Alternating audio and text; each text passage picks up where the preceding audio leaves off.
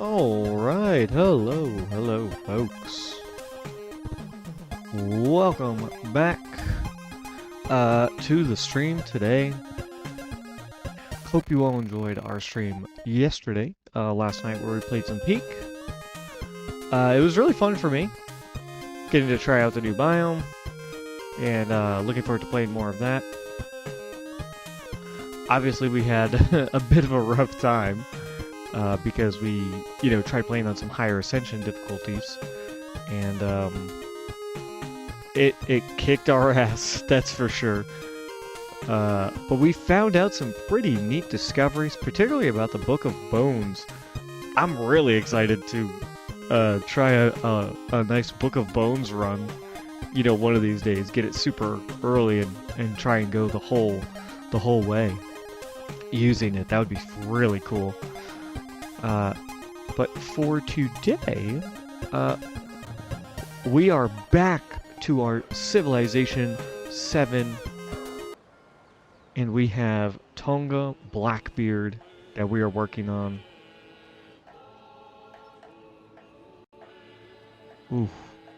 We have the Tongan or Tongian. I'm not sure which is the correct pronunciation on that. I think probably just Tongan. But anyways, we are back to our Tonga Blackbeard playthrough, working towards an exploration age with the Pirate Republic, which I'm very excited about. So thank you all for joining today. If it's your first time to the channel, whether you're watching live or in the future, I appreciate it, and you can go ahead and give a follow, and then we have a YouTube channel as well. If you want to head over there, check out some of the content. I upload the VODs a week after they're recorded live here on Twitch, over on the YouTube channel, and have a bunch of other videos over there, Let's Plays and whatnot, of Card Shop Simulator, of Peak, of Water Park Simulator. The video that dropped today was actually Water Park Simulator, so hope you all enjoy. And I'm thinking I might do some Civ 7 Let's Plays, because I'm really enjoying the game. I mean, I've enjoyed it basically since it came out. Hot take, I know, but I actually like this game at its core. Not that it can't improve, I definitely think it can, and I think it should. There's a lot that the developers, didn't include or haven't accounted for, one way or another, right? Whether that's them, whether that's the heads up at 2K or whatever, kind of pushing for certain things. It's a bit hard to know. But I do quite like this game. I want to see some improvements. I hope it changes. And as we talked about last time when we played Civ 7, which would have been when the update dropped on Tuesday, there is a Phyrexis workshop that is going to come to the player base. I'm not exactly sure when. I think it's maybe end of November or mid-November. So if anybody is interested in joining that, if you are interested in providing feedback straight to the developers of Civilization VII, getting the chance to kind of playtest early stuff, right? I would highly suggest you look into that Phyrexis workshop. I know for myself, I have applied. I'm very hopeful that I will be able to get in. And, just give my 2 cents. What I think works for the game, what doesn't work, what I think needs to change or be added or whatever. Very much looking forward to it. Hopefully, I get in. But for now, folks...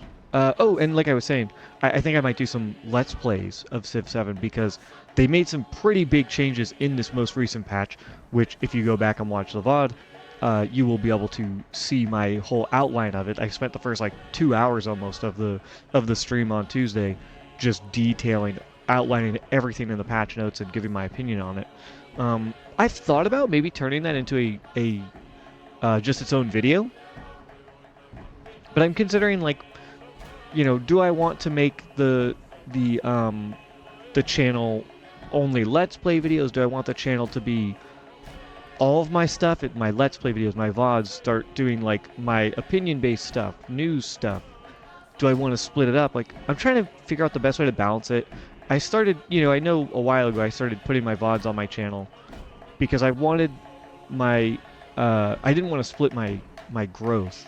I wanted there to be somewhere where folks could find all of my content for the moment anyways.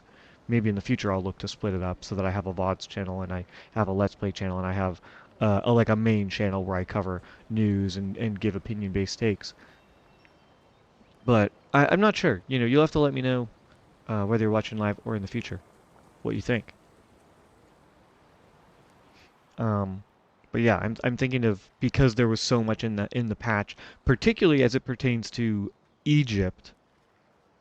That one has me pretty interested in giving them a try. And I thought, I've got this Blackbeard run, I've got my Axum run from pre-patch that I still have to finish.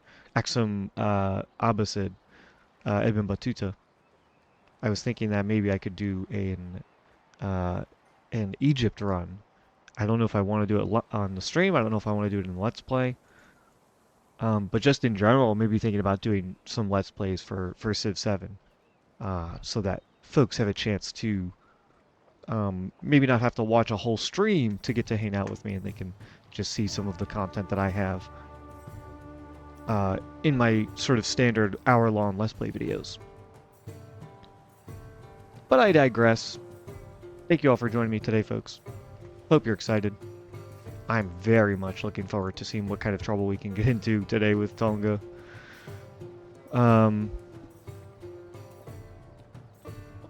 Let's take a look. Oh yeah, I mean, I should have done everything at this point, so I should just be ready to go next turn. But let's see. They're still growing a bit because I have a couple more things I want them to grab. Let me double check.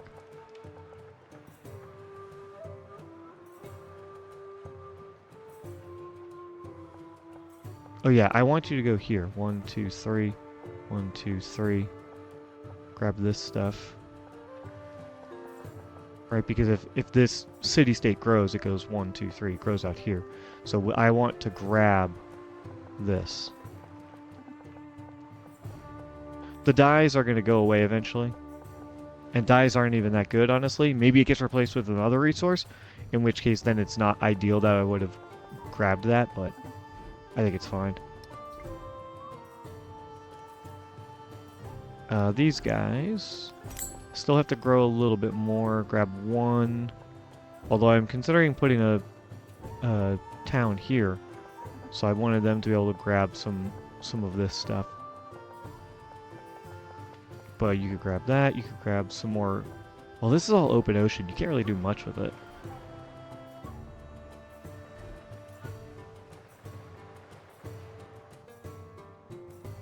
Interesting. Okay. You are... You're growing to the silk. That's what you're doing. You're gonna go 1 and then grab the silk. Oh, and there's a reef up here, right? Yeah. Okay, so you want to grow 2 more times. Okay. Just getting myself reoriented with the game. It has been a whole day since I've last played. You are building a library, and then a monument, and then a villa. I did want to go over here. I remember that, but I wanted to maybe put a... leave space for, like, a wonder. I can't quite remember. Alright, that's where that is. Plus a culture for every trade route with a city-state, which we have a lot of those, I think. I'm pretty sure we have a bunch of trade routes with city-states. Because I befriended so many, and that's the Tonga unique ability is... Or it's not a unique ability, it's in their civic tree, but when you befriend a city-state, you get a free trade route automatically. It doesn't even matter the distance, the range, I don't think. I tried to figure it out last time, doing just a little bit of testing, and I'm pretty sure that the range doesn't matter. So you could build a bath here, but I'm pretty sure... Oh yeah, that's a festival grounds anyways. Maybe in the next stage I'll get rid of the festival grounds. I'm not sure. I don't have anywhere good for the lighthouse to go, do I? Because that's a reef. And that's a fishing boat. I was considering putting some stuff over here, but I can't quite get there. Not unless I place a wonder down. But my thing will probably go right here. Which is unfortunate. My unique building in the next stage.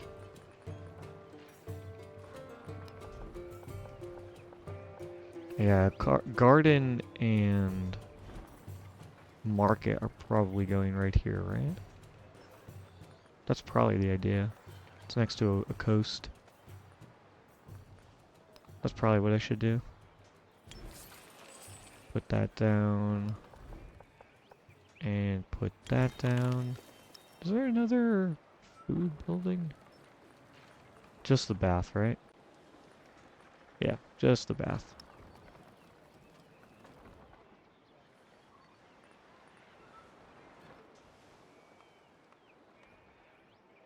Oh, that might be where I'm putting the monument to get the cultural bonus or the influence bonus for being next to coast. I can't quite remember.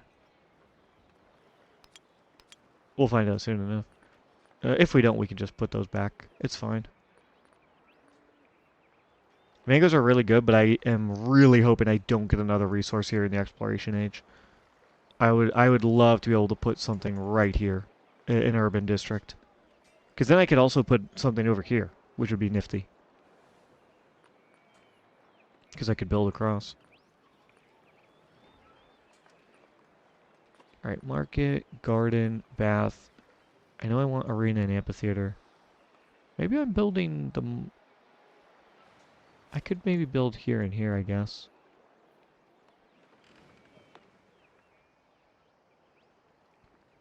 Leventa's in just such an awkward spot. Okay. Ah, yeah, I'm trying to build around here to get to this double bonus. Because this double bonus will never go anywhere. Iron and horses last all the way through the modern age. So I want to get this double bonus. Could also maybe get a double bonus here, but silk will go away. Not in the exploration age, but in the modern age. But still in the exploration age too. It is probably potentially good to get over here because we'll have it for a whole time. Barracks and monument there to get the double bonus, and then monument gets a coastal bonus. Altar. I think I'm putting a science building here so that I can build out and drop the double bonus, my science and production, the university and the military academy or whatever it's called. Blacksmith, that's what it is. Here.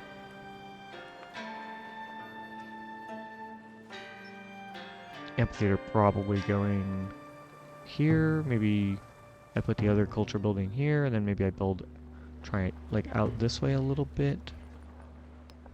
Bath. Would be 5 there. Why would it be 5 there? Oh, just because it's not on anything else. That might not be a bad idea either. Put a bath right there.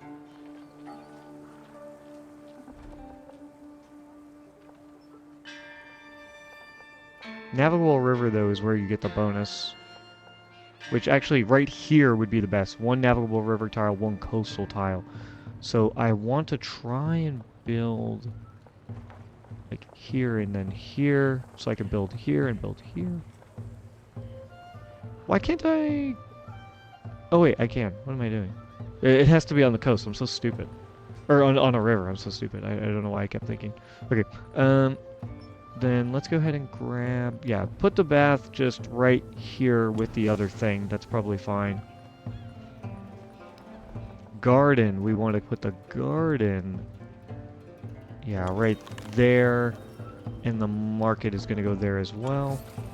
Yeah, that's perfect.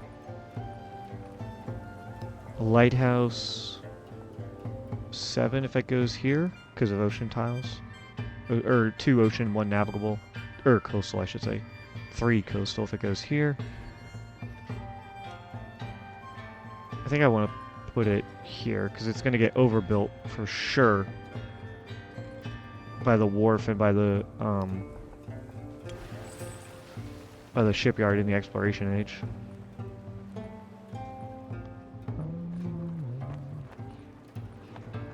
Okay, that's good. Yeah, that's a good idea. We can try and build out this way as well in the next era. Maybe some wonders we could try and place around, right, to try and get some maximize some of our bonuses. Because I could put like a wonder here to get these 2 buildings, a wonder here which would get these 2 buildings, a wonder here which would get like these 3 buildings. You know, that could potentially go there. That's a good idea.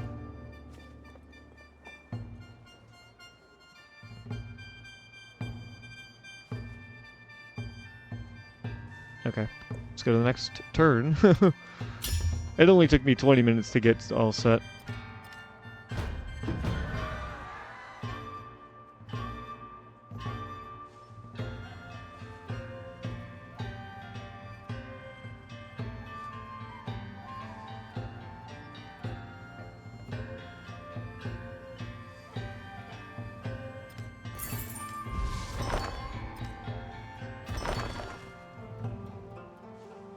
Alright, Maori. Yeah, they're attacking. You're gonna die, but it's okay. You gotta make do with what you got. Let me send my archer here so I can put them here and then maybe move and attack that. Focus fire on this guy. Yeah, Fakatafanga was attacked. Amina is unfriendly with us now. Oh yeah, because we have settlements in desert and plains. We have so many plains, if you can see. If you're not used to the Civ map, the green stuff is grassland. If it, or excuse me, the dark green is tropical. The light green is grassland. Where is it? If I can find it. Right here, right here. Or no, that's tropical too. Oh, that was grassland. I know this is plains. The like yellowy kind of stuff is plains. And then desert is, you know, desert colored. Here we go. Here's grassland. It's okay, so it's not like a lighter green. It's more of like a dull green. Yeah, it's like a dull kind of green color compared to the more like brighter green, I guess you could call it.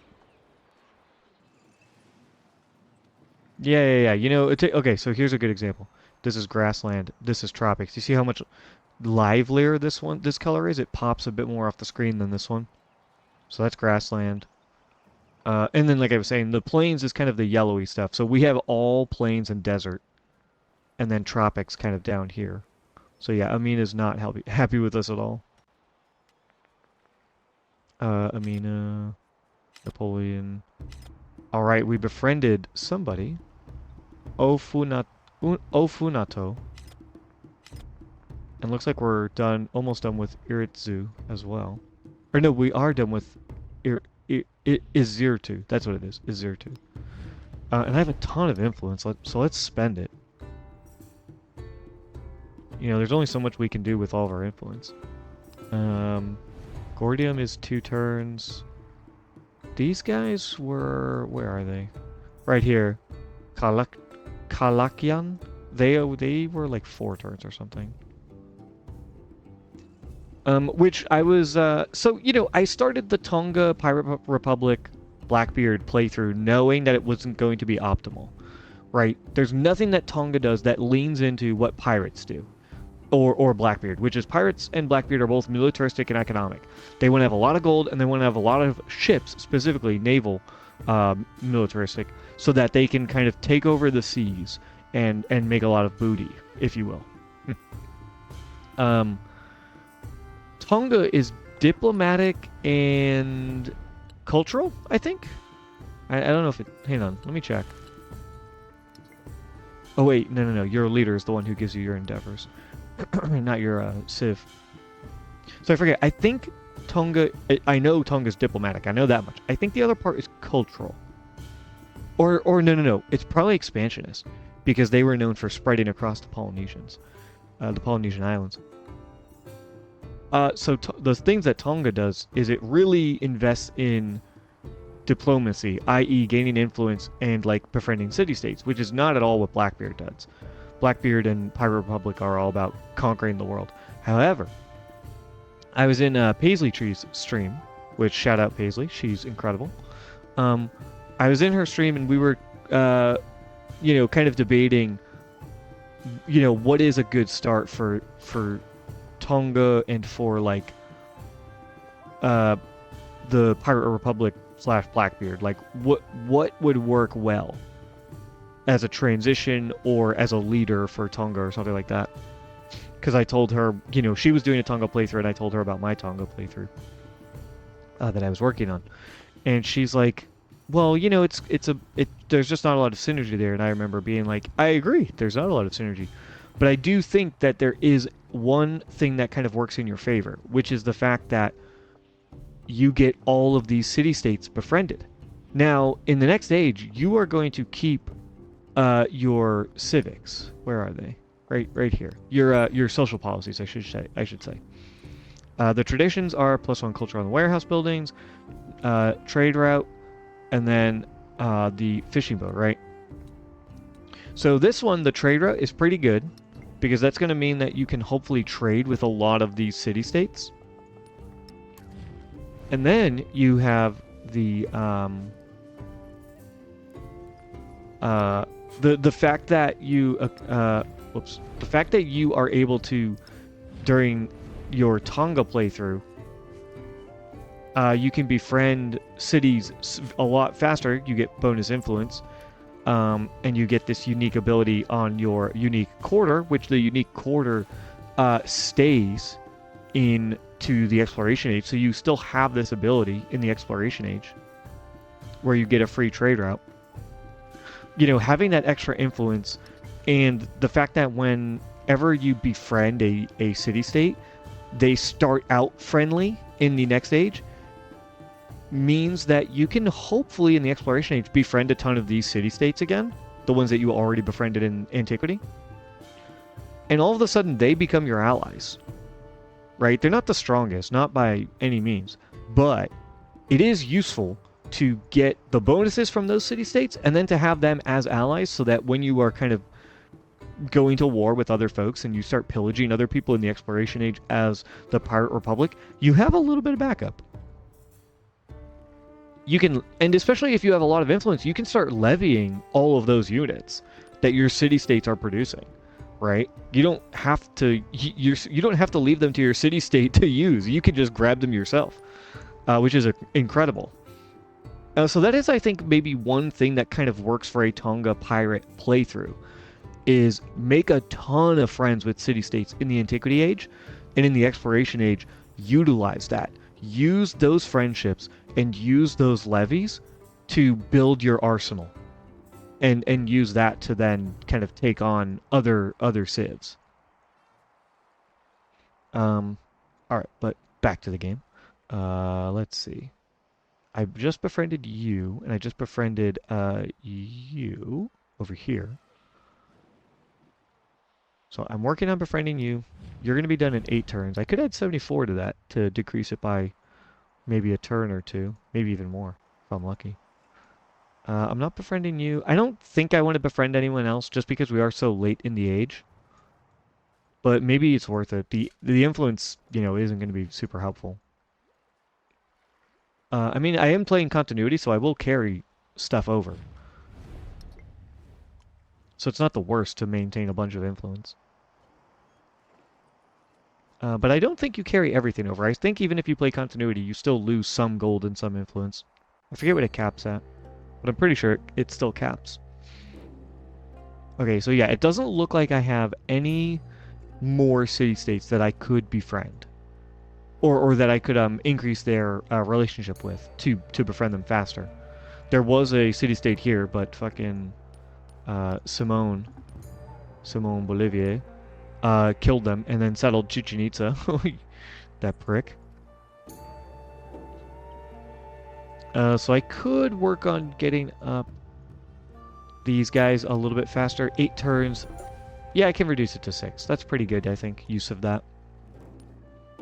And then I am currently running open markets and military aid with Confucius.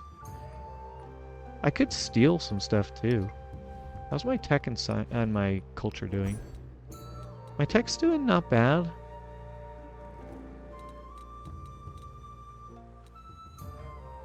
One, two, three, four, five, six. That's plus 10, so 16 turns. I would need 12 on that. It's 21, I think, to get science on everyone, or to steal science from somebody. A little bit longer, maybe. So the influence probably is better off spent somewhere else, right? Because I'm probably just going to get all of those techs anyways. The ones that are important are the tech masteries, because these are the ones that are going to get me codexes. Although, to be fair, that last one could be annoying to get. So why don't I go ahead and do steel technology from Charlemagne. He has the third most technology, and he dislikes me. So I'd rather steal from him than someone who likes me, someone I'm allied with, or someone who's helpful with me. Oh, I forgot to check these guys. Oh shit. I should have stolen from Simone. I should have done that. Oh well. Nothing I can do about it now. Now we have 18 influence. And we're getting 37 influence. Next closest is 20, 24, 23. That's not bad. 24 and 23 are very respectable. And 20 is pretty good as well, but, you know, when we're getting 37, almost 40. I think it was even 41 last turn. I think it might have gone down. Just shows you how powerful Tonga are when it comes to getting influence. Alright, suzerain for Ofanatu. We can get a free civic. Plus 2 culture on cultures, plus 2 culture on codices, plus 1 culture on warehouse. Our culture is pretty good, but could still use a bit of a boost. I have 1 turn to complete this. Otherwise, I would maybe just take the free civic. Plus 2 culture on culture, plus 1 culture on warehouse. Plus 2 culture on displayed codices. I only have 3 codices displayed right now, but it's about to be 4, which would be plus 8. Warehouse buildings, though, I do have a lot of those, right? I have a granary and then a harbor and fishing quay. So that's 1, 2, 3 right there. Harbor and fishing quay right here. That's 5. And then 6, 7, harbor and fishing quay over here. So it's plus 7. Instead of the plus 8. So it's still worse. So I think I probably want to go with the codices. It's only 6 right now, but it'll be 8 in, what, a turn or 2. So let's grab that. Culture goes from, wow, 151 to 163? Why?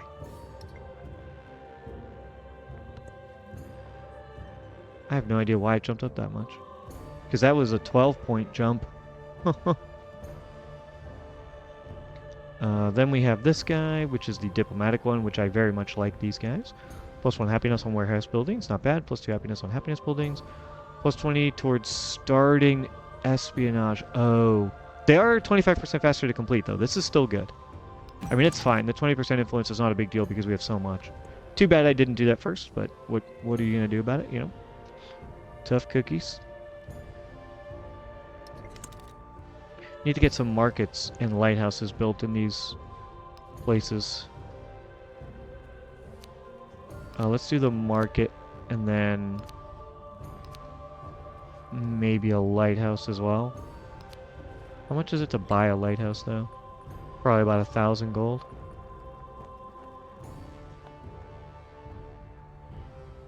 Yeah, let's do this.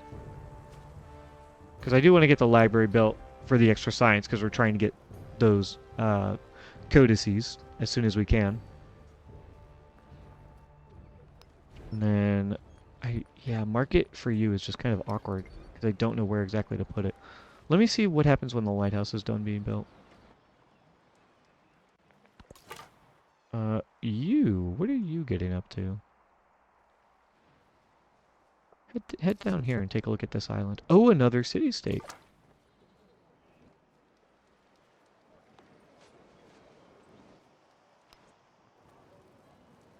Why don't you go here? And then maybe we could ally with Wasset.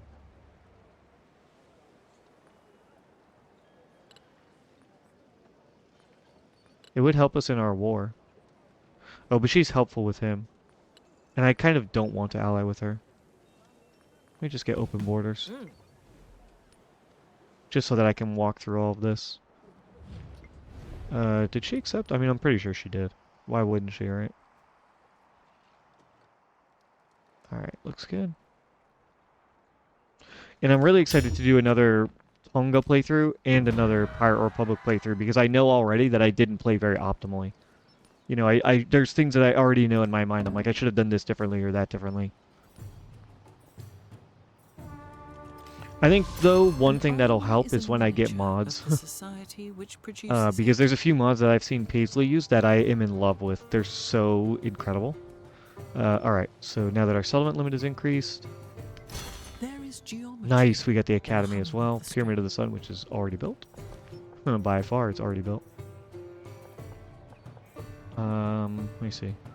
1, 2, 3. 1, 2, 3. Who do I want to have this land?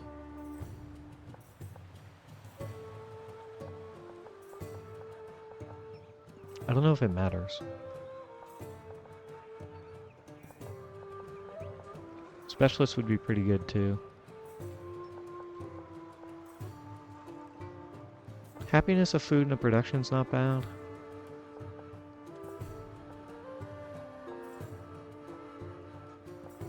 We do need specialists though for the next age. That's the thing. 3 food, 2 production though, and a gold is really good. Let's grab that. Alright, now we need other tech. 8 turns to get this. Okay. This is 3, which is going to give us more gold, which we want. And then this will give us some culture. We want that. Then we would go for the happiness, probably. That's 13 turns. 8 plus 13 is 21, which would actually be a little bit on the nose for what we want. But if I recall, we do have decreased time. Or we should, for our espionage. Alright, let's get this final Tonga Civic. +1 influence for monuments adjacent to coast. We have 1 monument that's being built right now.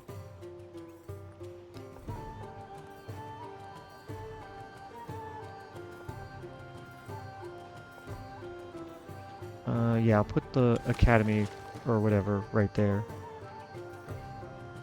Villa... Yeah, villa next, just because I do want to see... Yeah, I'm putting the monument here. If the villa's also going here, then that's maybe not ideal, but it's probably fine. Because we are towards endgame anyways. Oh, you're not dead? Go kill this.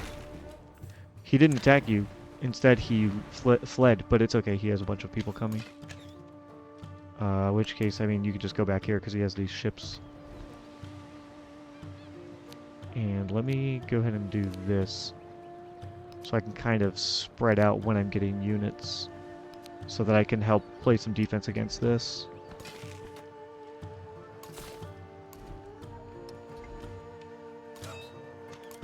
Focus fire. Okay. Yes. Go just in a straight line. You come down here. Ooh! Taiwanaku? Tiwanaku, maybe? I think it's probably Tiwanaku.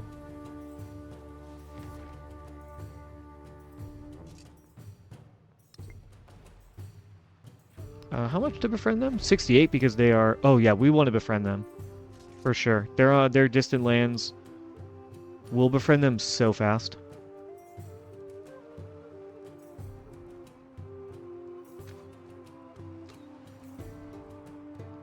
Alright, get that stuff done.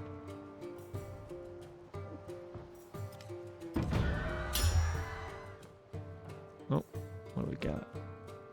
Shoka did that. Who died? Wait, what? I had a Tahina that was killed? Stand firm, and the waves will break. Okay. Oh, damn it. This guy over here. I was trying to get these goody huts. Damn, that's annoying. Alright. We get 50% happiness. 50 plus 50 happiness, I should say. Plus 4 gold on gold buildings is great. Plus 1 gold on active trade routes for each economic city-state you are suzerain of is fantastic. Plus 2 resource and capacity in the capital. Not bad either. But we have a ton of trade routes. I'm pretty sure we have more than 4. And I don't have that many gold buildings. And I'm befriending another gold civ. So let's go ahead and do this. Oh, wow. Only 3? Is that right? And I just got another trade route. There should be way more than 3.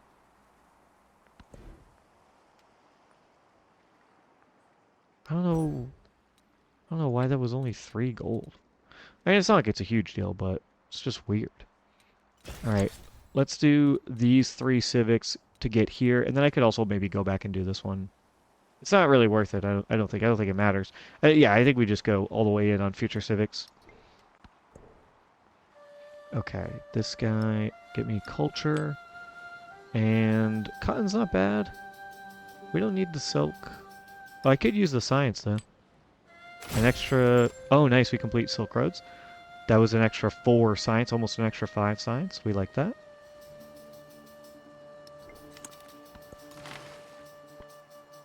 You are injured. So, oh, whoops, you have to move. Move here. And heal up. And focus fire on this. That should kill it. Yep. And he got a promotion. Nice. He finished the tree. Very good. We love to see that. Alright, let me know if anybody gets close. I want you to go down this way. Just explore the map. I have enough. I can start befriending you. 15 turns, we will definitely make that happen faster. Simone. Blah, blah, blah. Usual stuff. Oh, it's up to 109 gold now. Okay, there we go. So yeah, it wasn't just a flat +3. The +3 was... I don't know where that came from. But it was more like plus 19 gold because of how many trade routes we have. Which apparently I guess is 19. I mean, I have befriended a ton of city-states, right? If we just look, 1, 2, right? 1, this guy here, that's 2. Although, to be fair, I don't have a trade route with them. I have a trade route with you, that's 1. 2, 3,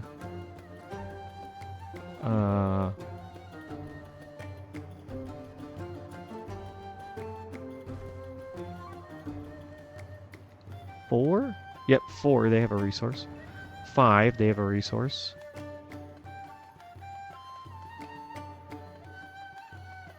6, they have a resource.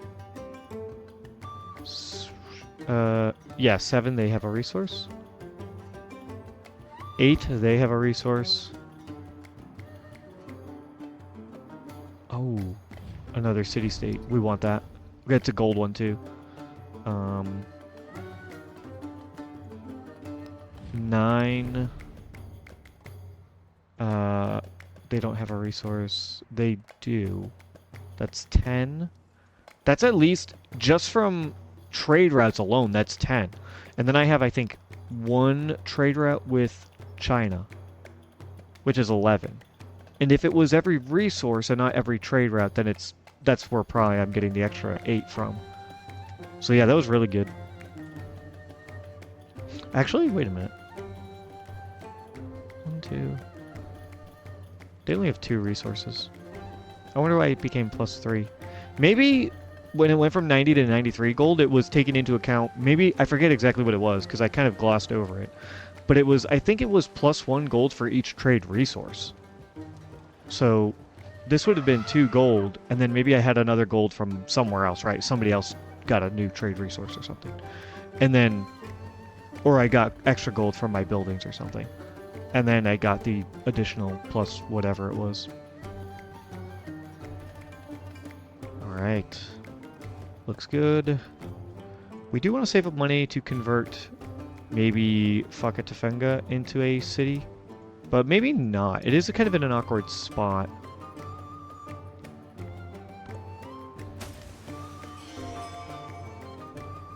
Oh, I did want to give them a fishing key in harbor, though. I did want to do that as well.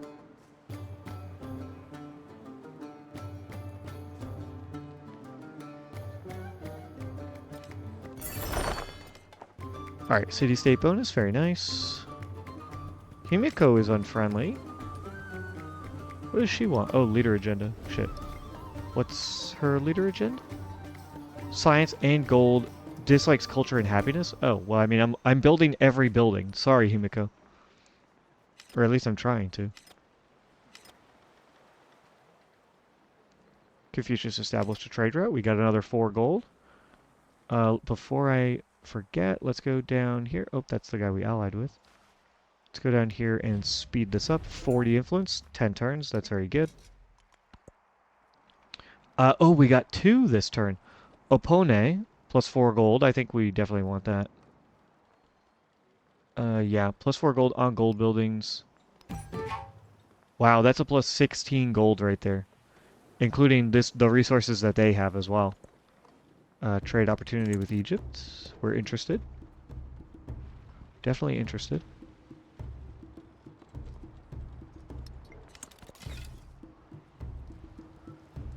Okay, I killed that. You can heal. You are healing actively with your 1 hit point. Go here. And then I guess go here. Try and get a look at this part of the world and then come back down. I am curious what's over here just because I want to get rid of those tiles. I hate looking at them. This is something that definitely needs to be improved. The Fog of War is so ugly. It's horrible. I miss the like Civ 5 one, which was like clouds. I think the Civ 6 one is also really good, where you have the like artistic rendering of an ancient world map with the dragons and Kraken and stuff. Like that was so cool. I liked how Civ 5 Fog of War was literally a fog. Like I always thought that made sense. Alright, we spent our influence. We have some money. Which maybe I want to buy something in here. Well, yeah, Academy is probably what I want to buy. Oh, I have to put in my codex too. I almost forgot. Get that slotted in. Because my Academy is going to go right here for the plus 12. That also has plus 12, which is funny enough. It's actually only 4 turns to build an academy? Wait a minute. How much is a villa? Or an amphitheater? Or an arena? They're probably cheaper. Oh no, they're the same cost. Okay. Fair enough. Get some more boats built.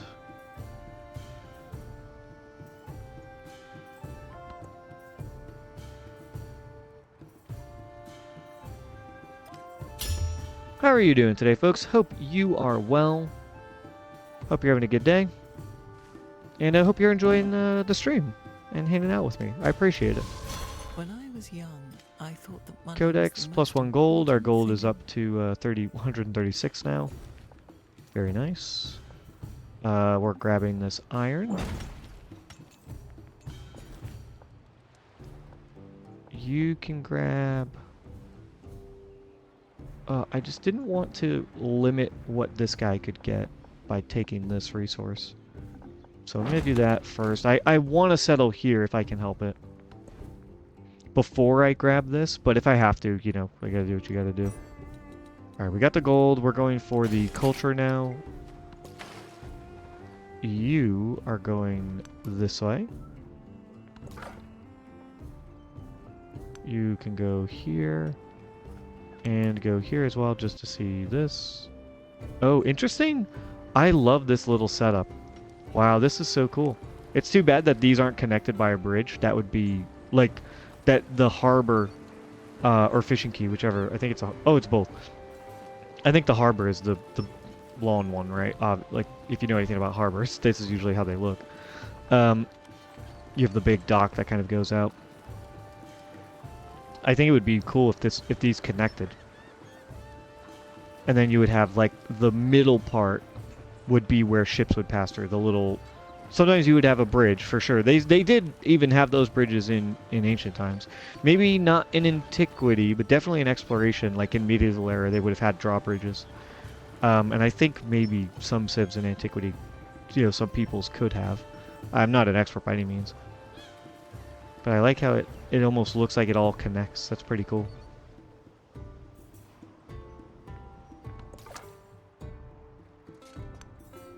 Okay, I just wanted to clear all of that part of the map since I've kind of seen most of it anyways. And then let's go back up here.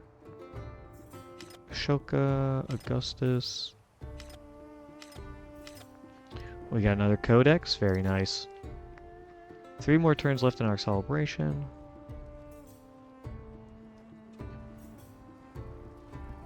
I have 46 influence. How much for this? 44? Yeah, bring it back down to 7 turns. And then in 2 turns, we will start working on befriending the other guys over here somewhere. Where are they? Right here, right here. Okay, it's down by Simone. And no one's befriending them. So yeah, in 2 turns we can start befriending them as well. How many turns until I get Kalekian? 2? Okay, nice.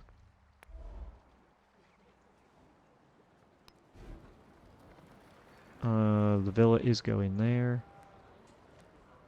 And the academy is going there, so I think I want to put a wonder here, which means I probably want to put something here.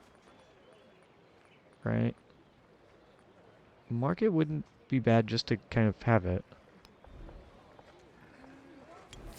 Right, build that. Arena and amphitheater can go here next to the mountain. And then bath.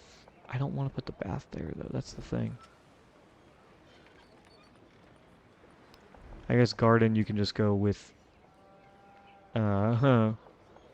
with the market, it's fine probably. Although actually, maybe building out this way. Although maybe this is a good spot to put a wonder. Because I know I want to put a wonder here, so it's hitting like all of these buildings. And then if I put a wonder here as well, I could kind of build like this and get these, like a nice adjacency bonus from all of these buildings, which would actually be really good. So that's a good idea long term. Now let's just go ahead and put a plop a garden down right there. Oh yeah, and look, my monument, it gets +1 gold because of one of the city-state bonuses I have.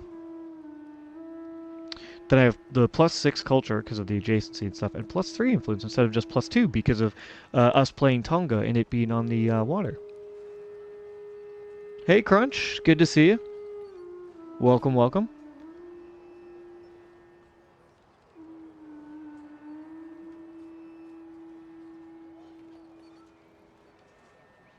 You like the Civ 7 graphics, but you don't know if you don't know if you like them better than Civ 6. I mean, I think that kind of comes down to taste.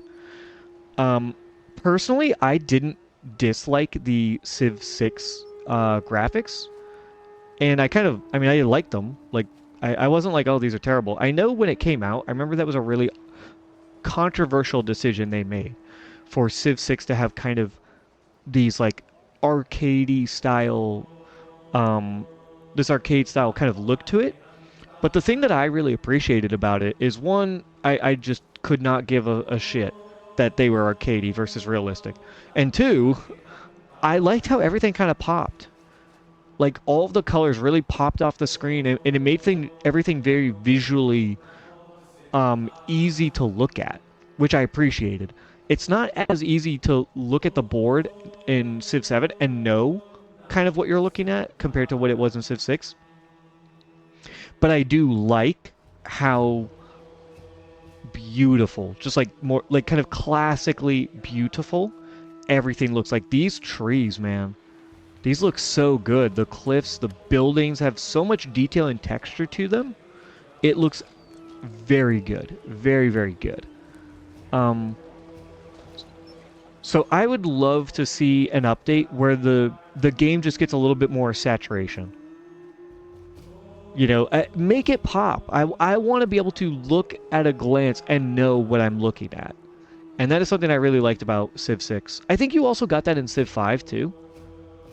Obviously the graphics weren't as good, but that's just kind of, you know, the times. But I think Civ 5 looked really good too. I never had a problem with how it looked. Yeah, I would agree. I think they fix a lot of game mechanics with every patch, which is nice. The developers care very much about this game. You know, I think a lot of people were upset when Civ 7 came out because the rollout was so bad.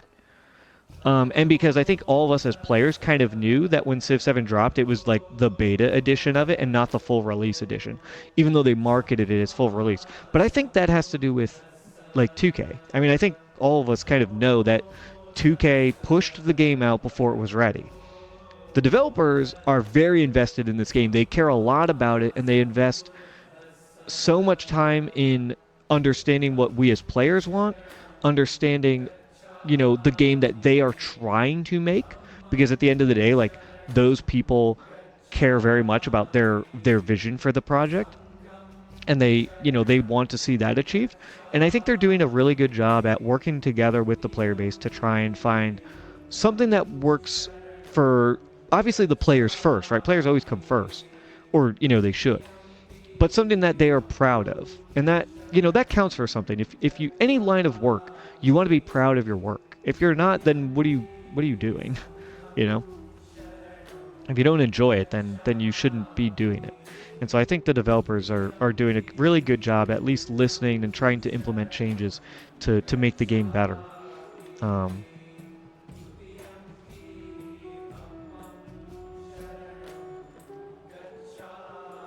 yeah, I think the up close graphics, it looks fantastic. I would say that I think up close, this game looks better than Civ 6 does up close, because Civ 6 goes for the arcadey style. So, you know, you aren't going to get the kind of details that you will in this game. But I think far away, which is how most people play the game, it just looks kind of all the same. You know, it could really use a touch up when you're zoomed out.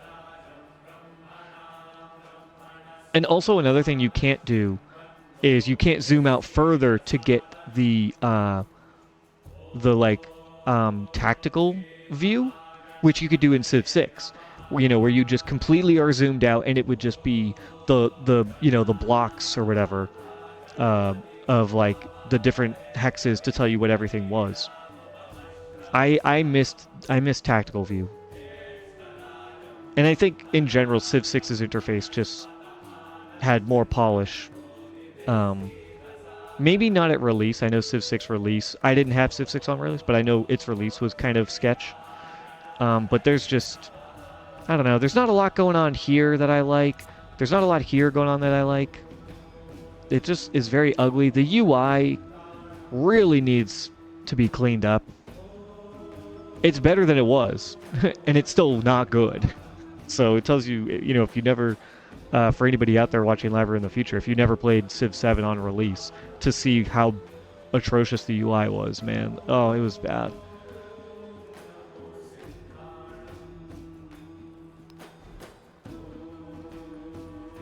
Oh, I want to get this blacksmith up and running for sure. But I have the library here, and then I'm building... What am I building here? Maybe it's the amphitheater? Amphitheater here probably is what I was doing. I was planning on doing amphitheater so I could buy the blacksmith to help get the production up.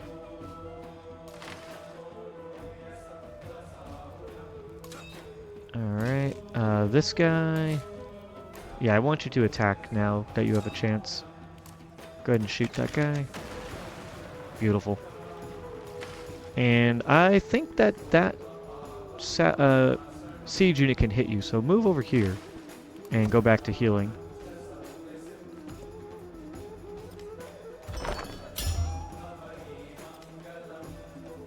Oh, Ashoka finally wants peace.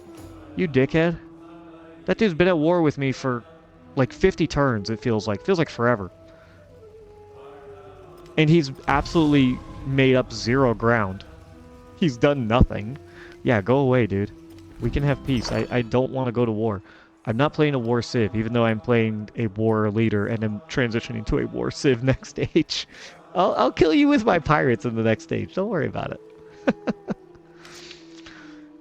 Yeah, Crunch, I don't know if you were here or anyone else, you know, watching live or in the future if folks weren't here for the beginning of the game, but Ashoka spawned right here. Napoleon spawned right here. Napoleon had a city, and Ashoka had a city. And I was like, these guys are gonna go to war.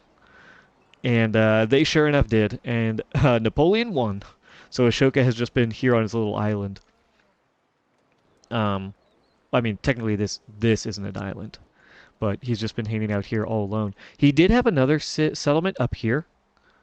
And then when he went to war with me, I'm allied with Confucius.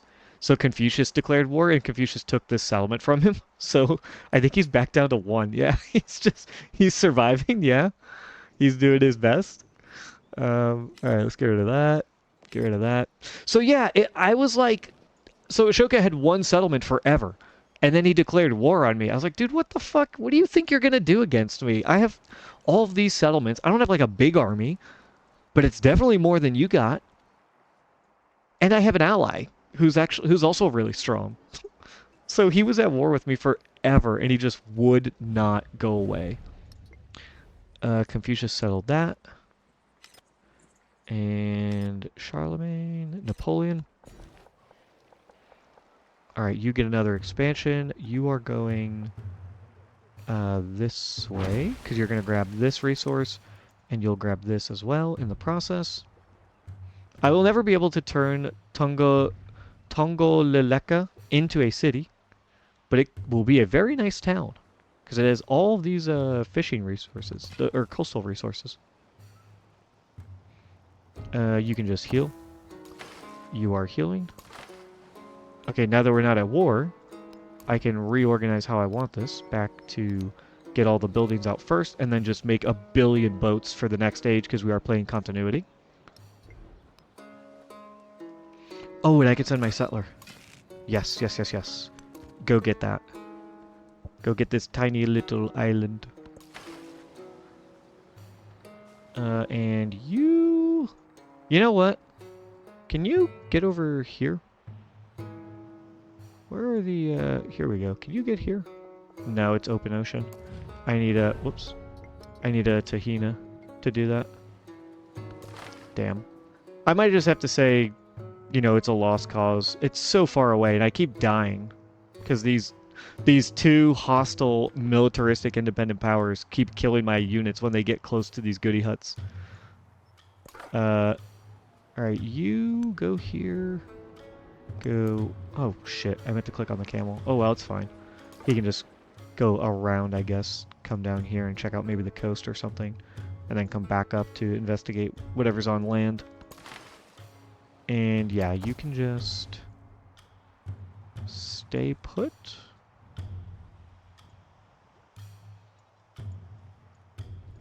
Is there any reason? Actually, you know what I think? I have the pirate ability because I'm playing as Blackbeard. So for anyone who doesn't know, Blackbeard has this unique ability where all naval units get the pirate ability. That allows them to cross borders of other civilizations, plunder trade routes from non-allied civs, and attack naval units of non-allied civilizations without declaring war. When you defeat a naval unit as well, this is unique to Blackbeard. When you defeat any naval unit with your own naval unit, you get gold equal to 50% of its combat strength, and you capture that unit.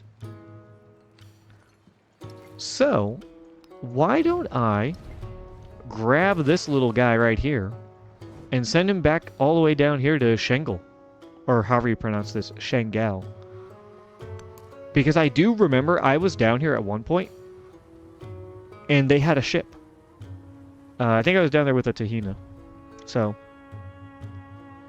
you're getting greedy. You want them to bridge Civ 7 with Civ Beyond Earth, where you play each planet long enough to teach an AI to take over and make the game a massive online and unbind the time limitations where other people can play versus your AI for that planet, or RNG clash with the other random planets versus real people. Watch how it goes while you can play your own game, either planet mode, galactic mode. If you have +1 planet games, one. Wow, that's a crazy idea. That's a crazy idea. Have you ever played Stellaris Crunch? I wonder if that maybe would be kind of up your alley. It's not exactly the same, but it has some similar elements to what you're talking about.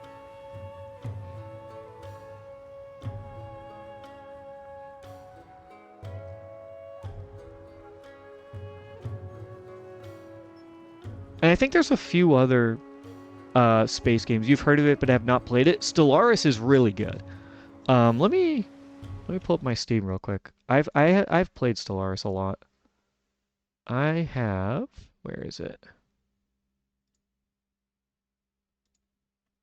Stellaris. I have 169 hours. Nice. And they kind of recently, I want to say it was maybe over the summer, they had a really big update to kind of change some core mechanics, like how your populations work, I think. Definitely worth checking out if you haven't before. Stellaris is basically, you start out as a civilization on, a planet, right? The base game is, or the base idea is that you start out as humans on Earth. And you have just achieved FTL, I believe. Or at least like interstellar space travel of some kind. And so you just get a randomly generated galaxy and you just fly around, discover new planets. You start mining those planets for resources, the moons as well. You can mine those for resources. Or even like stars. You can mine like suns and nebulas and stuff for resources. And you meet other civilizations. And each civilization is going to have their own AI, their own like way that they operate. Even it's more in depth than Civilization, in my opinion. And sometimes they'll be like, and the civs that you can encounter in Stellaris are very unique.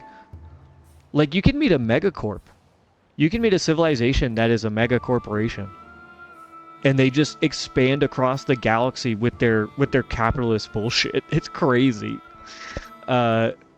It's a really interesting game. If you've never played it, might be worth checking out some playthroughs of it.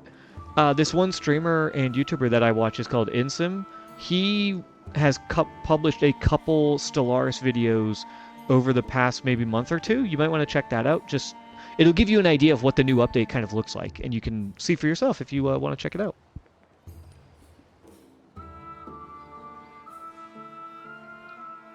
All right, we have 800 gold. You're healing. You're going there. I'm trying to save up gold because I want to buy some buildings because I don't know, if I'll necessarily have time to do it.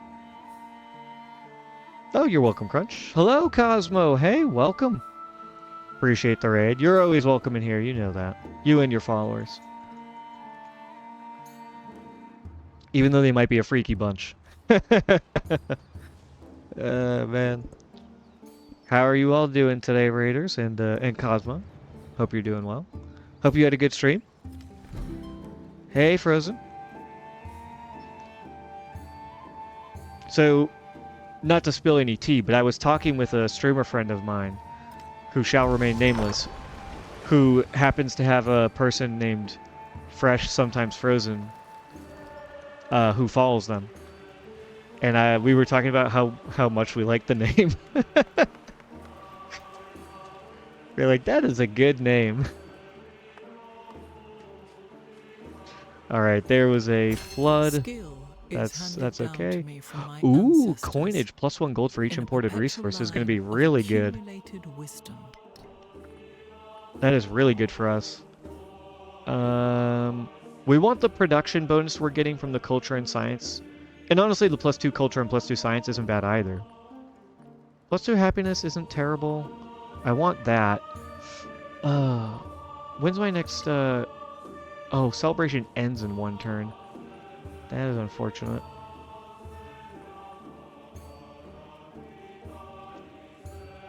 You're fresh sometimes. You know, that's how it be. Sometimes you're a little fresh, sometimes you're a little frozen, right? But I want to get this +1 gold for each imported resource. I think we're importing more resources than I have settlements. You know what? Let me just check. I have 135 gold right now. I don't have a mod to see,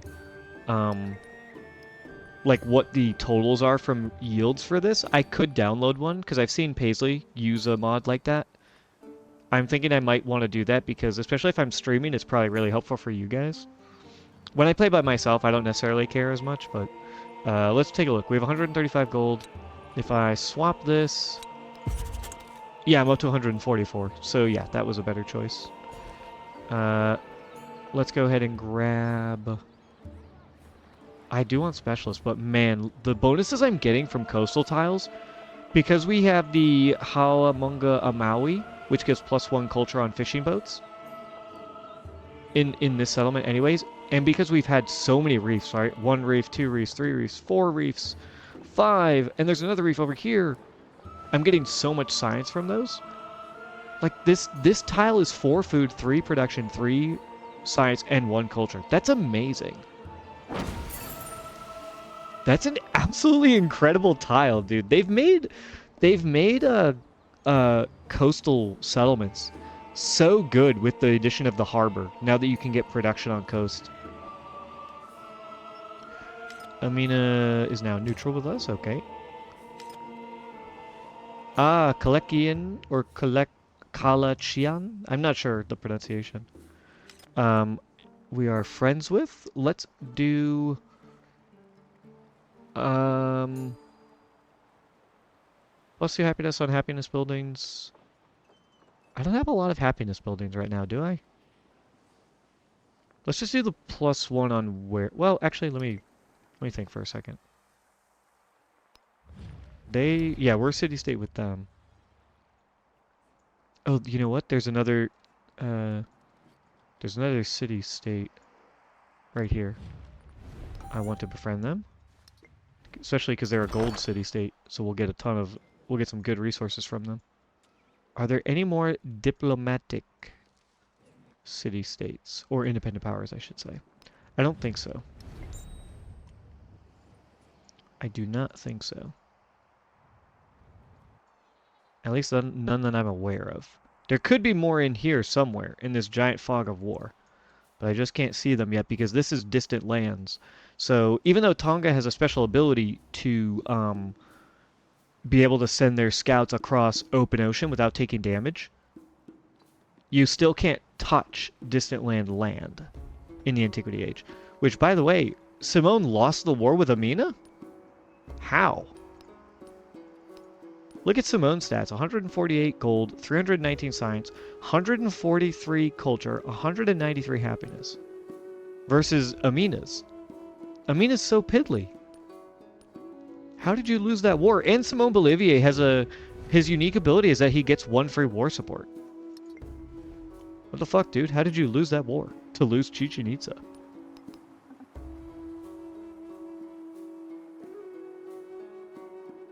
Man. The AI, they're so weird. Okay, so we need to consider this. +2 happiness or +1. I don't have that many warehouse buildings. I think I have something like 7. However, I could purchase a few more. And if I build happiness buildings, it would be 2 per my 3 cities, which would only be a total of 6, but 2 happiness per 6 would be, or times 6 would be 12 happiness, which is more than I could get from all of the warehouses, right? I have 2 here, I have 2 here, I have 2 here, 2, 4, 6. And then I have a third one here for 7. I could build 2 more and 2 more. Oh, I do have 2 here actually, or 1. Actually, yeah, I guess it would be what? 2, 4, 6, 8, 10. It would still only be 11. So yeah, it's just better to take the +2 happiness on happiness buildings, I think.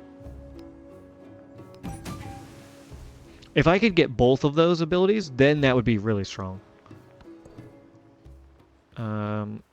Alright, some trade routes. +3 production. We're very interested in that. But I really don't have anywhere to put it. I could take out this culture. +3 culture for +3 production. It's probably better. Right? I don't think I need the extra culture. 4 turns, 5 turns. And honestly, I could probably even take out... Man, if I knew which one to click, even though I've played this game 500 hours or whatever, I could even take out another, like, mango to put in this bonus production here. Oh, but you know what? Let's move this. +5% gold here is going to be really good. And +4 production, which means let me put the +3 production here. They're up to 41 production. That's pretty good. And then let me go ahead and do this and then take out another mango and put in more production.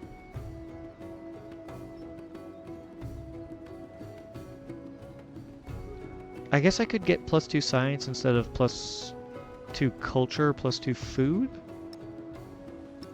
Let me see if that has too big of an effect, though. I took out almost all my mangoes. No, it seems fine. Okay. Alright, you take a look at this and then go down here. Just clear out all of this fog of war. Kuaji? I have no idea how to pronounce that. I don't know why I torture myself trying to pronounce all these names. I just can't help it. I see a name, I must speak it into existence.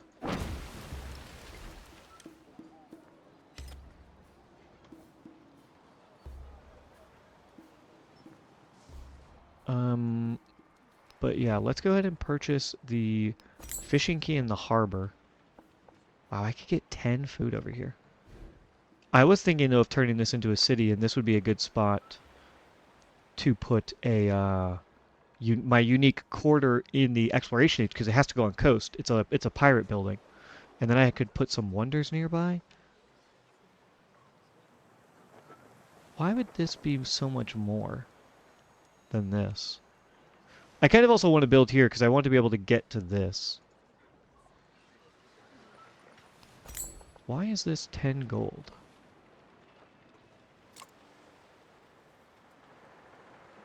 +2 from buildings, +7 from warehouse, +1 base. Oh, I'm losing a warehouse bonus? What else am I losing though? Base yield stays the same. Warehouse bonus goes down by 1. Building stays the same. City modifier is the same. Why is this 10 and this is 7? What? What the hell am I missing?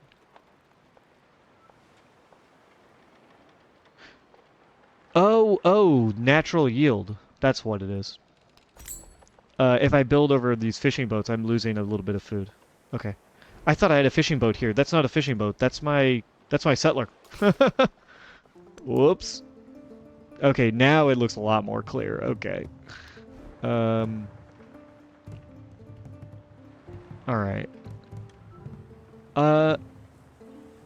And real quick, I want to look up the Civ 7 Wonders list. Because I want to see how many wonders are coastal. Because that is another thing I didn't consider. You know, when I started up the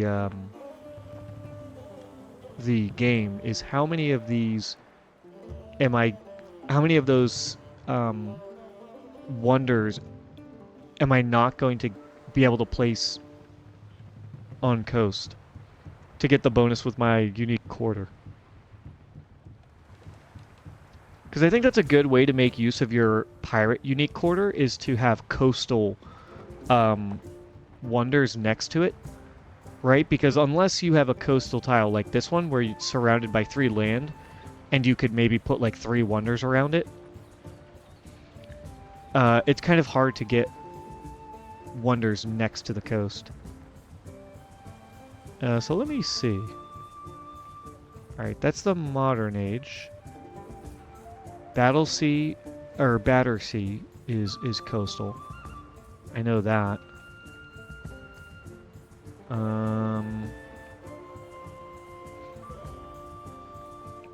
I think it's coastal anyways. Maybe I'm wrong. Let me double check. Pretty sure it's coastal. Statue of Liberty is definitely coastal.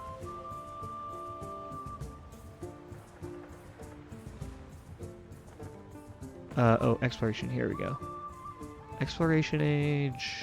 I don't think there's any coastal ones. Yeah. Oh, Havana Harbor, which is the pirate one. So that's potentially 2 we could build.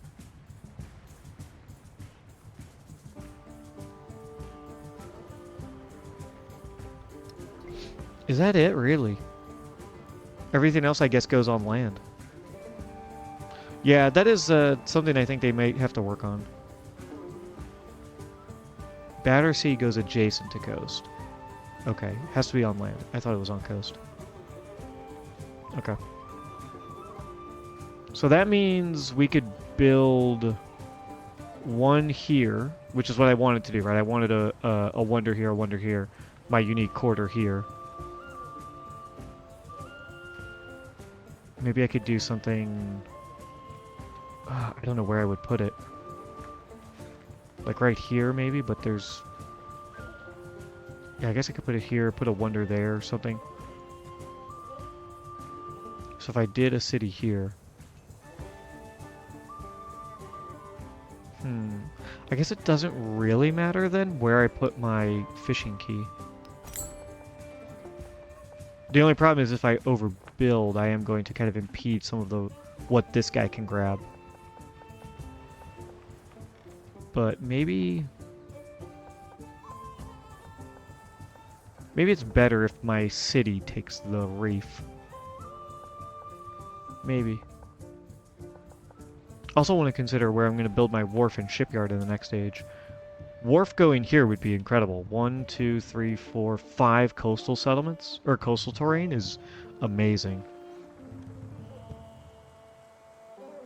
So yeah, I don't think I want to put my fishing key in harbor there. I think I want to put it over here.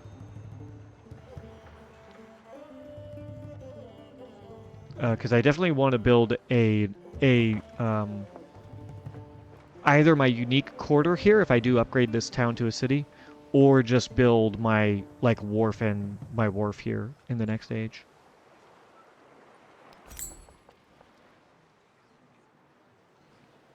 Is a wharf only buildable in cities? I can't remember now.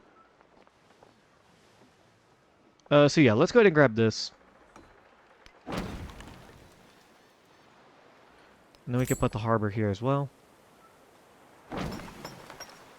We're getting a ton of food and production now from that area. Let's go ahead and grab the silk right here. Oh, you know what? Let's do this. Let's grab that. Because then I can grab a reef on my next growth event. And then grab silk. Because the silk isn't necessary for right now. It's just culture. And it's only 10% culture, which isn't that strong, especially where we are in the game. So that's pretty good. I spent, 440 gold, but we'll get that money back. We are producing the second most gold? Third most gold. Holy shit. Augustus has 607 gold over on the right. Holy. He has 160. So yeah, 607 is the most, 446 is second most, and then we're third, 169. Ah, very nice. Nice. We reached the next level for Codex. Perfection is achieved. And we get +1 Not when culture there on is culture nothing. buildings. We like that. Now I want to go ahead and grab +1 happiness on happiness buildings, and then we want to grab plus the 2 codexes, I think. How long until we finish our steel tech? Still a long term. Still a long time to go. You can just hang out till you are fully healed. You can settle. And do I grab the horses and take this away from this place? I don't know if it matters. Because my town is always going to be working this anyway, so I don't think I care about this place having this. Although it would be food in production, which is good. So yeah, why don't I grab... Well, actually, I remember I want to grab this ocean tile first. Just let me grab this. Get this guy some space. You go down here. And then down one more.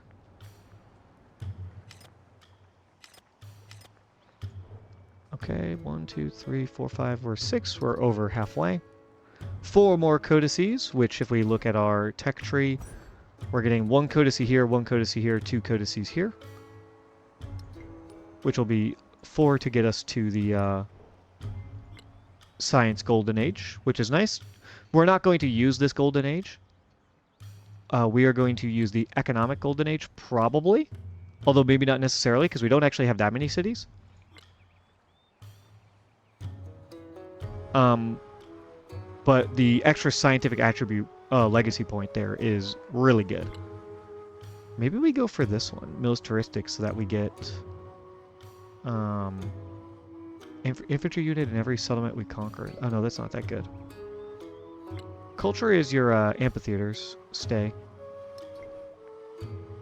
I'll have to... I don't know. I don't know what I want to do for a golden age. Usually I just take the Silk Road so that you keep all of your cities. But I don't necessarily have to do that this time. We'll see. We'll see.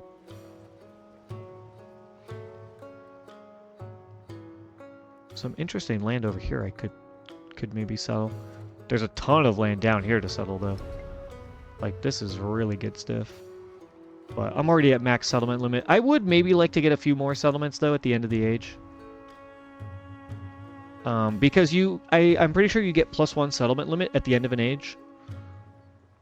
Like when I go to the exploration age, right? And then usually you want to be over your settlement limit if you have the happiness for it, because just having more settlements is good. And also, we can't make settler units in the exploration age. That is a penalty that the Pirate Republic has. They cannot create settlers. You can capture settlers, and you get a buccaneer, which is a civilian unit. It's a commander that can create a free settlement. But it is something that we do want to consider, is that we can't make settlers in the next era. So maybe we produce a bunch of settlers here at the end of the era and try and spread out a little bit. Okay, you are doing a good job exploring. A settlement here would be really nice, because you get almost everything. I guess maybe you would just settle on the other side of the island. Where are you? Where are you? And I'm so sorry.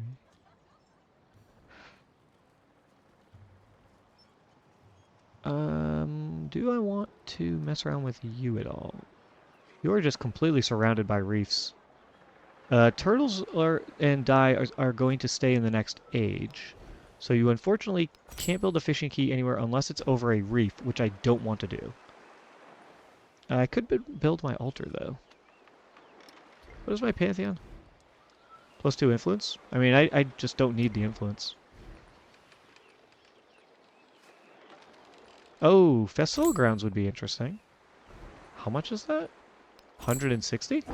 Let's just plop that down. We literally don't need that district for any reason. And when we build over it with a unique improvement, we still maintain the benefits from the woodcutter.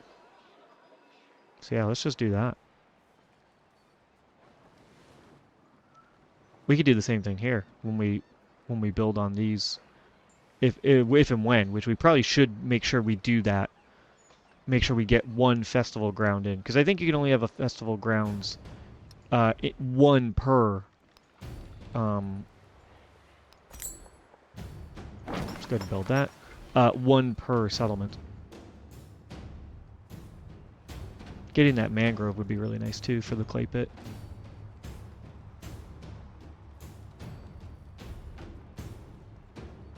Alright, let's go. Oh.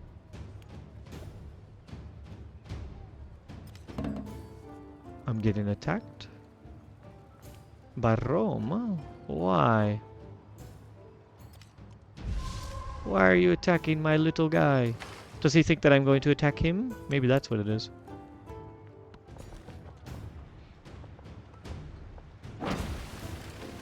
Which, if you're wondering why Rome, who is friendly with me, could attack my ship, it's because I have the pirate ability. I can attack and be attacked by other naval units without having war declared. As long as we're not allied. If we're allied, then they can't attack me.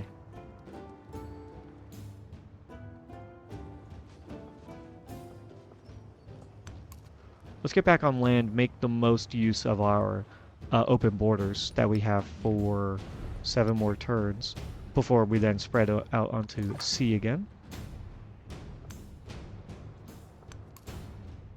Let's check this out, and then we can kind of come back around, check out this island.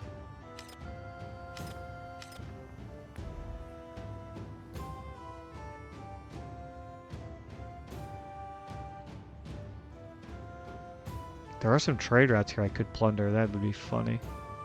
It would decrease our relationship by a little bit, but I don't necessarily care about decreasing my relationship with him. I'm allied with Confucius, who is equal in terms of strength with Napoleon, and I'm also really friendly with Hatshepsut, who is equal strength, if not stronger, than Napoleon. And she hates Napoleon too, doesn't she? Yeah, she's hostile with him. Confucius is neutral. So we probably in the exploration age want to go to war with Napoleon and start, and obviously Ashoka, and just like take some territory here. Just start conquering. At the very least, you know, just like disrupting him with our ships.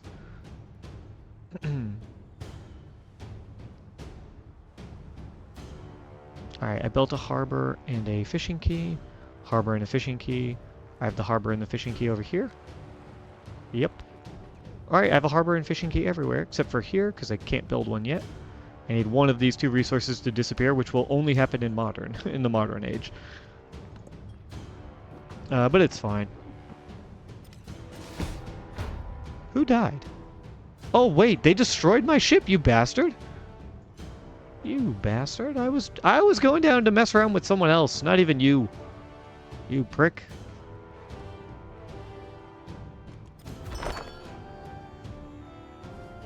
Open markets completed. Okay. Let's double check. 2 turns, you will be friendly with us.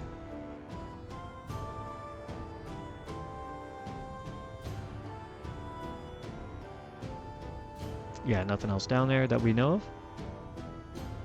of. I could start befriending these guys, I guess. Especially you are on distant lands.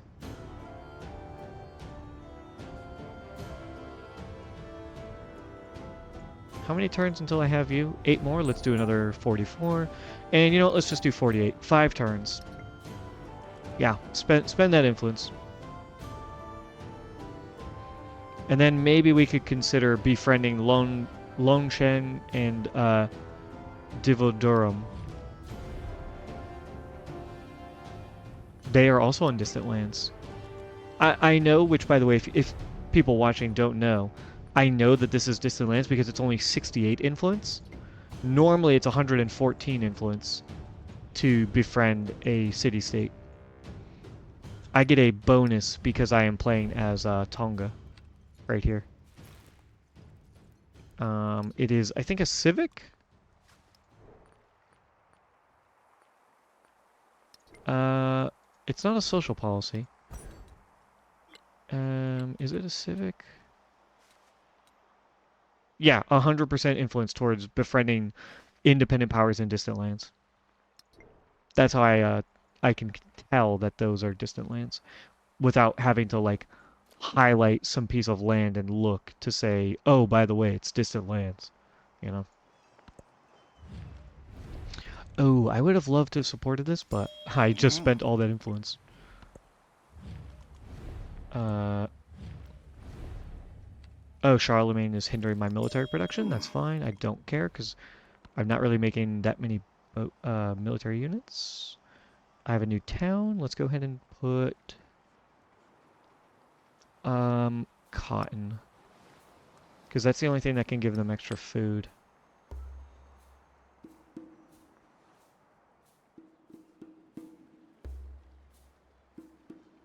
And then I have 10% gold here.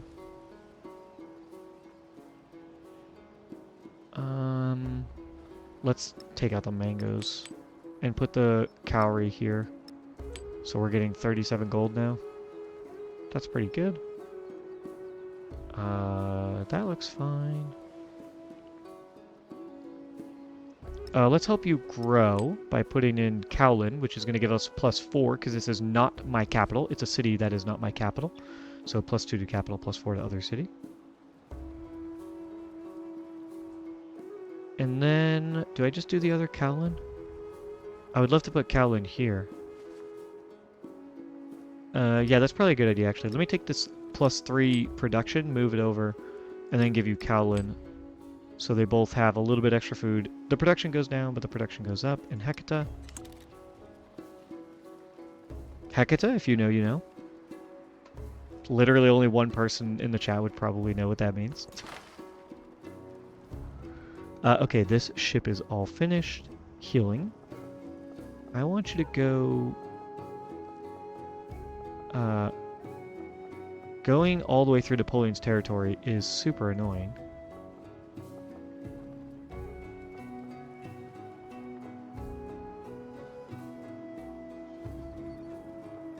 Why don't you just go down here for now?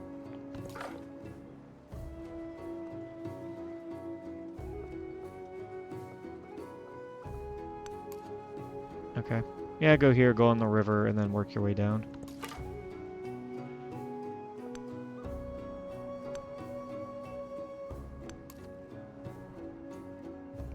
This would be an interesting spot to settle. Something that is really good about Tonga, if you are new to the game or maybe haven't really thought about the patch that much, the update, is that because I can explore the distant lands, I can't touch the distant land itself, right? But because I can explore it with my unique unit, when we go to the exploration age, I'm going to know where all the good settlements are. For like treasure fleets and stuff. So that's a really nifty thing to keep in mind.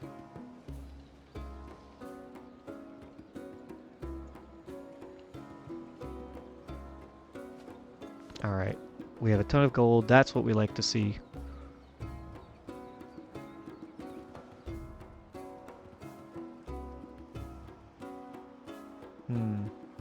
Oh yeah, those were the ships he was moving towards me when he was going to attack last time.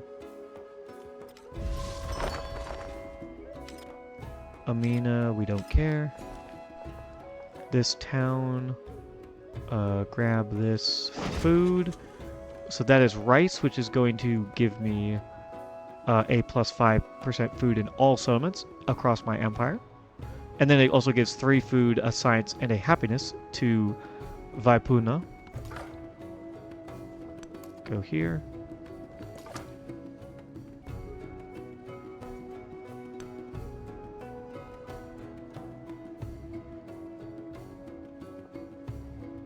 Unfortunate. I have to go all the way, the long way, I think. Oh, I could have maybe gone this way. I'm already kind of committed to going this way, so it's fine. Which, actually, let me go back to the scout. I want you to go here.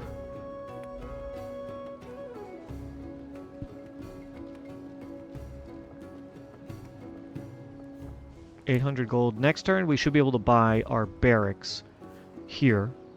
Yeah, we just started the amphitheater here as well, actually, so that's perfect. I can buy my barracks, plop it down, and then we can go get focus on my other buildings, other settlements, getting purchases. The unexamined life is not worth living. A social policy slot, very good. The truly brave never Plus 1 happiness boast. and a codex. Because we want to do... We don't necessarily need the culture right now. It'll be good in the next stage, though. But plus 2 gold in all settlements is really good, I think. Wow, yeah, we just got a ton of gold from that. Like 14 gold or something. An extra 50 gold from these guys. 3 turns, they will befriend us. And we befriended Tiwanaku. Receive a free tech, plus 1 science on warehouse buildings. Do I need a free tech for any reason? I mean, let me see. 1, 2, 3. 14 turns to complete that. How long does this take? 6 turns and then we're there? Yeah, let's... Or, you know what? This would be like plus 11 science, actually. Let's just do that.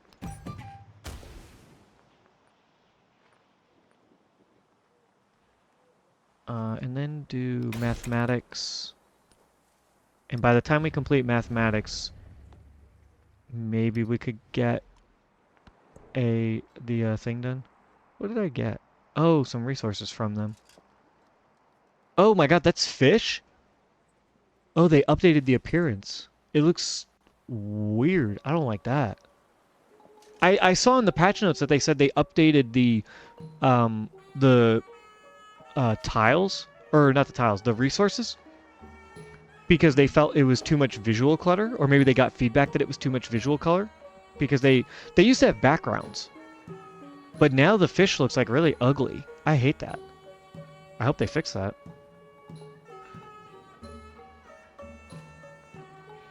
But let me take out this cotton and replace it with fish. Just, I want you to grow as much as possible. I don't necessarily care about the production.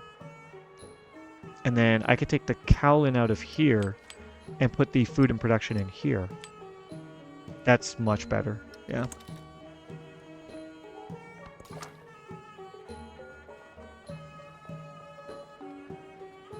Oh, this is a... Ah, this is a city-state. I can't cross through its land. I thought I could, but it's a city-state. Unfortunate. Oh, Charlemagne's now hostile with me. He is kind of... he's not really that close. He does have 6 cities, though. Where the hell are they? I guess he has this whole lower half of the continent. Of this big continent. Diplomatic action completed. We got a great work.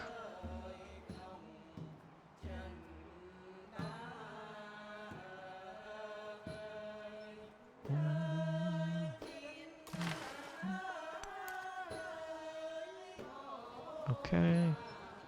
Ah, let's buy the blacksmith. We have literally just enough, right? 30 more gold. So, oh, I can't put it down. The amphitheater has to be completed. Yeah, damn it. Too bad. Let's place... I know I kind of want to build out here, maybe. Right? This is my city hall. 1, 2, 3. I do want to reach here. I've got a bath going in, I think, here?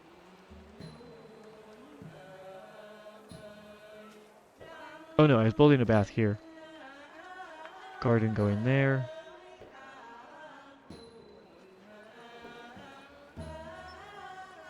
So then let me place the arena here? Here?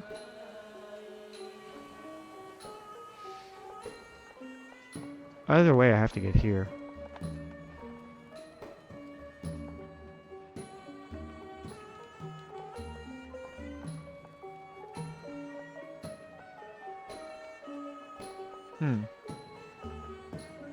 Where would I put it? Here or here? Because I kind of like the idea of putting a world wonder right here. So that I'm getting bonuses to these. And then I could kind of come down this way. And also be adjacent to coast because in Navigable River in the next era. Yeah. Yeah, I'm doing that. That means I want to put... I guess the arena goes right here. And then my villa maybe goes right here. Put a world wonder here. Long term, we could look to build cultural and happiness buildings here so that they're next to the wonder and they get that bonus. Because I don't have any mountains. I just can't get any bonuses for that. And there's no natural wonders either. So there's just nothing I can do about that.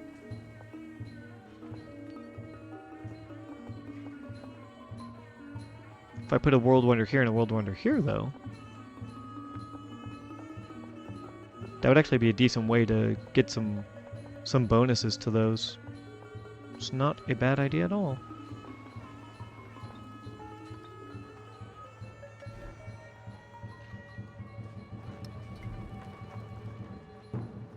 Alright. Anything I want to buy in another city, though? I don't think so. I don't want to buy anything there. Do I want to buy anything here? Again, I could get the altar, but it's really not going to do much. The influence is going to be negligible. I would love to get a fishing key. I just don't think it's worth it. Because reefs, I think, are just better. I'm getting 3 science from them. I'd rather have science than food. You! I could build a fishing key for you, though.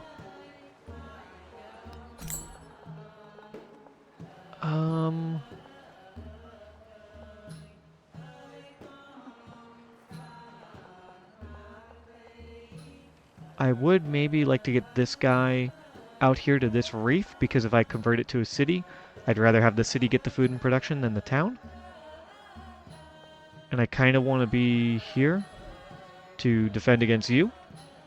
So let's do that. Let's drop down a harbor and fishing key right here. Now my boats from this town will spawn right here. And it'll give me a chance to just be raiding the fuck out of Ashoka. And we have 700 gold still, so that in 3 turns when this completes, we'll easily have enough to be able to buy our barracks or whatever it is. Blacksmith, that's what it is. Oh, another trade route. I will take that.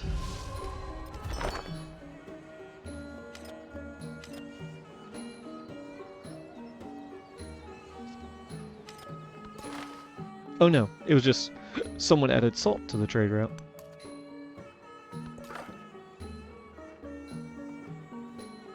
Oh, that's so annoying. He can't go anywhere. Just skip turn, I guess.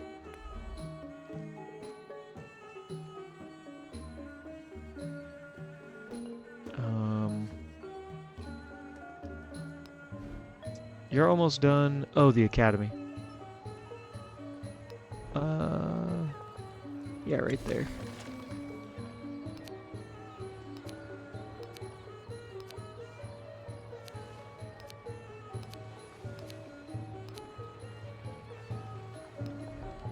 It's the only place the bath can go. I don't care about that. Oh, you know what? I haven't bought my walls. Let me put that down. Let's build up some walls. Just to have them. You know, it's just good. Completed in 1 turn. I wish you could drag and drop. That's seems like an oversight that you can't do that.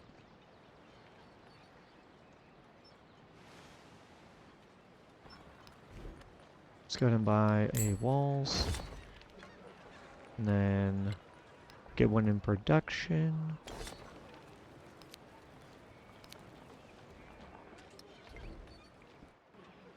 Um,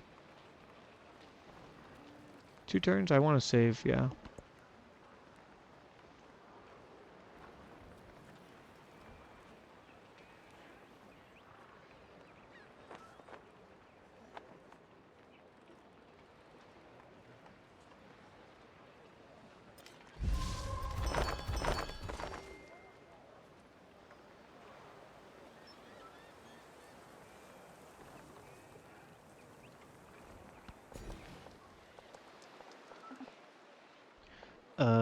Yeah, we can grab that.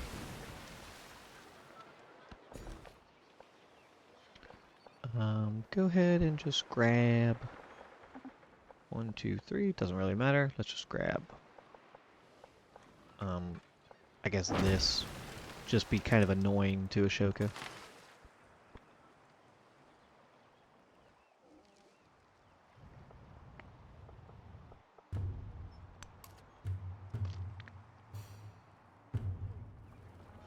Wow.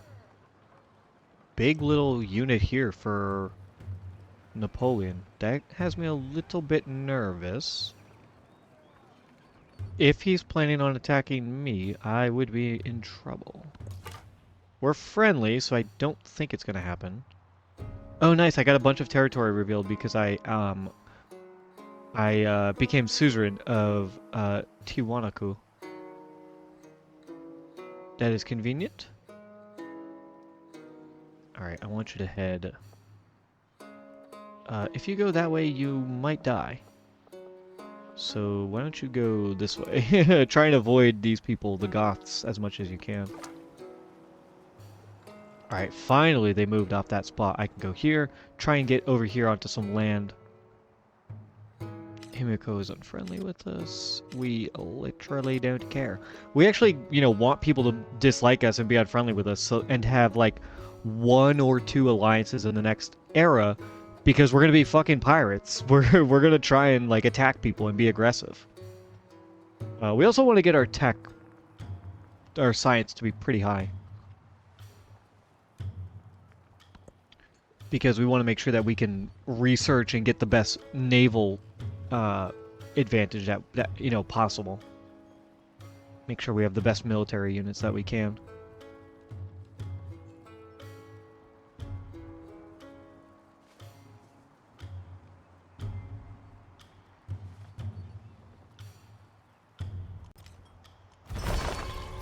There is geometry in the humming of the strings. There is music. Very nice. Oh, our espionage actually just finished as well. Grab the reef. And we will take 1 turn to get that done. He detected us, but that's fine. We got a ton of science, which is good. City-state bonus, here we go. +2 resource capacity in the capital. I think that's what we want, because I have a bunch of resources. Let's just double check, though. What resources do we have? Yeah, a bunch of mangoes. Actually, to be fair, our resources are only going to give us a shit ton of culture. Not much else. I mean, the food is good, don't get me wrong. I think I'd actually just rather get the gold. +1 gold for warehouse buildings. Yeah, look at that. We just got 18 gold. That's really good. And we're in a celebration. I guess we just take the 20% culture. Nothing else I can do about that. -1 gold for maintenance isn't bad. +1 science from specialist. I don't think I have much, if any, specialists, though.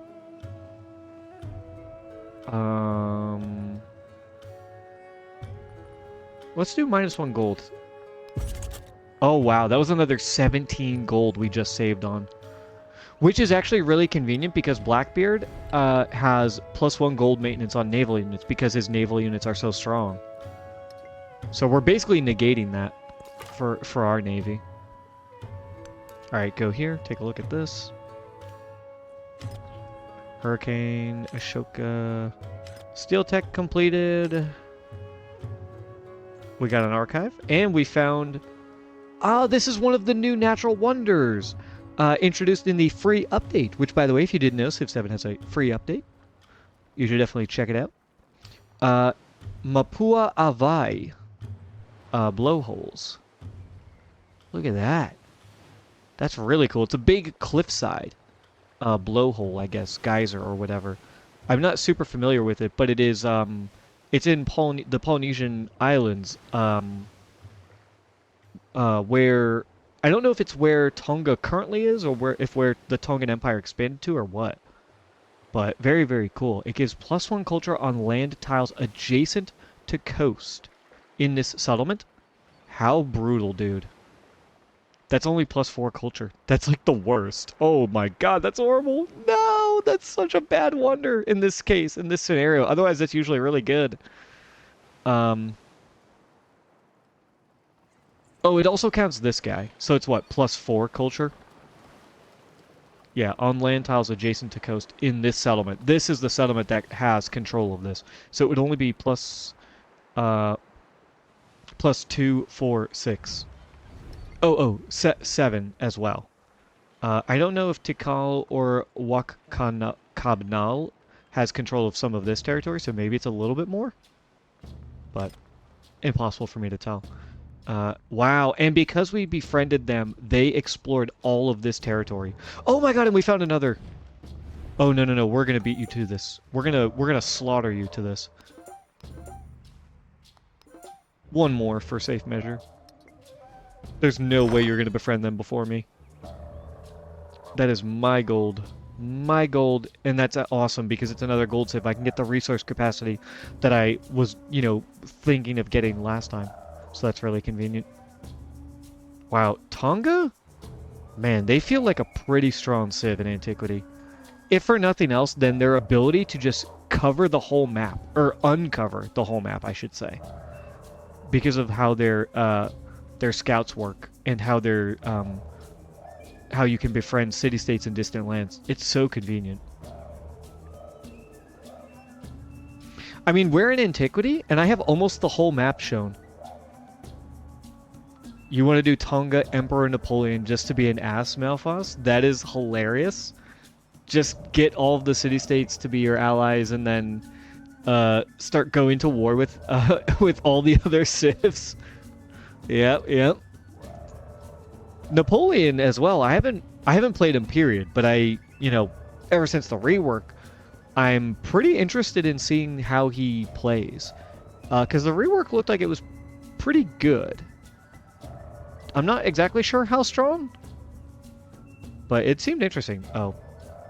Speaking of which, Napoleon, you dickhead. You're gonna settle right here and take all of this juicy land? Why wouldn't you just settle on the mainland? I guess if he settles here, he can also get access to the natural wonder. I guess that's why. You've been using Revolutionary? How's it going? I haven't played yet with Napoleon, so I have no idea if he's any good or not. But I remember when I saw the update, I was like, oh, okay, maybe Napoleon's not total ass. This is in the way. I could attack it, but he has 2 ships. And why is this one dealing damage to me, but this one isn't? It should say that it deals damage.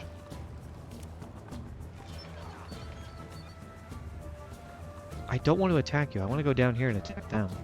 Oh, they are a city-state now. Oh, in Sparta? Oh, Rome is expanding over here. Okay. Well, fuck it. I guess I will attack you. You've been attacking me, so I'm going to attack you. Wow, look how much damage we did. 37 to his 21. Part of it is because we are on coastal terrain, and we get a bonus as Tonga. Right here. +5 strength against fortified districts. Where is the coastal thing? Where's the coastal bonus? Is it a civic?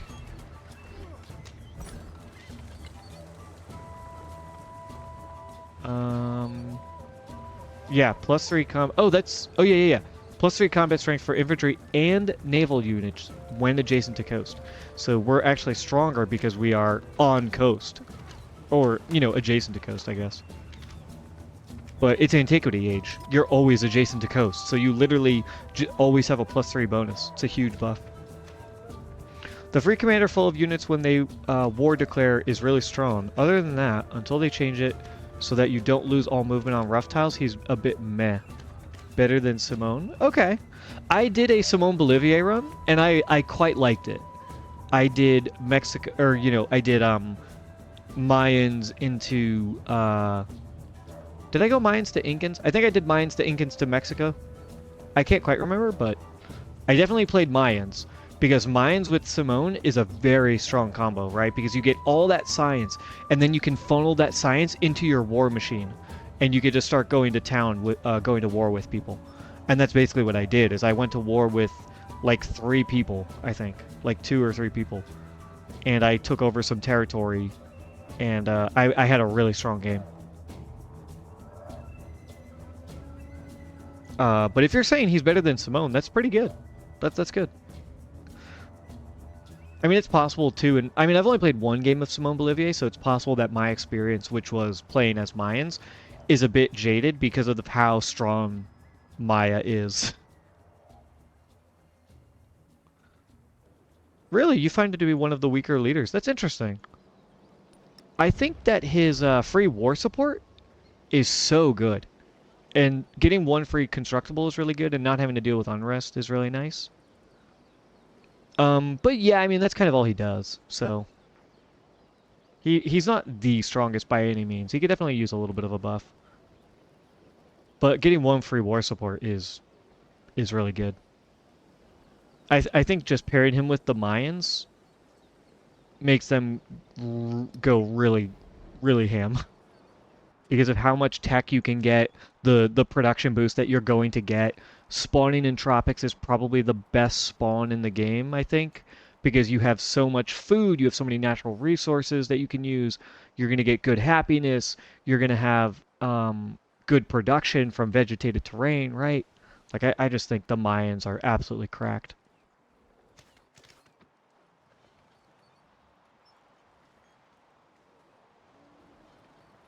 Yeah, yeah, yeah. That seems probably pretty accurate, Malphaz.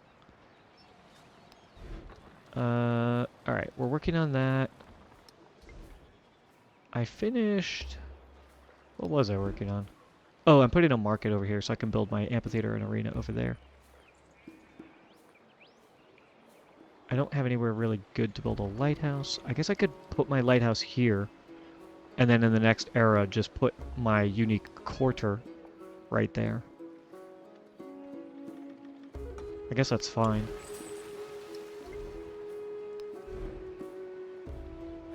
And I want to do this so I can get more resources. And next turn I will be able to purchase the blacksmith and throw that over here. And then we're going to try and build out to this area so that we can get our double adjacency bonus in Exploration Age from our production and science buildings.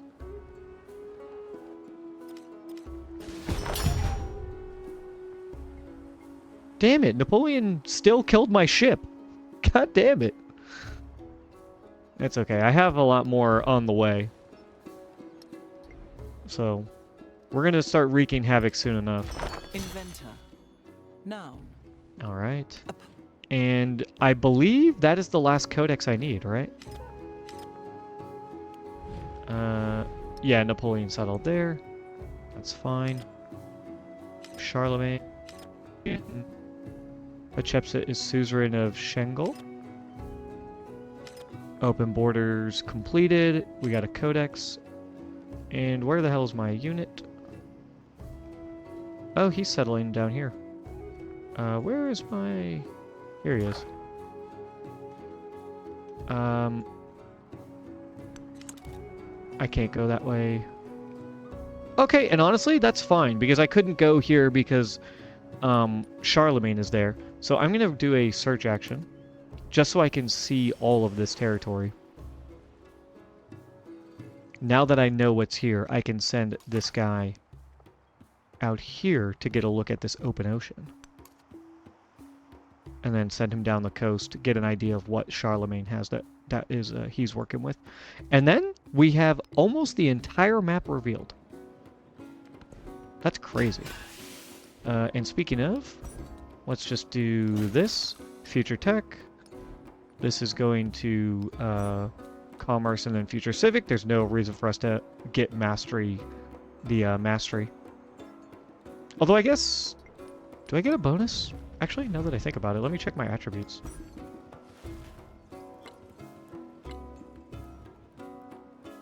No. I don't have any of those bonuses. I do have these. But in the one culture, but that's it.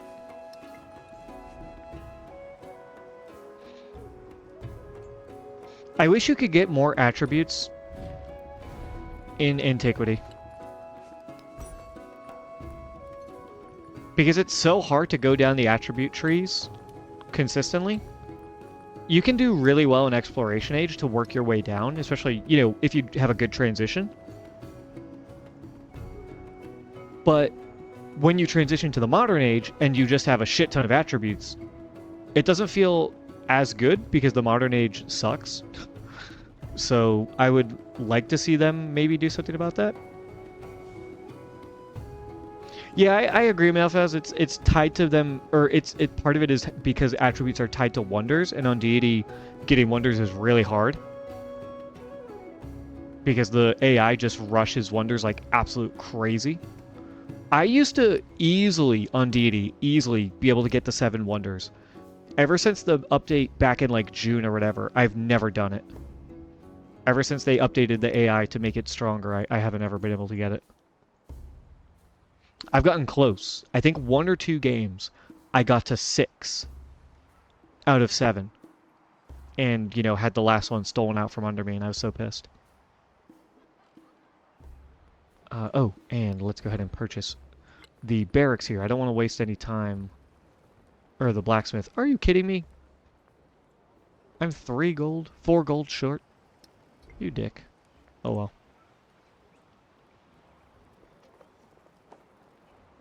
You did it recently with post-patch Egypt. Okay. Very nice. I know Paisley Trees, friend of the channel, started an Egypt run yesterday. I was watching it. I was watching the VOD because I was streaming last night, so I didn't get a chance to hop into her stream.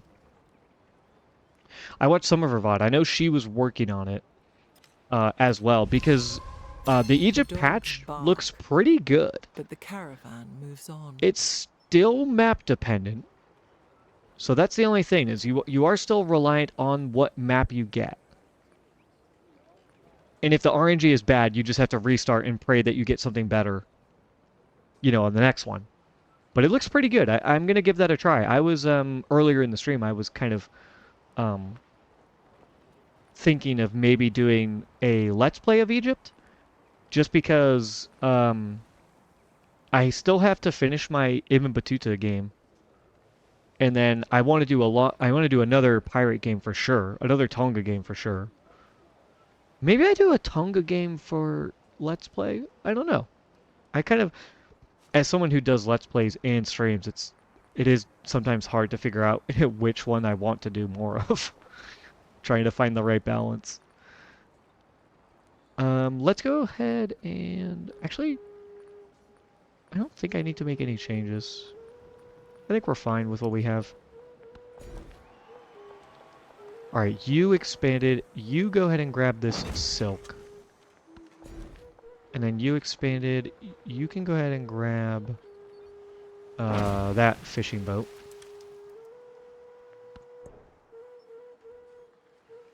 Do I have more resources? Not really. I don't need all the culture. Because we're already way up on culture.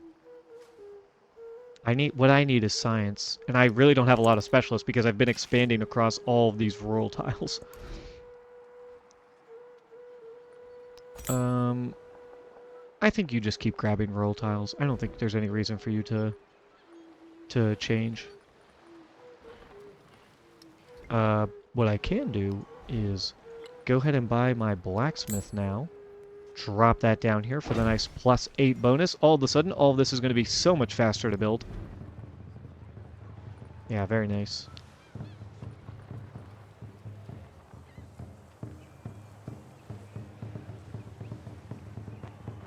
Alright, I think I'm building a bath here. Gardens there. Arena here. Villa here. And then university here, so I get the double bonus. Or academy. I always call it university. University is in exploration age, technically.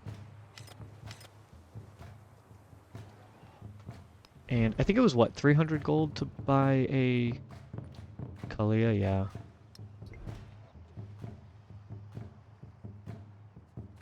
Oh man, I have so much influence. Open markets. Let's buy a merchant.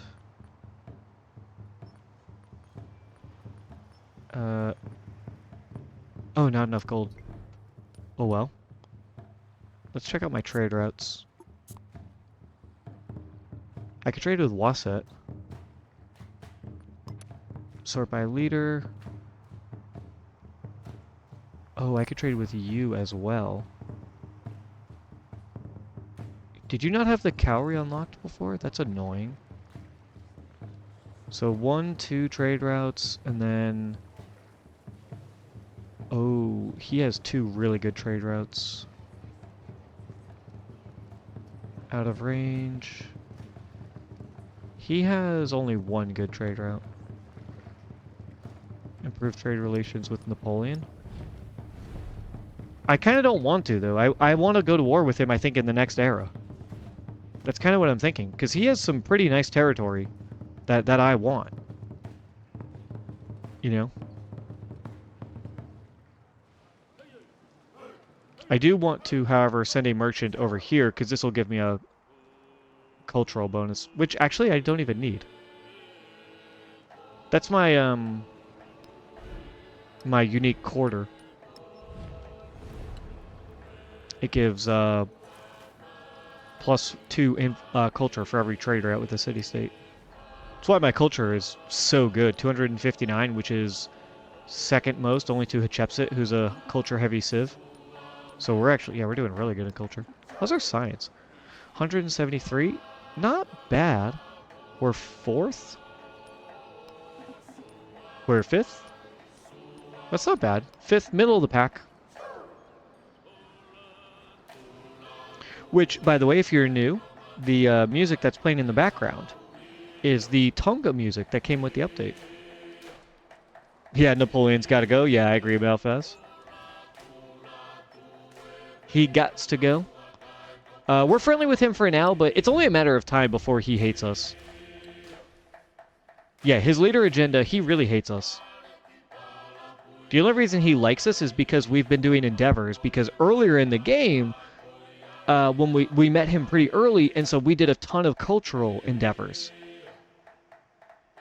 But yeah, when we get to the next era, it's you know, it's on site with Napoleon, and we absolutely have to kill Ashoka. Yeah, the decay, that's really nice for next era for sure. Yeah. Yeah, this is super helpful, right? Once this is gone in the next age, we'll be pretty good. I mean, it's good for now, at least. I don't have to worry about him going to war with me because we aren't a militaristic civ at the moment, but when we transition to pirates, we will be very ready for war. And hopefully our coffers will be really full as well. And we, you know, I'm working on getting a huge navy up. I'll start doing that in my other locations as well. So we just have this gigantic navy, and we can just send them to kill everyone near us.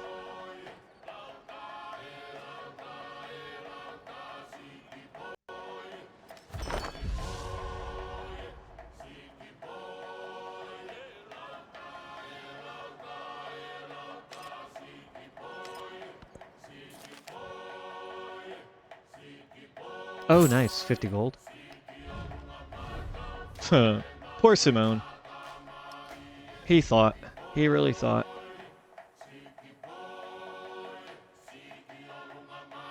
And you know what I think I'm going to do? I want to try and catch up so that um, my tech, future tech, and future civics are in line with each other. I'm going to go ahead and do steel technological advancement so that we can get a big boost in a few turns, and maybe that will help us catch up so that we're kind of in line. Does Ashoka have one city? Yeah, he only has one city. Or one settlement. So, if you weren't here when we streamed the other day, Ashoka and Napoleon started right next to each other. Ashoka founded Ujjainia, Uj, U, Uj, Yuani. I'm not sure how that's pronounced. And Napoleon founded Neapolis. And I was like, oh yeah, these two are going to go to war. And yeah, Napoleon won. So Ashoka had one settlement here. He settled up here. And for some reason, he decided to declare war on me. And I don't have a big military at the moment, right? So I was just defending. But I'm allied with Confucius. So Confucius took his other settlement. And so Ashoka's just been chilling with this one settlement for like 90% of the game. Man. Poor guy. I mean, it's his own fault. He was stupid and attacked me for no reason. At least it's a huge city. Yeah, it's massive. He's missing one hex. Because this used to belong to his other settlement for whatever reason. But besides that, he's got some good stuff going on. Der Shuriken, Haining Gardens. He has his unique quarters, which thank God they fixed that. That was so annoying when early Civ, you know, back in like February, March, whatever, when AI had no idea how to fucking make a unique quarter. Very glad they changed that.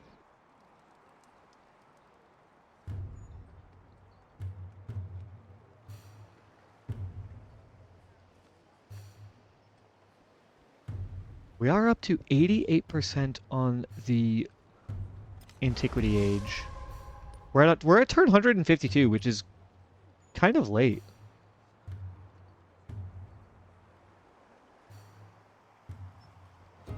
So I wonder when we're gonna get the we might have something like 20 or 30 more turns, which is kind of a lot for Antiquity. Ooh, let's expand to this reef, and there's another reef over here. I mean, we definitely want specialists, but 3 food, 3 production, 3 science is insane. It's so good. Military aid, I will accept. I will take the 2 gold. Thank you very much. And then I guess I don't need any merchants. I do want some settlers though. Oh yeah, you know what? Let's go settle down here. Let's buy a settler. Go down here. This will be a really good spot. They want me to go here for whatever reason. Because I can reach that? Yeah, that's why. But Tongoleleki can already reach this. I guess I could also reach that reef? But again, Mu'a can also reach it. It'll take until the modern age, but like... I feel like going here is better? Or maybe here? Yeah, right here. Because then I can expand 1, 2, 3 and get to this reef. So we're going to put a settler right there. We could even maybe put a settler down here. Maybe somebody down here. We definitely want to get some settlers because we are thinking about distant lands as well, coming over here. Oh, there's like nowhere else to settle that's nearby on the coast. The AI is taken like, oh, down here is really good too. Yeah, I want to settle down here.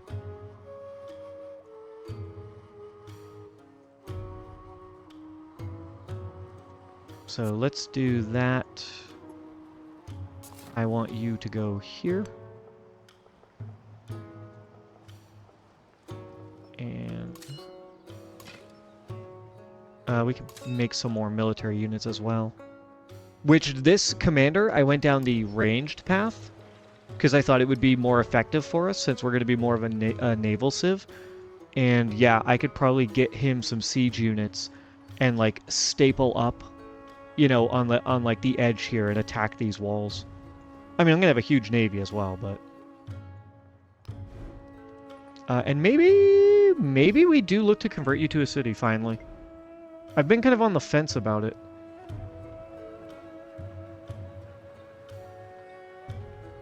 Because I just don't have like the best area to expand to. One tile southeast from Viapu. Where are we? Oh yeah. This little area. Yeah, I could grab that too. Get those reefs. Napoleon might get there. But nobody can get those mangoes. That might be worth it. There's also up here. There's all of this northern territory that I could settle in as well. Which is not a terrible idea. Nobody's gone up here, so I could look to invest in that.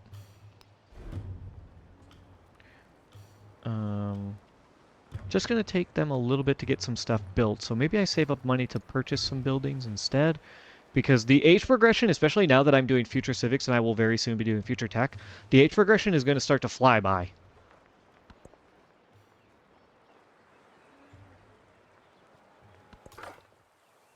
Oh, nice. You finally saw everything over here.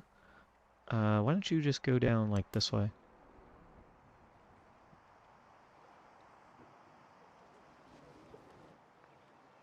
And yeah, just go down here. See if we can get a glimpse at the edge of the world.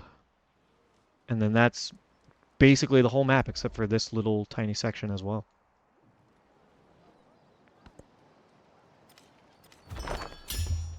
I remember when the game started, I was like, oh man, having scouts is going to be great because at the end of the era, you can just make a bunch of scouts and send them to distant lands and wait and then explore the distant lands on foot in the next age. You know, not even realizing all of the city-states I was going to get are just going to reveal the whole map for me anyways. Especially probably because we're playing on Archipelago. If we were playing on like continents and islands or something, it would probably be a little bit harder because all of this territory, you know, would be land instead of water. Alright, you get a growth event. Where do I want to grow? Okay, where's your city center? Right here? 2, 3. 1, 2, 3. Okay, so that's as far as you can go. 3 food, 2 production is really nice, though. Let's take the 3 food, 2 production and a gold, and then we will look to get specialists. I think that's the next step. Because we can expand to this territory just by building things. Oh, I got 2? Why did I get... Oh, probably because I started a new building. Did I start a new building? Oh yeah, I started the lighthouse. So I got the fishing boat. And then... Let's put a specialist down in our unique quarter, I think. This is technically more, but this bonus is going to go away. Right? 1, 2, 3, 4... Oh no, this is only 5. This is 5.5, so yeah, this is better. And I've already got a specialist down here with my blacksmith and barracks. Let's put that in our unique quarter. Additional slot here. I will take the, yeah, +2 food and culture. The culture is kind of negligible, but the +2 food's okay.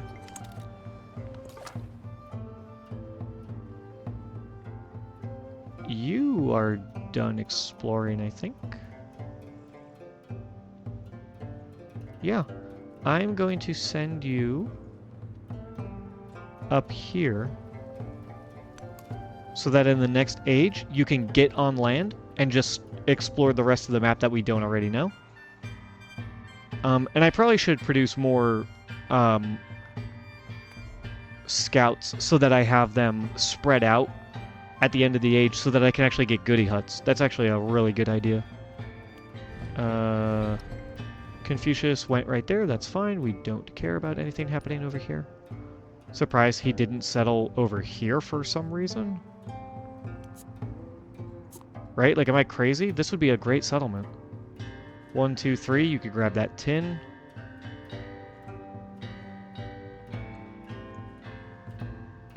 Yeah, the AI has really weird settlement patterns. I'm pretty sure the way the AI works is it's just based on what the game says is your best settlement. So, like, if I was the AI would settle right here. I don't necessarily know if that's where I would settle, right? I'd have to sit down and think about it. But I think, you know, this is what the game says, and I think the AI just goes based on this.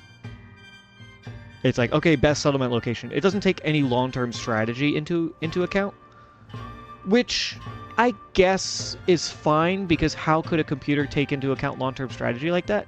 But at the same time, like, if you know anything about chess, we have chess robots that can plan like 1,000 billion moves in the future. So why can't, I mean, listen, those computers are way stronger than these computers. So, you know, not to denigrate the developers and the computers that they have, but like very clearly those computers are not on the same level. But still, why can't they develop something that is stronger and that has more long-term thought process? I guess maybe it's good because that means that we're a little bit further away from the Terminator. But, you know, if it helps my Civ game, come on.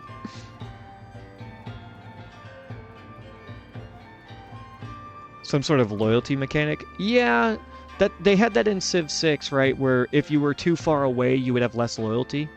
Civ 7 doesn't have that. We just have the settlement limit and happiness.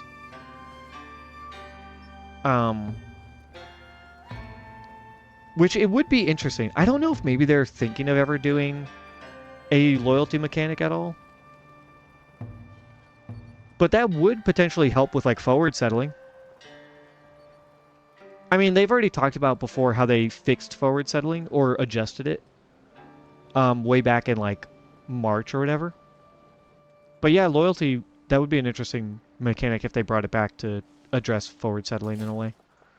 Alright, get over there.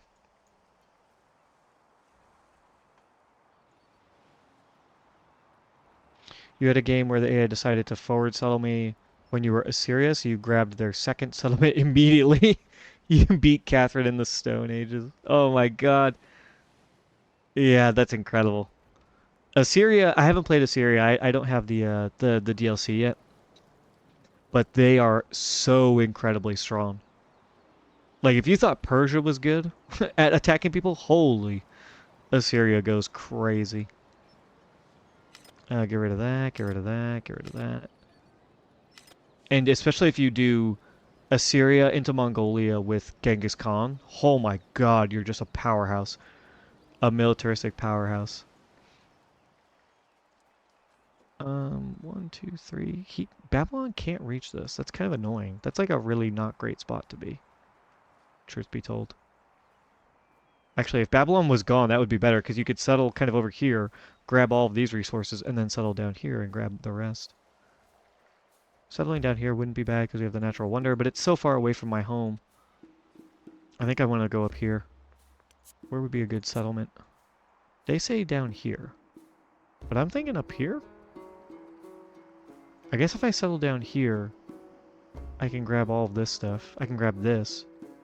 And then I could settle up here somewhere to grab a bit more. Right? Like 1, 2, 3. If I settle here, 1, 2, 3. Alright, that's an idea. Settle here, settle here. I'm just not getting fresh water, which is annoying. How much to buy another settler? 700? Okay.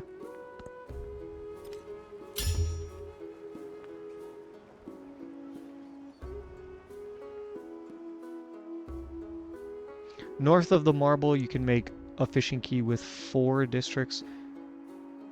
Down below where they show you, gotta go land district into key. Hmm. You're thinking like down here? Is that, or, well, you said north of the marble. Oh yeah, right. If you hit up like this area.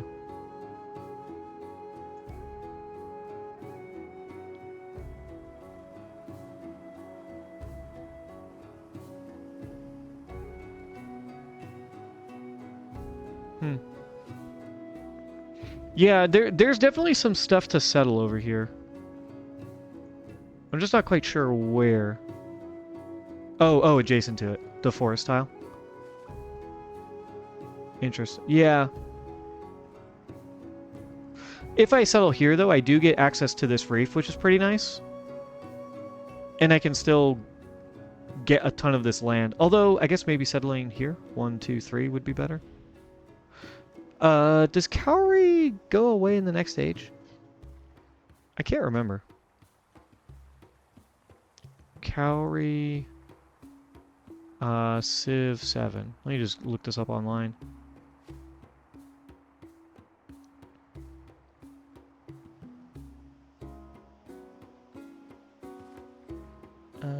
Where is it? Where is it? Fishing boats, Cowrie, here we go. Oh yeah, Cowrie goes all the way into the modern age. So I do want to try and get this. Which means I would have to, 1, 2, 3, settle here or here. Yeah. I'd be missing out on the reef and the dyes.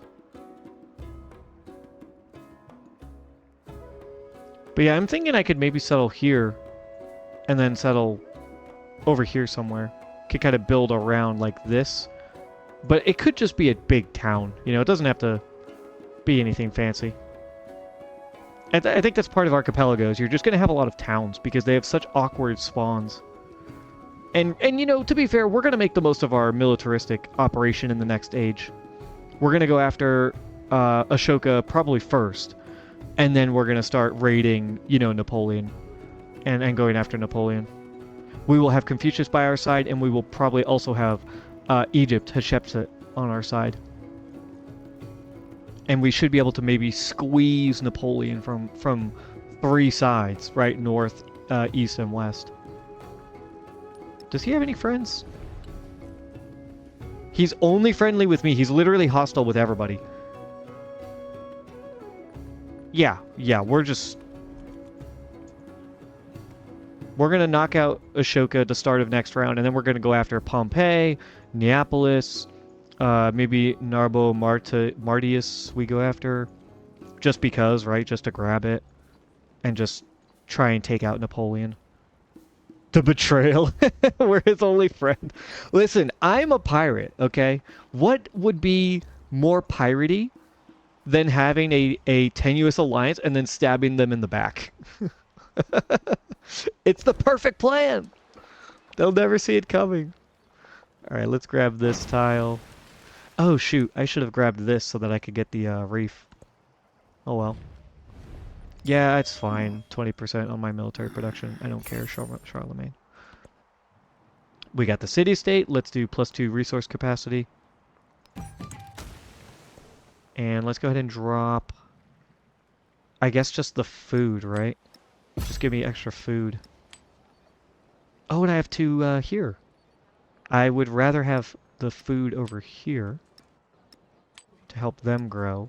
Which means I could put that, and then... Oh, nice, we got silk roads. Oh, I have Cowlin, though. Let me put Cowlin in here instead. Oh, you know what? Actually, let me put that there so I can put Cowlin here. Try and maximize the food that I'm getting to Mu'a with the Cowlin. They still get some food. They still get some food. I like the +2 science and the 4 gold, but could I move it around? I mean, I could take out the +2 food, actually. What if I do this? And then I put this in here for +4 gold. And I put this in here, which is going to give me more gold as well. It gives +4, and then I also have Jade, which is giving me... Wow, is that 6? Almost 6 gold? Which is, you know, not great in the grand scheme of things, but it's nothing to sneeze at.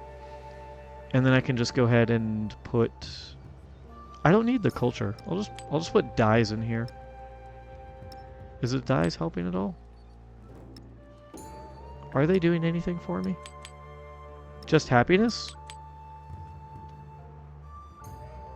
I'll just keep it unslotted, I'll be honest. I'll take the gold. Plus, what is +4 happiness or +1 culture per warehouse building really doing for me? Plus, you know, an additional 2 gold. It's not great, but it's better.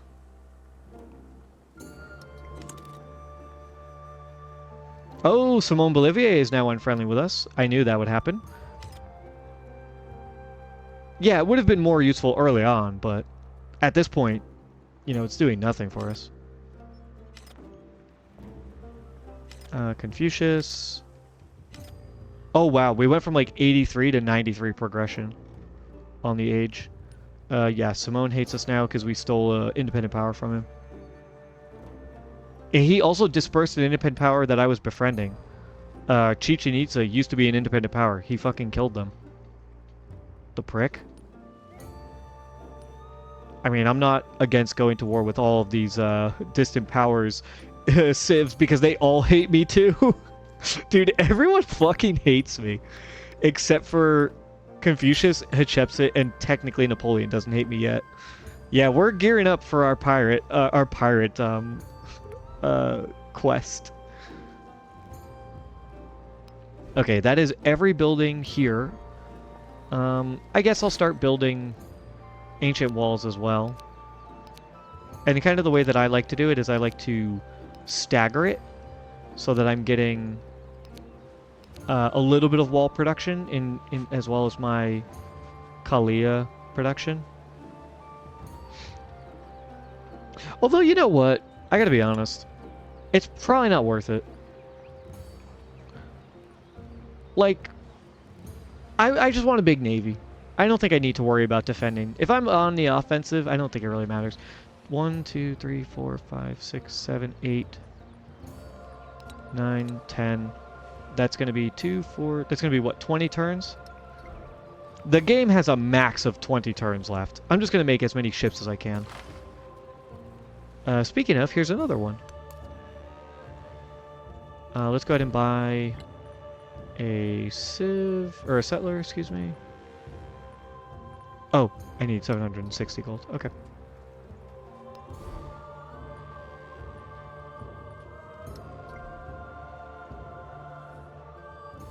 I could upgrade you to a city.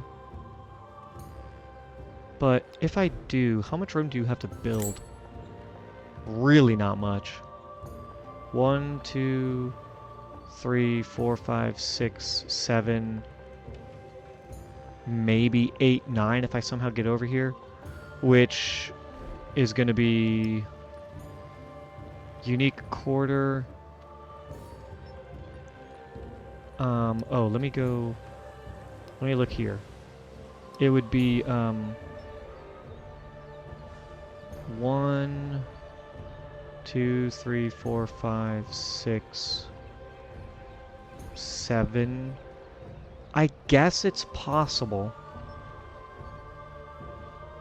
Not a fan of Crisis at the end of an era. I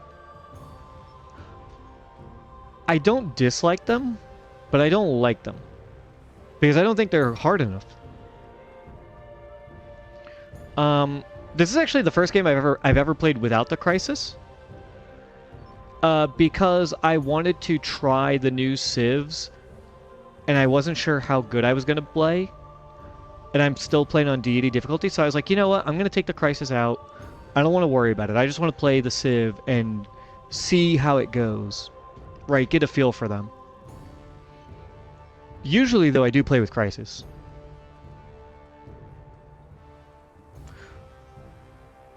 They feel unbalanced and Plague is kind of lame. Yeah. In my opinion, the only good Crisis, or the only Crisis that I kind of have fun interacting with, is the Hostile Independent Powers one.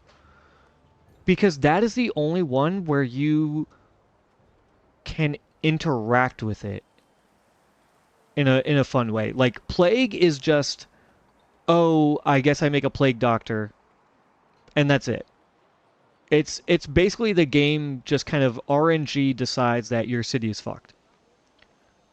The happiness penalty one is, I don't think, very good either. It's kind of in a similar boat where if you have a lot of happiness, you are unaffected by it. You just don't even notice it. And if you have low happiness, you're screwed. Like you're totally screwed. That the happiness endgame crisis is a rich get richer situation because you are just totally unaffected by the penalty.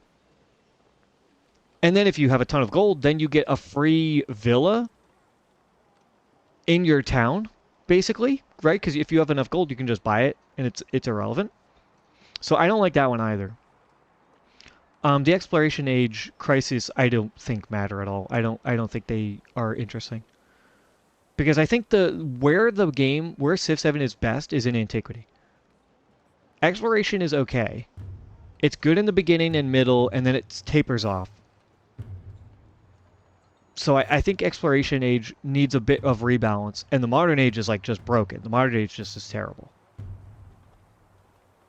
Um, so yeah, I would like to see them rework the crisis so that you can interact with it more, and it's not just like, oh, a bad thing happened, whoops, you know, like because the way that the endgame crisis is supposed to work is like other crises in other games, like in Stellaris, for example, or in Crusader Kings actually, which I have a lot more hours in Crusader Kings 3. The endgame crisis is the Mongolian invasion basically, because the Mongolian invasion happens in the 1300s, and the game ends in like 1413 or 1414 or something like that, or 1440, whatever it is. So the way that an endgame crisis is supposed to work is that it is supposed to be an incredibly strong and impressive force that you can only beat if you are like really strong at the game. If you're like min-maxed, if you play a perfect game, or you make the right strategic moves to set yourself up, then you can combat the crisis. Otherwise, you get like run over. So that's like generally how crises are supposed to work. Because Civilization has the thing where you transition to different ages, they went, I think, really gentle on the crises. They made it too easy. So I agree with you as well, Malfaz, that I would love to see a collapse type of end game, like where the crisis is much harder, where it's tuned up way over. Or the option to do that. And I think they did talk about that in a developer note, maybe over the summer. I think they talked about a collapse feature potentially coming to the game at some point. Yeah, modern age does not exist. Yeah, the modern age is useless. Ancient era does have sea people historical context. That would be interesting.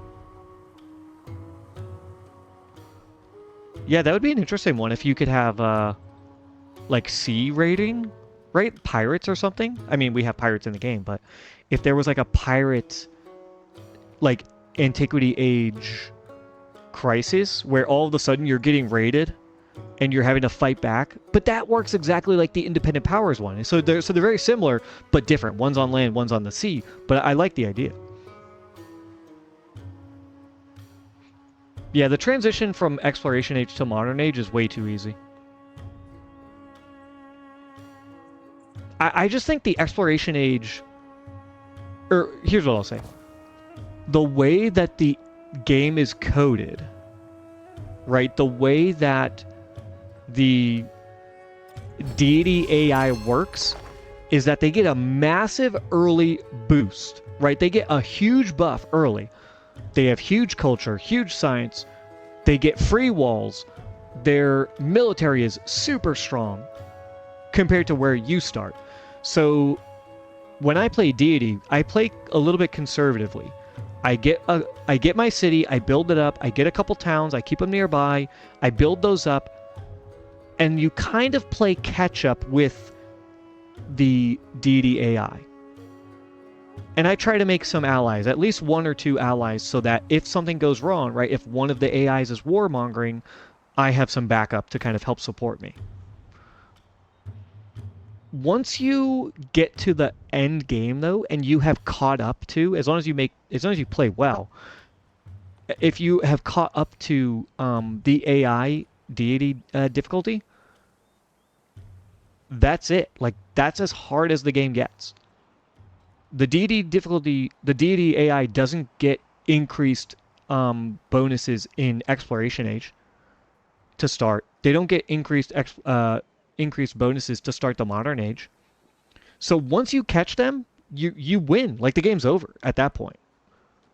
It's just how long does it take you to win? And that has always been a problem across all Civilization, and it's really a problem in all 4X games. Is that no matter how big of a boost you give the computer, if the person playing the game, catches up to them, they will lap them over time. And there's nothing that the AI can do about it. Nobody's figured it out yet. Civilization attempted to do it here with the crisis mode. It doesn't quite work. I do like the age transition in that it kind of resets you, and so you have to kind of build yourself back up again. I know a lot of people hate it because they feel like they're getting punished, which I don't necessarily disagree with either. Iron Maiden. Oh shit, 10 turns. Oh shit, okay. But I would like to see something that is going to help the AI keep up with the human player in terms of difficulty.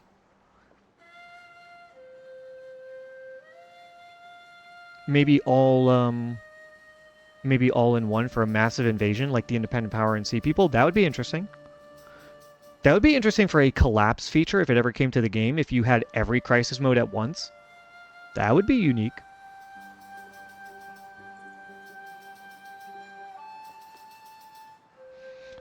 One makes it difficult too, since Civ 4, BTS, not sure if you played that one. It was just common stack of doom and the AI would do that to you. Oh yeah, yeah. I never played Civ 4. I played Civ 5 and Civ 6, and I played Civ Revolution on my PlayStation 3 way back in the day. And yeah, you would just have those giant stacks of units and just go kill everyone. Yeah, I haven't played a 4X game that has really figured it out yet. I think maybe the one game that kind of figured it out is Crusader Kings 3. And that's not because Crusader Kings 3 has necessarily a good or strong AI. I think it's because Crusader Kings 3 is built as a role-playing game. It's not built as a map paint game, like a lot of other 4X games are. So I think it leans into the player playing the game how they want. So if you want to map paint in Crusader Kings 3, you can, but it's not necessarily as satisfying as like building up your dynasty, role-playing as like your great leader who dies and has a shithead kid who fucks everything up, you know? Yeah, I don't think I want to make any changes. I don't think there's any reason for me to make any changes. Maybe I could do the +1 science from specialists.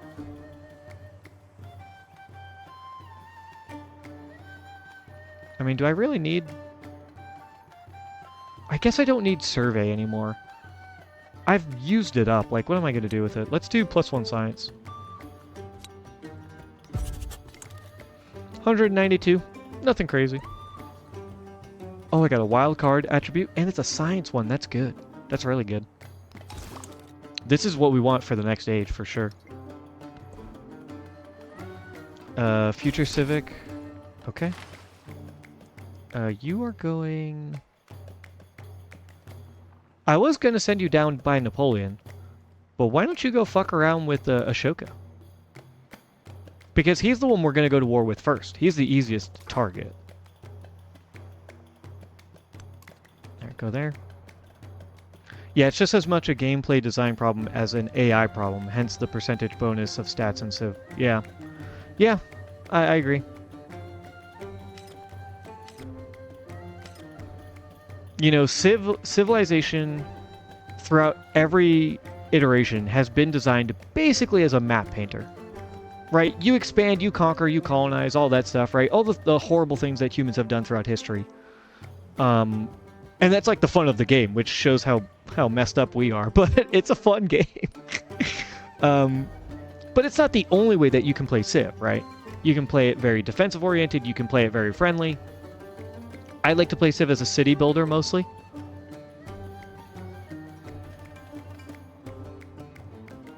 But yeah, most 4X games are designed to, that's why they're called 4X, right? You exterminate your opposition. And it's kind of hard to balance the game properly when built into the core foundation of it is we want you, or one of the very suggested options is for you to go kill everyone. All right, let's go ahead and purchase. I only have 10 turns left. This is 5, 8, 9, 10, 11. I won't get this completed. Not that I necessarily care. I just wanted to get over here. But it's not a big deal if I don't, because I can just do it in the next era. 4 turns and 3 turns is fine. I don't have to build anything here, because it's not going to do me any good. So why don't you... Even having the lighthouse and getting the garden is like worthless. I don't want the garden.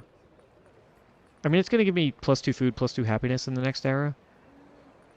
But I think we just go ahead and do some Kalia. That's 9, so this is 10 turns exactly. Let's do that. I think I had 10 of these guys, which would have been 20 turns. I'll just leave them all in queue and see how many we get done. And then let's purchase our settler. We want to send you up here to grab this territory. I want you to go right there. And then I want to send somebody up here. Maybe to grab this. Expand onto these 2 locations. Maybe not here. Because settling up here would be pretty good. Right, we could settle like here. 1, 2, 3. 1, 2, 3. 1, 2, 3. Maybe I settle here. Or maybe here. 1, 2, 3. Get the cavalry.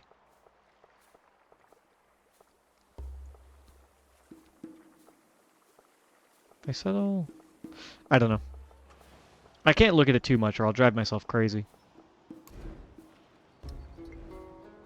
But you know what? Absolutely should buy a wall. It's not going to be as good in the next era, but just having these 2 towns with walls on them is going to be, or even these 3 towns, is going to be helpful.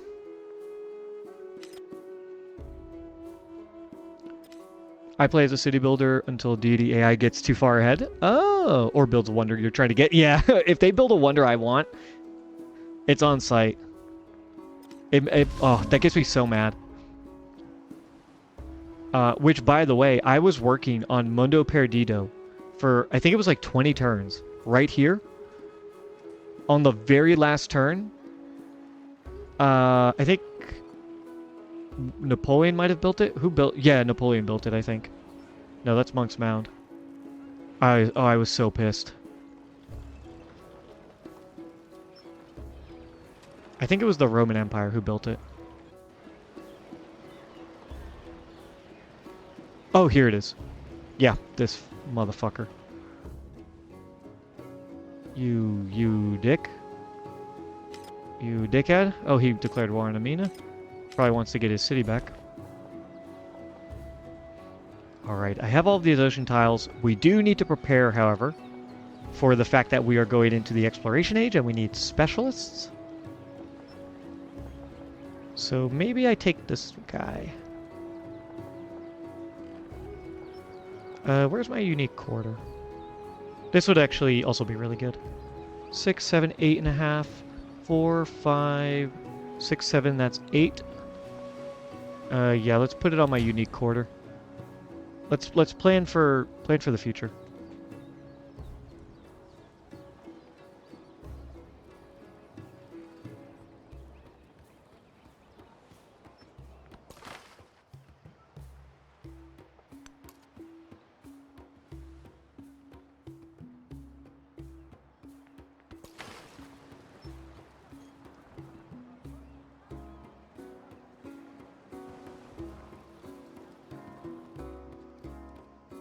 Um, yeah, I think just start sending my units over here to start harassing him.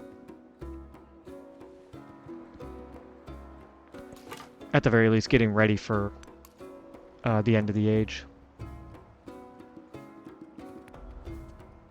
Okay.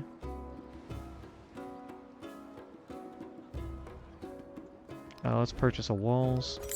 Just want to have it up and running if we have to deal with Ashoka trying to attack us.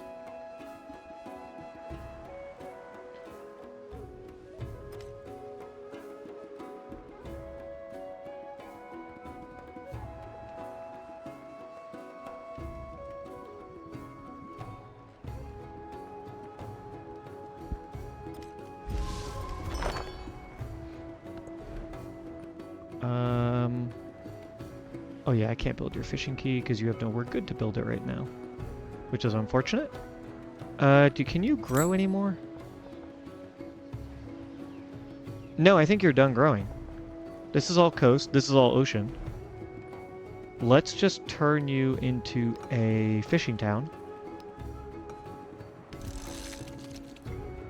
Right, you have all this coast. Oh yeah, you got a migrant. Speaking of which, let's send it to our capital. Settler. Do I want to settle this now, or do I want to do it at the end of the age? Or next age? Because I'm playing continuity, so everything will stay. And I kind of like the idea of founding it and having it be a...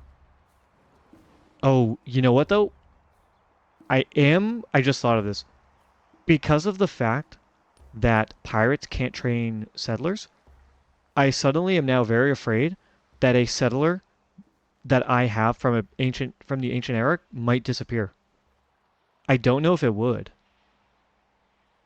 But now I'm like, oh shit, what if that happens?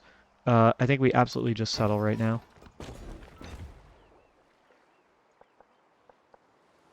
Time to test for science? No! I don't want to lose it. Let's grab the reef. It might end up happening with this guy. It's gonna take him... Oh, it's only gonna take him 3 turns. He's fine. He'll get there. Maybe I do it here, though. It's only 4 turns. This is 8 turns. That's how many turns are left. Maybe we give it a try. And let's go ahead and purchase our last walls right here.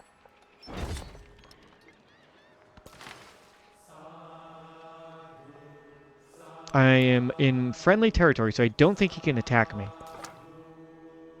I don't think he can.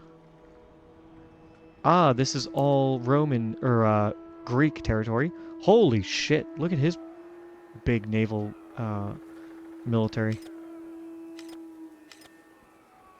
Obviously, the AI is going to have a boost compared to us, but hopefully we can catch up at the end here of the Antiquity Age and catch up as we set out for the Exploration Age. And we will also make use of our ability where when we destroy a unit, we capture it. Right here. Where is it? Right here. Capture that unit. You do capture it damaged. So it's not like the most amazing ability. But it's not terrible. It's pretty good.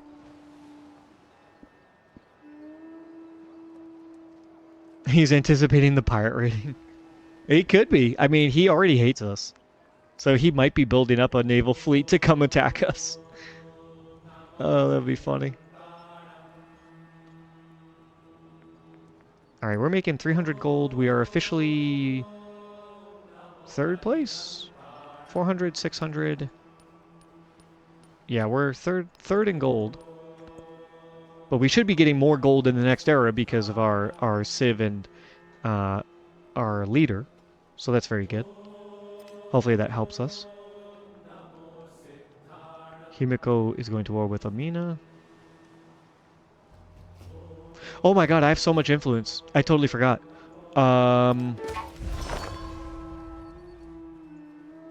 start grabbing units. Just start levying. Um, though naval units maybe aren't that good for me.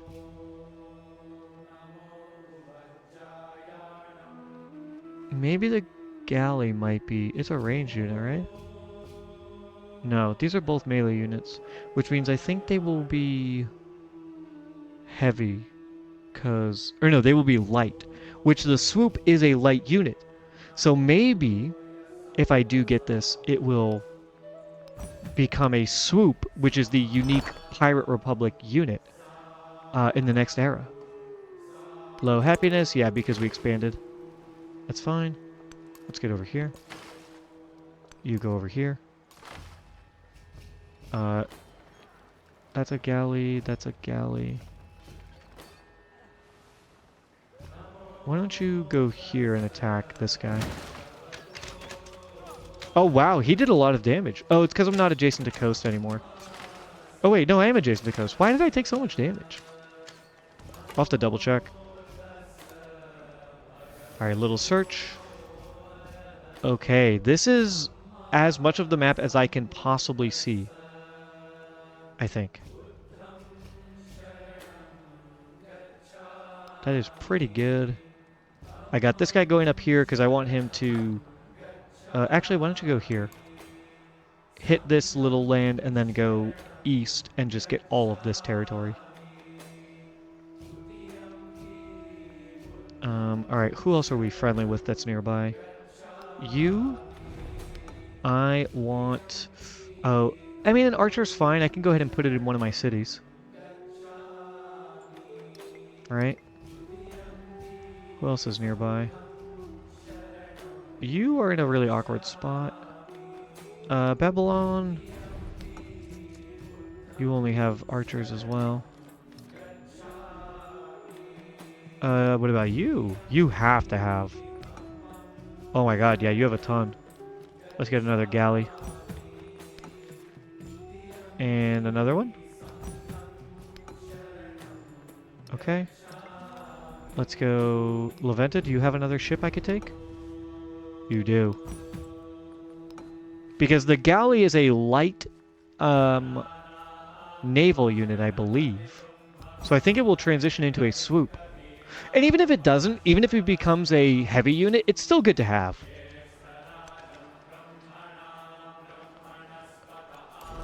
Let's go ahead and just grab this.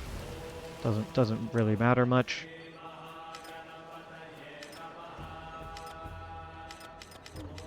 Okay, yeah, we just levied a ton of units. You need to get over here. That's 5 turns, that's 6 turns, that's pretty good. Oh no, we have 9 turns? Oh, I need to up my culture.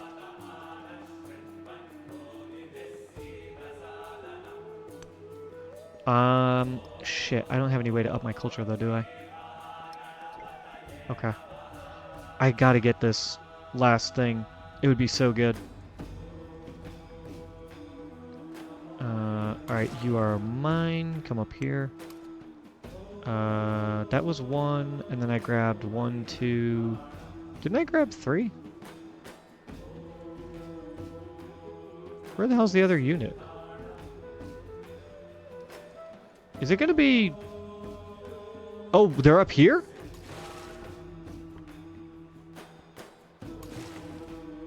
What the hell are you doing up there? Okay, I mean, it's fine. Just come on down.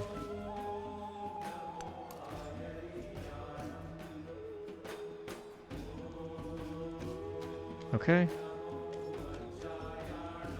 Yeah, I think that Galley and Quadrami are both light on transition. So we don't need to waste the extra influence there to get the Quadrami. Quadrami. I'm not exactly sure how it's pronounced. I think that's how you say it, Quadrami. So yeah, I don't think wasting the influence there is any good.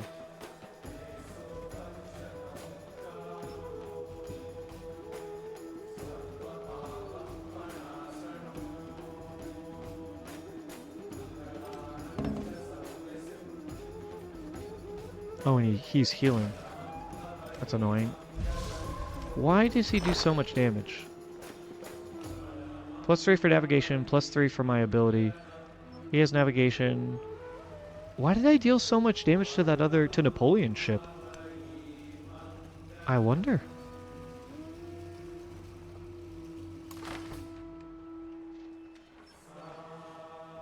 We should have an advantage. Or no, it should be even. Oh shit! Aboard the merchant ship, just having returned from a long voyage, an argument breaks out between the first mate and captain. "I'll be scuppered," the mutineer gasps. "Ye bilgerat. To serve years now on this boat, and this be my share." Edward Teach steps in. Yeah, I want this. How many turns until a celebration? Yo, 2 turns, let's go! Okay. Amazing. We're gonna get an economic attribute for that. I don't know what triggered it.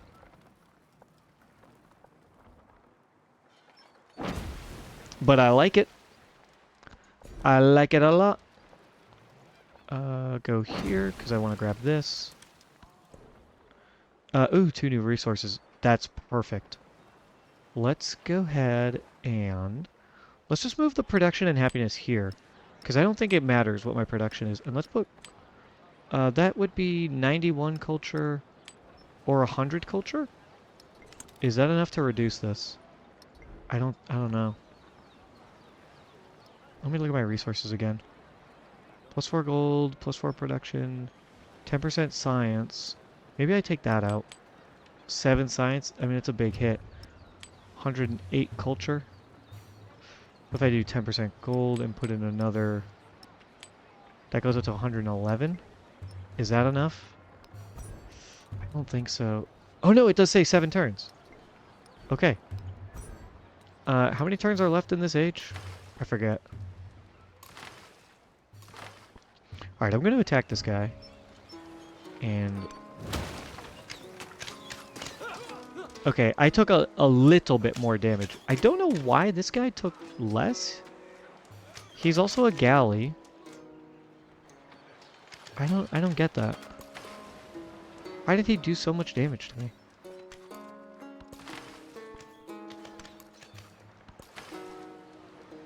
You are making your way over here. You can go here, and I guess just wait a turn. I need them to move around a little bit. Why don't you just hang out here?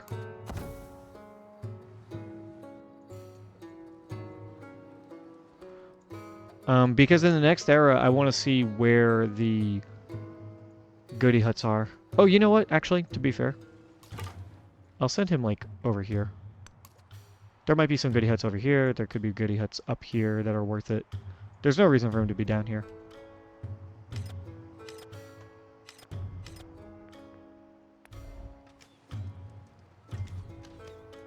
Alright, 700 gold. I've got... Almost everybody has walls. I'm not worried about you getting walls. Although I could get you your harbor and district. Or harbor and fishing key. Might not be a bad investment.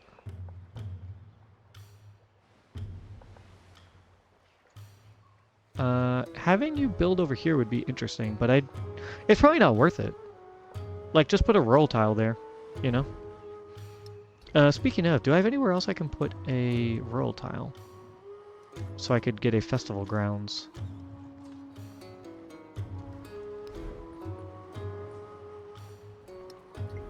No, I already have a festival grounds here. No. Pretty sure I can't do it on this guy. Yeah, okay. That's fine. Yeah, I don't think I need any reason to ever build here. Like, this should just stay a town. And it's gonna grow soon, yeah. Oh, these guys are gonna grow. So are they. Oh, you know, yeah. I could, and they're not gonna grow. These 2 guys are gonna grow. So I could maybe plop down a rural tile and put a festival. Bring that into the next age. Let's see. Base yield are doubled during celebrations. Must be placed on existing improvement on flat terrain adjacent to a district. Okay. Where would I put it? Here? I know I want to put a wonder right here. Maybe I put a wonder here, so maybe... I mean, to be fair, these 3 locations are all really good for wonders. So maybe, yeah, maybe I just put Festival Grounds right here. And then where would I put it over here? I mean, I could put it anywhere. I can't build over here, so... maybe I just put it right here. Oh, that's not flat terrain. This is the only flat terrain I have. That is also flat, actually. But if I convert this to a city, this would be a great place to put, like, a bank and a guild hall in the next age. This would also be really good, though, to put something. It's unfortunate. I guess I could just do it for now, and then if I build over it, right, if I convert this to a city and then build over it, it's fine. Oh, wait, actually. We can go right here. Oh, that's perfect. This is a perfect spot to put a festival. Oh, no, it has to be adjacent to a district. What am I talking about? I'm so stupid.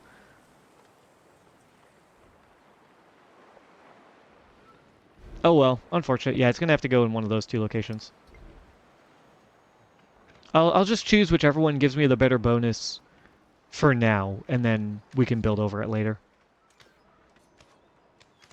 This guy already has his festival. You can't get one. You unfortunately won't have a growth event soon enough.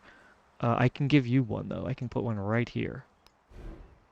Or actually, maybe right here would be better? I'm not sure. I don't think I can build anything that gets coastal bonuses in the next era.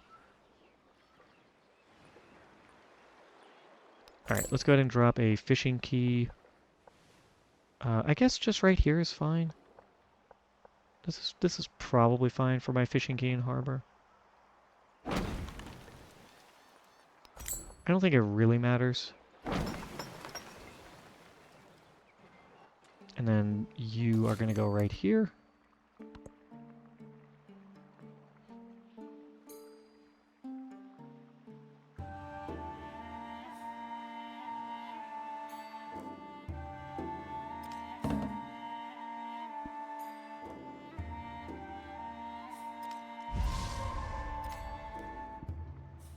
Alright, we have 5 turns until the end of the age. 5.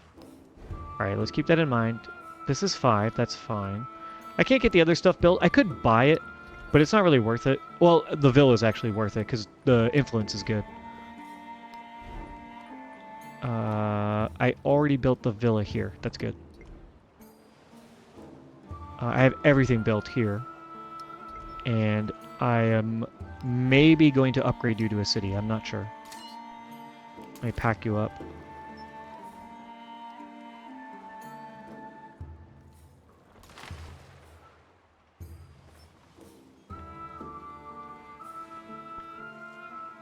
Why is he getting... oh, because he's a little bit hurt.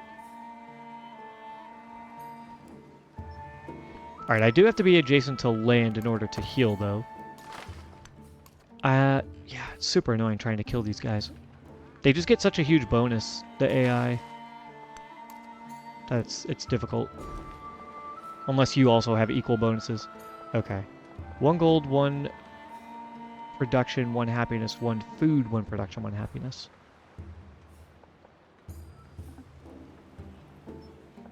I guess the gold is probably just better than the food. So let's grab this. I think this will work, right? This is a district. I should be able to do that. And then, yes, festival grounds. We will maintain that for some of the exploration age, and then we'll probably build over it later. And then growth event over here. A food, a production, a happiness is probably better for this town long term. 2 production is really good, though. But this is probably just going to be a fishing town. So let's go ahead and grab this. And then you can just heal as well. And then drop down our festival. We can carry that over into the next age.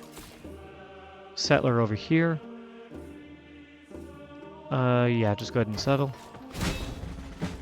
Oh, nice, nice. I didn't even realize I got the second one of that. That's good. I never placed these two codices. Why? How did that not happen? Yeah, the only thing left to do are place villas, which I can buy one more villa. So we'll go ahead and do that. And for the growth event, I'm going to do same thing. I'm going to put it right here. And we're going to grab a festival.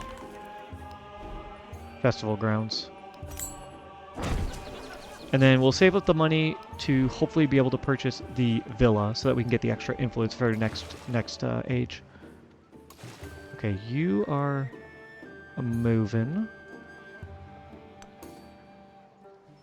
And let's get you to move as well. Go right there.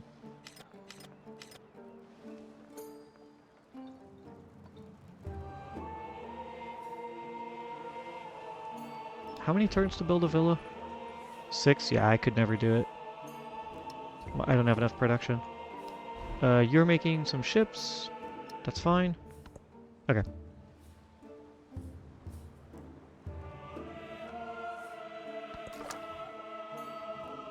Alright, you just sleep.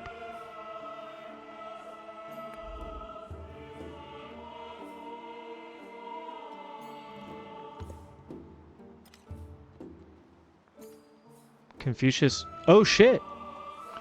Confucius declared war on Ashoka. Alrighty then. I mean, it's the end of the age, so I really don't care. I guess I will just declare war. Yeah, we will support him in this endeavor.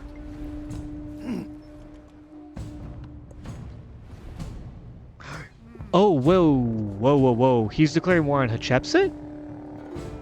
Wait a minute. Is she... Oh, no. No, she's allied with Ashoka. Oh, that's terrible.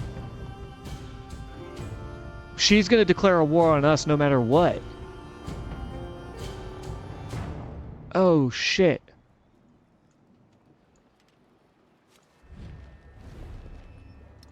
Wait a minute, who else is he at war with? Just Hatshepsut? Why do I have two options for war? Oh, man. Okay.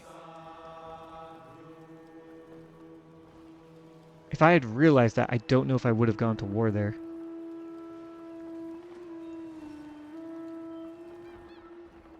Because I want to stay friendly with Hatshepsut. Because I want to be friends with her when we go to war with Rome. I think I'm going to reload real quick. Let me load the autosave. Because if I had realized that, I would have just ended the alliance. And he still will be super friendly to me in the next age, and we can ally with him eventually anyways. So I'm not really worried about that. And I also have the pirate ability, so I can attack naval units when I'm not at war.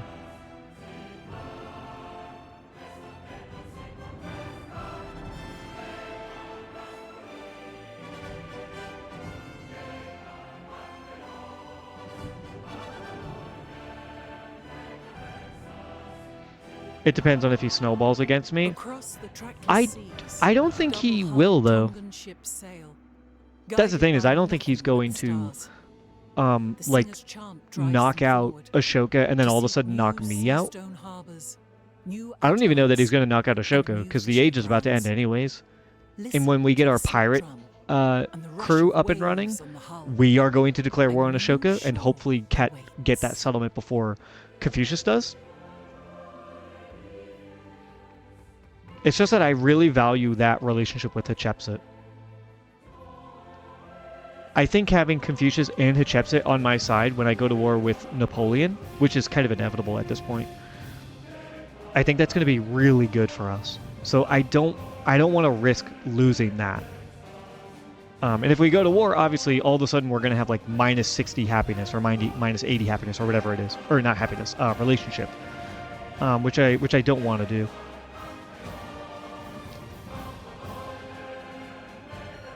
you know, maybe long term, we look to go to war against Hatshepsut. But I think at the moment I want to stay allied with her. Napoleon's going to ask me to go to war with both of them. That would be hilarious. We are like the only people he kind of likes. But we're not allied, so we have that going for us. Alright, there we go. Sorry about the wait, folks, but we are back. Sorry, Napoleon, we have to end our alliance. Only 4 turns till the end of the age. Yeah, it's fine. We will end our alliance. Only minus 30 for ending an alliance.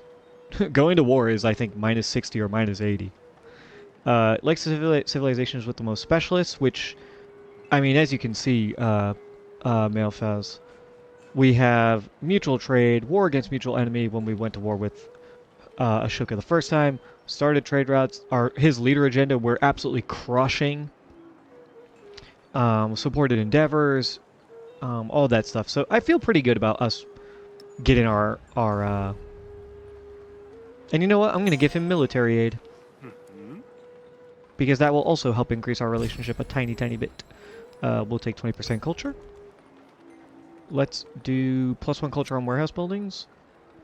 Because we only have 4 turns left, and I need 5 turns in order to complete the thing. So we want to try and get this down as much as we can. Economic attribute point. Oh, we love it, folks. God damn, do we love that. +1 culture on the palace, or gold on the palace. Confucius declared war on Hatshepsut and Ashoka. That's fine. Helpful to friendly. Will be helpful soon enough.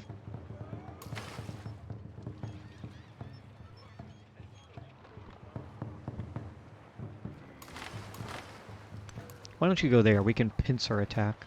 And actually, when these 2 guys are healed up, he can go here, he can attack, he can go here and attack. Oh, you know what, actually? I can bring a healthy unit. I don't even have to worry about it.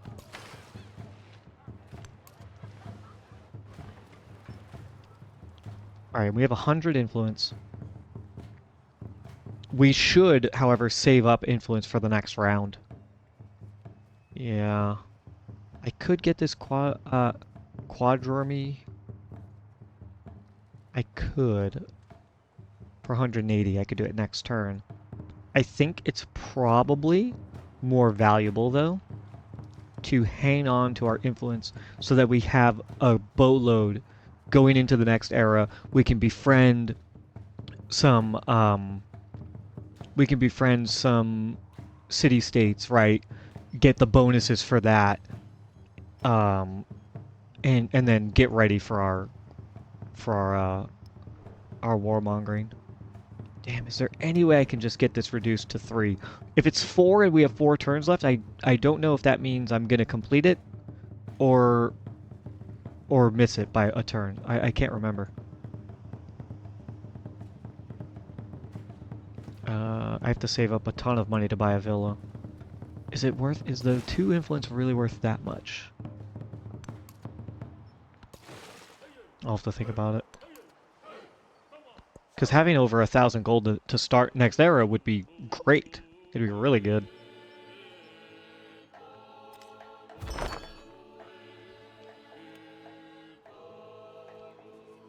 Who settled a town nearby?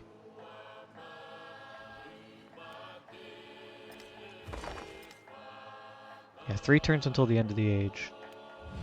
Oh yeah, we're already helpful. Yeah, we can absorb that. The penalty for ending an alliance because we're already helpful, yeah. Civ settled a town nearby. Interesting. Oh, Himiko took Adulis from Axum. Amina is back down to 3 settlements. She still has this one. So 1, 2. Where the hell's her 3rd one? Because she doesn't have this. Whatever used to be here, that was probably hers. Amina not doing so hot. Doesn't help that she had no desert terrain, basically. I think all the desert's down here. And it doesn't look like she has any of that territory.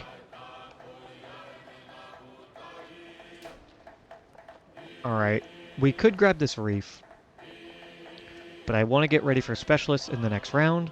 Let's grab a specialist on our unique quarter. Which, you know, for anybody who's maybe new to Civ 7, I think specialists on your unique quarter are the most important ones, particularly in Antiquity Age, because that is the only bonus that won't go away when you transition into Exploration, and Exploration is where you need specialists the most. So, AI is way too late to give up cities and peace deals. I agree 100%. There's historical precedents, but nations rarely did that. I think part of the problem is that, like you say, you should be able to take other things.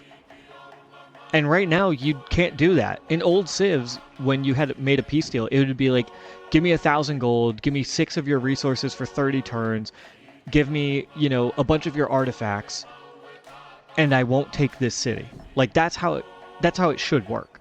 They just don't have it in Civ right now, and I don't really know why.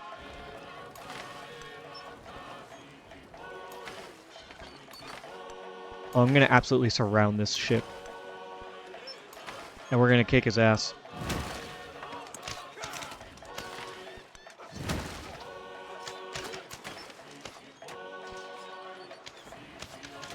It was too easy to abuse in Civ 6, so they swung too far the other way. Yeah, I would agree with that as well. Oh, look at that. Nice free boat. And you know what? Fuck your army commander, too. Just because. Where did that ship go? It popped up and then disappeared.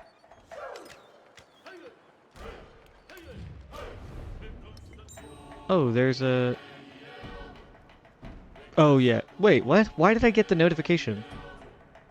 That's weird. Alright, where did that galley go? It appeared and then disappeared. It's like it took so much damage that it died and I couldn't even get it. That is weird. I feel like that shouldn't work that way.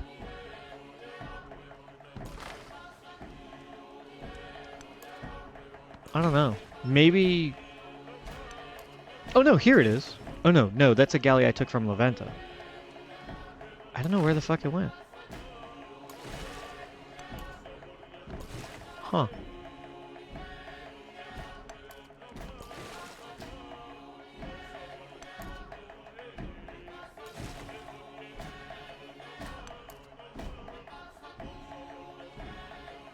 I am uncertain.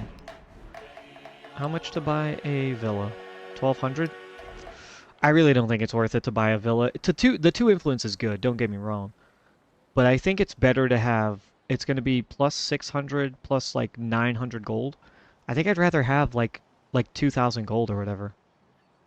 Or 1,600, 1,700 gold. Heading into the exploration age. But yeah, Malphaz. I think there were ways you could abuse getting resources or other things from civs in Civ 6. And so maybe they have gone the opposite route, which is kind of what they did with the art. They did the complete opposite thing from what they did in Civ 6 because it had such a bad reaction on launch.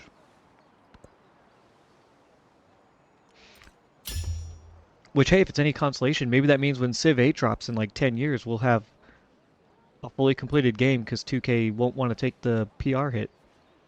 Here's hoping to me in 10 years. Just got to get there first.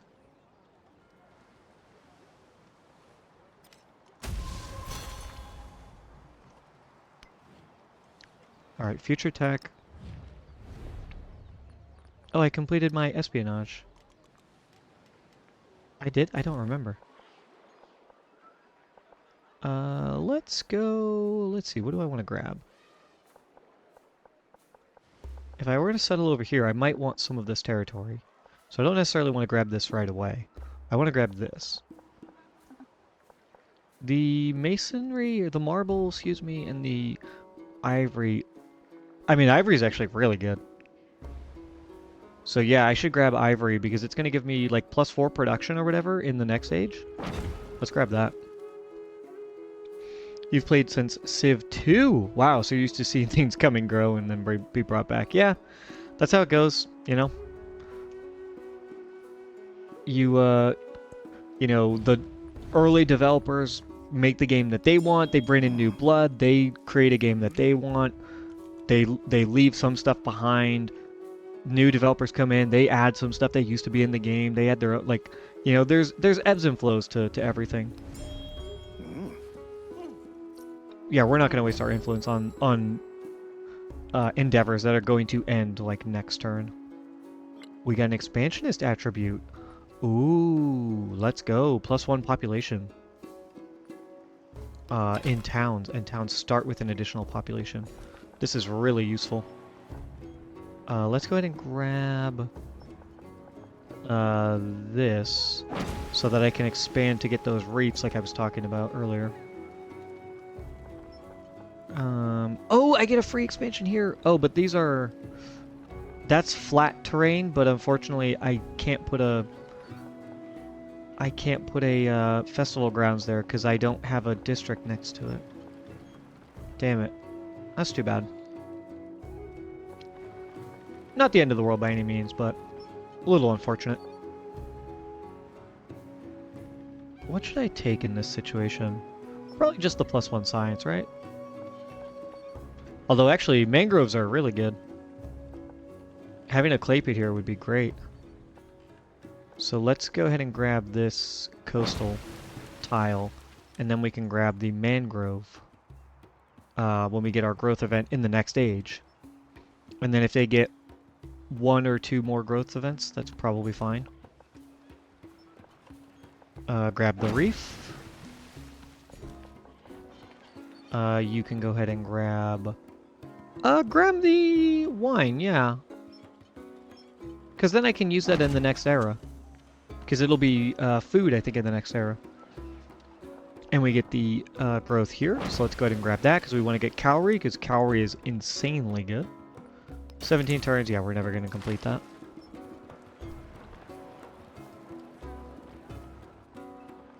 Go down here. I want you to heal. I want you to go here, here, and heal. And you go here and attack that guy. Because then we're going to come back and attack here. You can go like that. Why don't you go right there? You go there. You just keep going. Just keep on moving. Go ahead and heal. Go ahead and heal.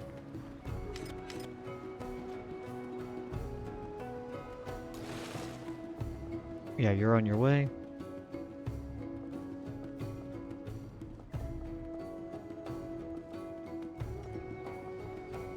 Is there anything else I could potentially do? I could get a harbor and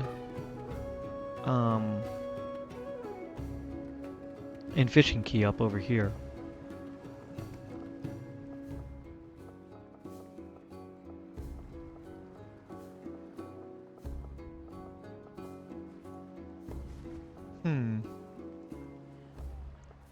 Where would I put it though? Over here is not bad because then I could move my units this way. Over here isn't bad because then I can move my units that way. But the marble and the ivory are never going to go away. I could go here to try and build on this. But it's probably not the most useful. Just because what am I realistically going to put down that's going to have any value? You know, like next era, I can put a temple right here in the city center, and that's probably fine.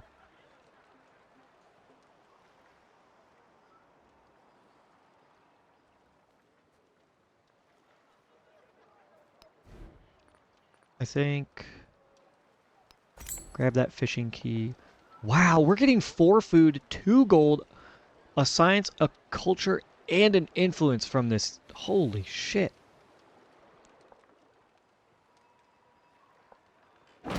Let's just grab that, and then grab the harbor. I feel like that's a worthwhile investment. It's 440 gold versus, you know, 1,200 or whatever it is to buy the villa. 1,300. We're going to make up most of that gold in 1 turn. So I feel like that's a worthwhile investment. Especially because it'll help us for the end of the age. Yeah.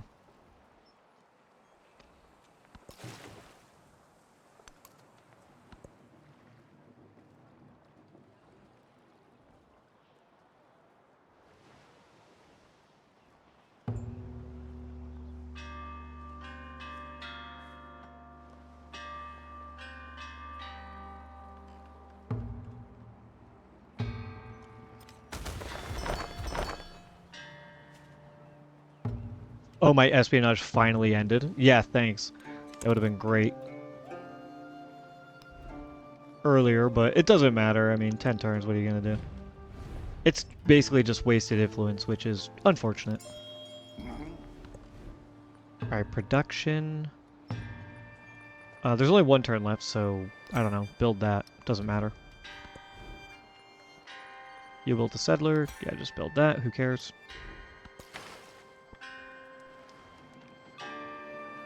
I'm pretty sure all of my units will heal if I don't kill this guy. So I think I need to try and kill him.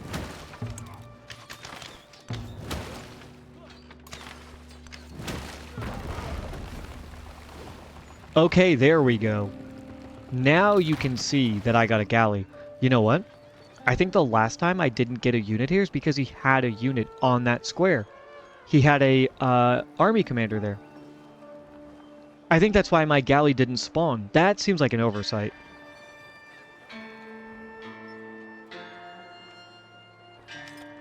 Wait, I'm friendly with Augustus? Apparently we have good leader agenda. He's at war with them, allied with them. They all hate me, so I really don't care. Okay, thanks, Augustus.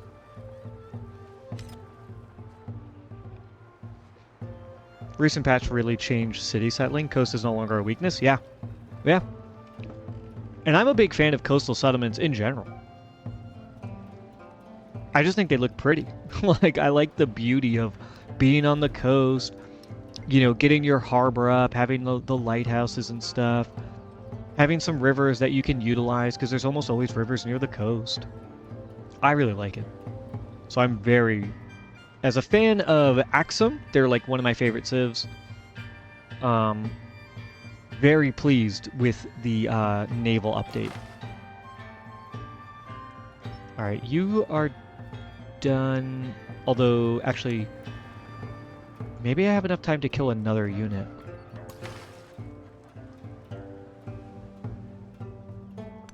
Get over here. You can just wait real quick. Get over here. Get over here. Get over here.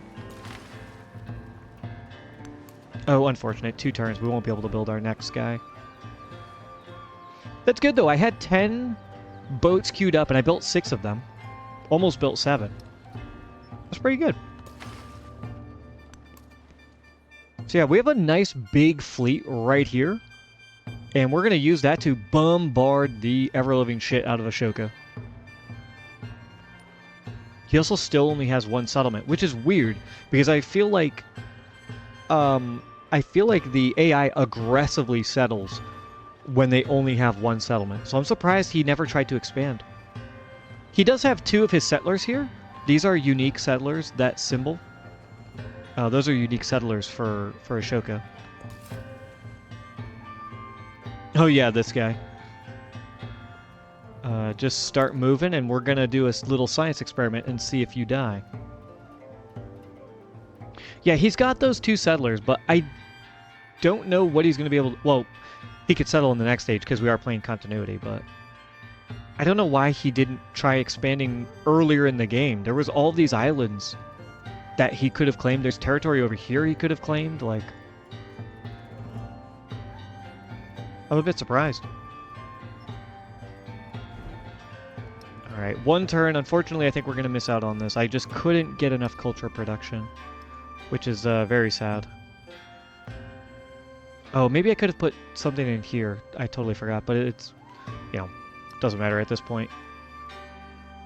It looks like a decent chunk of culture we're missing, too. It's hard to tell, but... You've seen them get soft-locked. Interesting. I haven't noticed that myself, but I usually don't have all of the map explored, so I usually don't really know what the AI is up to. And I don't usually play warmongering, so I especially don't have like a bunch of units all over the place to kind of see what's going on. That's interesting, though. Okay, I'm going to save, because I always like to save at the end of an age. just in case like something goes horribly wrong. I want to be able to boot up my save and um, try and restart from where I was last. I'm pretty sure I did everything I wanted to. So, okay. All right, folks, let's transition to the Pirate Republic.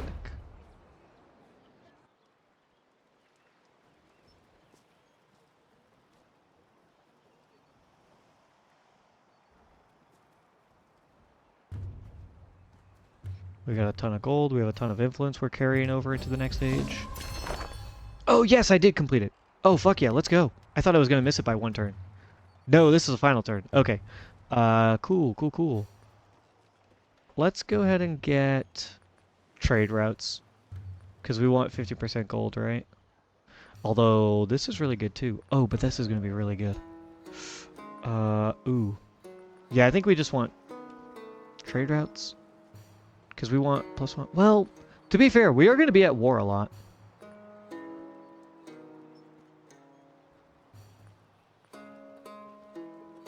So maybe we go the tech and civic mastery route to grab 15% gold towards purchasing and then double back to get +1 gold on resources. Because we may not be trading as much as we were in this age. The reason we were able to trade so much is because we had a unique civic from Tonga where you got a free trade route from a city-state when you became their suzerain. So I had like, I don't know, 12 city-states or whatever that I was a suzerain of. So we had so many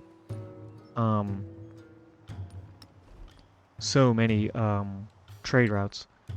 But I'm probably not going to be focusing on trade routes as much. So I think maybe going for the gold. And then going 50% gold on purchasing. If I thought we were going to do more trading, then the gold on imported resources would be fantastic. But I think we want to lean into our gold on resources. So let's grab that. Alrighty, alrighty, alrighty. You are pretty hurt. Why don't you just heal? You are pretty hurt as well. Just go over there. You're not so hurt.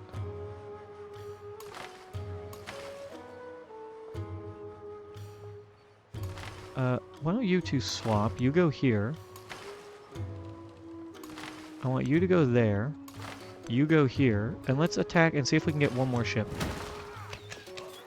He will really have no naval units. We will have everything. No, it survived by 1 hit point, bro. Are you joking? Oh, there's nothing I can do either. I can't get around. Oh, that's heartbreaking. Oh well, I mean, nothing I can do about it now. Let's get all these units in my territory just for the sake of it. Yes, I'm going to the Republic of Pirates next.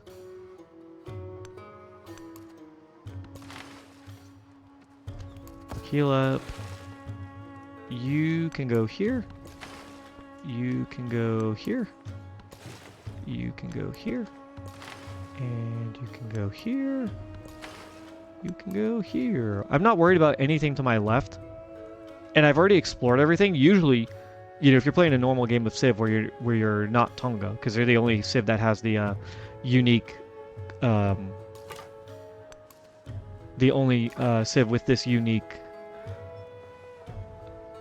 unit where you can scout. There we go, if I could think of the word. They're the only Civ that has a unique scout that can cross open ocean. So normally you would want to have some boats over on the west side here, because since we are on the west side, right? East side is all this land that is in our homelands. Normally we would want boats here so that we could go explore distant lands, but we already know what's here, so we don't have to worry about it. We've got a settler who actually we might want to send over to these because these are distant lands and we need distant lands settlements. Augustus is going to have a large navy as well. Yeah, that's true. He likes us though. Which is kind of funny. So as long as he likes us, I'm okay with that. And he's pretty far away. Oh, actually, he's like right here. He's kind of close. But these are little towns, so I'm not super worried about it. I think he's got bigger fish to fry. Who's he at war with? Amina? Yeah. And he has, no one else has met the other civs. The distant land civs haven't met the other civs. So it's a chance for us to maybe get a little bit of an alliance going with Augustus, get him to hate on these other guys, and that could help us uh, in the exploration age. Okay, now it's the last turn. I've already saved. I don't need to save my game again. So let's just go ahead and transition, I think. Nothing else I want to do, right? I think we're good. Man, I'm glad we got that economic attribute. That was very good.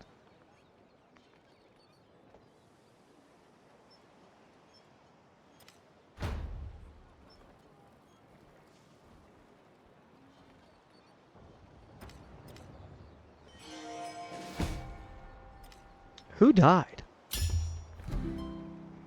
Oh, one of my ships. Oh, his archer over here shot, I think, his galley that I had captured. I think that's what happened.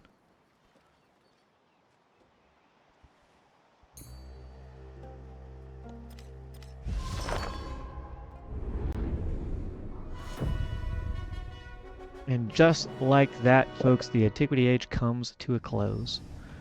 Does he have a hoplite? No, that The symbol you Tolman were were seeing wondrous is a stories of the phalanx, world they lived in. which is Tales a told by word uh, of mouth, when our fixed in form.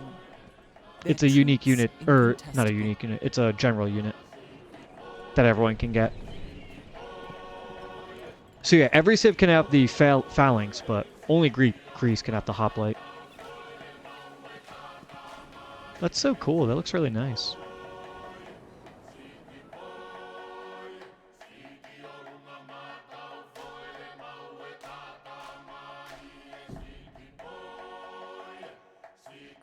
All right, we got almost all of these.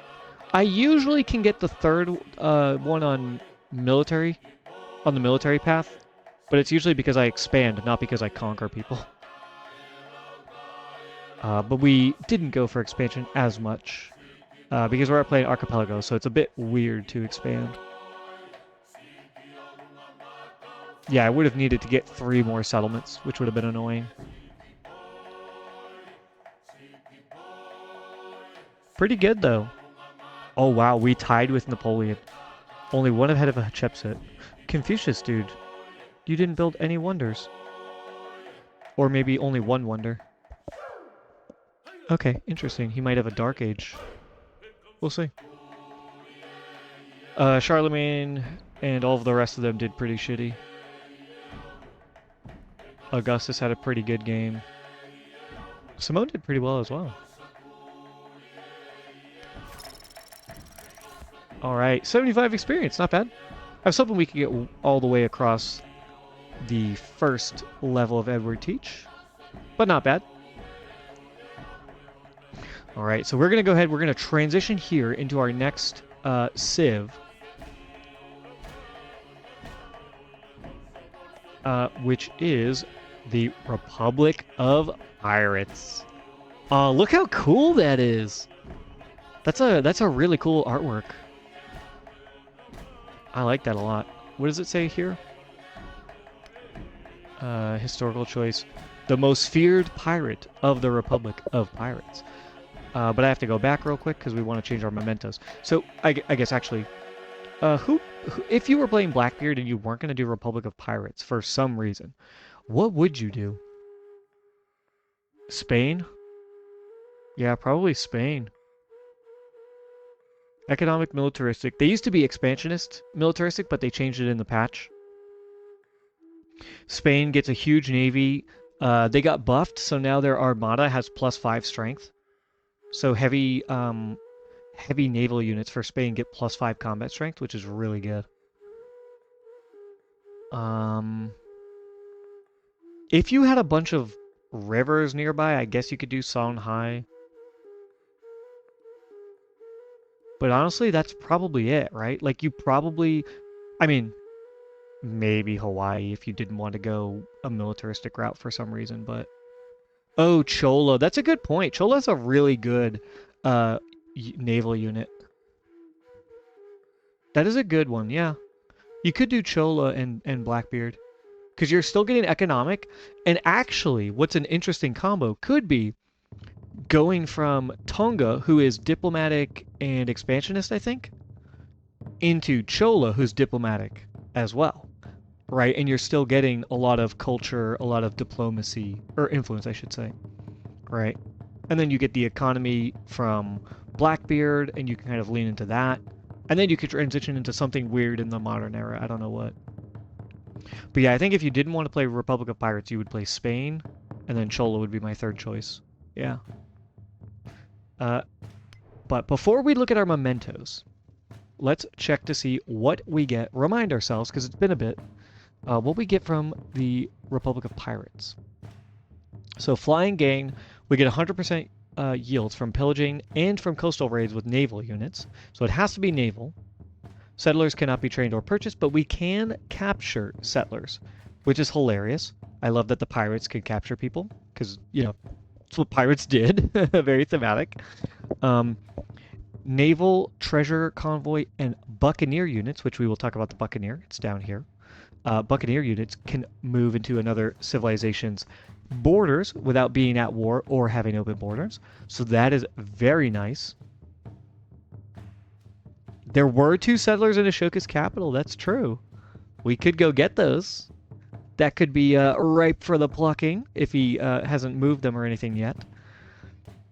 So our naval fleets and our treasure convoys, and then our civilian unit here, the Buccaneer.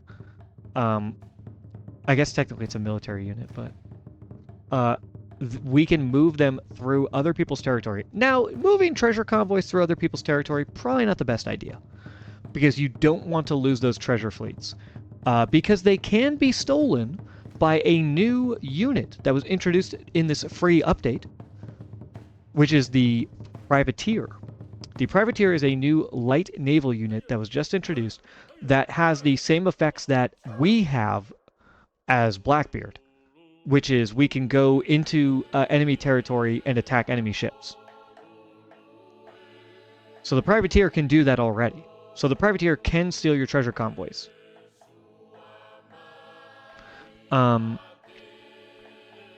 So even though we do get the bonus here of like being able to move treasure convoys through open borders, or move treasure convoys through a civ's territory without having to be at war or have open borders, it's probably not the smartest idea in most situations. But there are going to be situations where it pays off.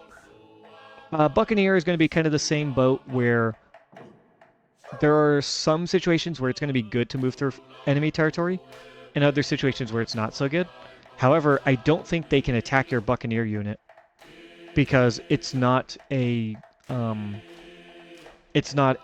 unit that can be captured. So I don't think they can attack it and capture it. But I could be wrong. Maybe privateers can also attack it. In which case, yeah, be careful. The big one, though, is the naval one. Move naval units into a civilization's territory without being at war or having open borders. We also get a bonus to the Havana Harbor. 30% production bonus towards constructing the Havana Harbor. That is going to be good. We will take a look and see what that does, because I completely forget what it does. I talked about it in the update a couple days ago, but I don't remember now. Yes, Malphaz. We get the 100% yield bonus. So yeah, we could look to pillage some of those Augustus trade routes if they're coming over into our territory, or anybody else's for that matter. We get our unique unit here, the Sloop. So it is a Republic of Pirates unique light naval unit. It replaces the Privateer. Can cross civilizations, can plunder trade routes between non-allied civs, can attack units of non-allied civs without going to war. When you defeat a unit with a sloop, you get gold equal to 100% of the unit's combat strength, and you can move after attacking. I forget if the sloop gets if the privateer gets the gold bonus.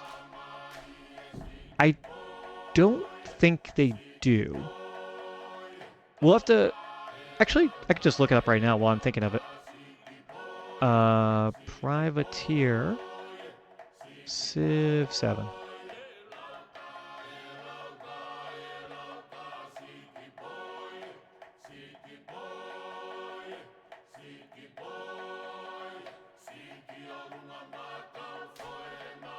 Oh, they don't have it up yet on the wiki. Let me look it up in... it should be on here somewhere. Civ 7 Tides of Power. I want to look up this on the 2K website real quick. I want to see what the privateer does. Yeah, let's look at the patch notes. There we go. That's the easiest way to do it.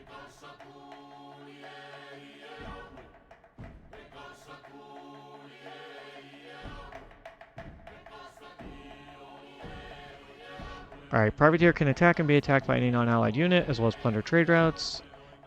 They generate gold when they defeat units. Okay.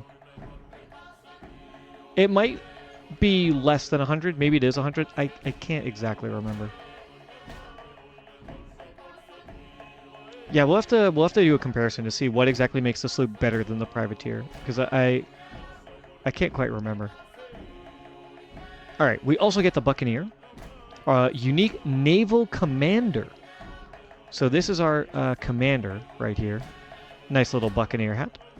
It has 1 charge to use the raiding party action for every 2 commander levels that it has. The raiding party, which targets an adjacent treasure resource owned by a different civilization in distant lands. So treasure resources are just resources like gold, silver, tea, chocolate. It's a bunch of the same resources that we are going to see spawn in the homelands, but they spawn in distant lands. And so if it is owned, if it is worked on by another civilization, we can go raid it. That settlement will instantly spawn a treasure convoy that is under our control, which is why having the treasure convoy thing moving through enemy territory is good, right? And it does not reset, this ability doesn't reset until another treasure convoy is spawned. Until you spawn another treasure convoy, I believe. Or maybe it's the enemy, the other civ. Not sure. Yeah, the economic path should be very easy for us to get because we can force it using our unique naval commander here. And then the other thing that they can do is it doesn't say it in here, but I know that they can do this. It's it must be part of the Civic, the Republic of Pirates Civic, is that your buccaneer can create a settlement. I think that it's a one-time use to create a settlement. And then we have our unique buildings and quarters right here. So let's read what these do first. We have the Naval Arsenal. It is a Republic of Pirates unique gold building, has a base +4, and then it gets +1 adjacency for resource tiles and for wonders. And it must be placed on the coast. This is the unique thing. It has to be on the coast. Very, very few, if any other unique buildings, unique civ buildings need to be on the coast. I think this might be the first one. I can't remember any others off the top of my head. Some of them need to be adjacent to coast. Like, I think the Mexican unique building has to be adjacent to coast. But I don't think anyone else has to be on the coast. Then we also get the Naval Station, our unique production building. We get +5 production as a base value, which is crazy good. And then we're going to get +1 production adjacency for military buildings, gold buildings, and wonders. It has to be on the coast, and guess what? No gold maintenance for the naval station. So these two buildings combined have a gold upkeep of -2. That's incredible. That's absolutely... This is so good. This to me feels like easily one of the better unique buildings. And our unique quarter, if we build the arsenal and the naval station in the same place, on the same district, we get +1 gold for every treasure resource in our pool. So the more treasure resources we are able to accumulate, we're getting additional gold for that. And we can also heal in get a bonus to healing, 50% healing bonus in when we heal on our haven here that it's called, which is good. It's nice. It's not as good as some other maybe healing you could get because healing in home territory is not as advantageous as healing in enemy territory, right? Because usually you want to be on the offensive, not on the defensive, especially with these kinds of civs. But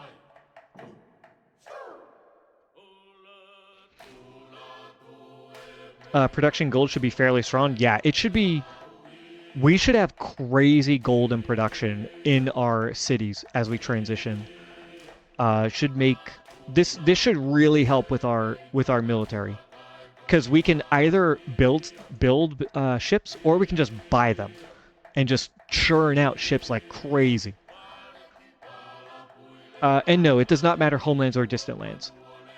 However, I do know that the Havana Harbor has to be in distant lands. I do remember that. So we're going to have to settle distant lands and find a really good city that can expand and build our Havana Harbor. I will say, though, the good part is that the AI is never going to complete this. The AI is horrible when it comes to expanding into distant lands. So we should be able to do this pretty easily. All right, let's go back, look at our mementos, and now consider what we want. I was running Groma to get the extra expansionist attribute point so that we could get settlers 25% faster, and then Royal Mace because we were importing a lot, so we were getting a ton of gold from that. Yeah, Mailfast, that's exactly it. Sometimes they will settle a bit early, or like mid-game, they will settle in distant lands, but they don't have like nice cities up and running until end game in distant lands, the AI. All right, let's consider. Let's see. We don't want this. Plus one food is not good for us. Ooh, +2 combat strength for naval units. Did we unlock this? Because I don't remember ever seeing this before. That is really good. Holy shit. I think we unlocked this. And the game just didn't tell us that we did. Because I don't think I've ever seen this before. I think this is unique to Blackbeard. I mean, those are flintlocks. Like 100% those are flintlocks. So that makes sense. That's really cool. +1 happiness on military buildings. That wouldn't be a terrible idea because if we're going out and conquering people, we're going to have a lot of unrest and unhappiness. But I don't think it necessarily benefits us the way we could get other benefits. We don't want that.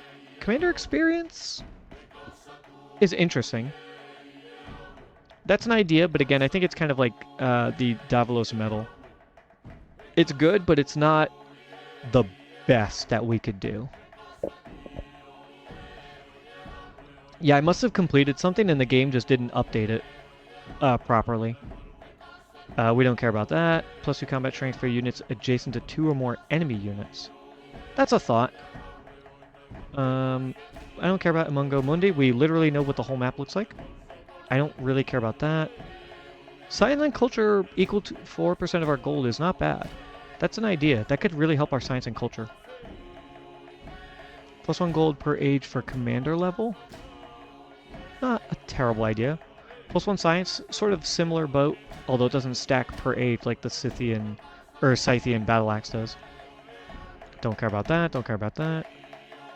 Don't really care about that. +3 gold per sanction you have. Probably doesn't matter. 50% more influence to reject. I don't think I care about that. I don't care about that. Happiness duration is actually kind of bad. I wouldn't suggest people do happiness duration increase. Just getting more happiness is better. Happiness. +1 sight for naval units is 9. +1 culture, gold, happiness, and science for each attribute tree.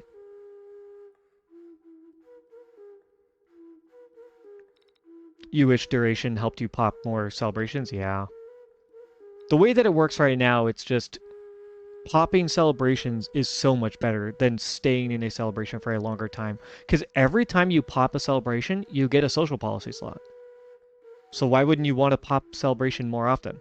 Like, it just doesn't make any sense. It's so stupid.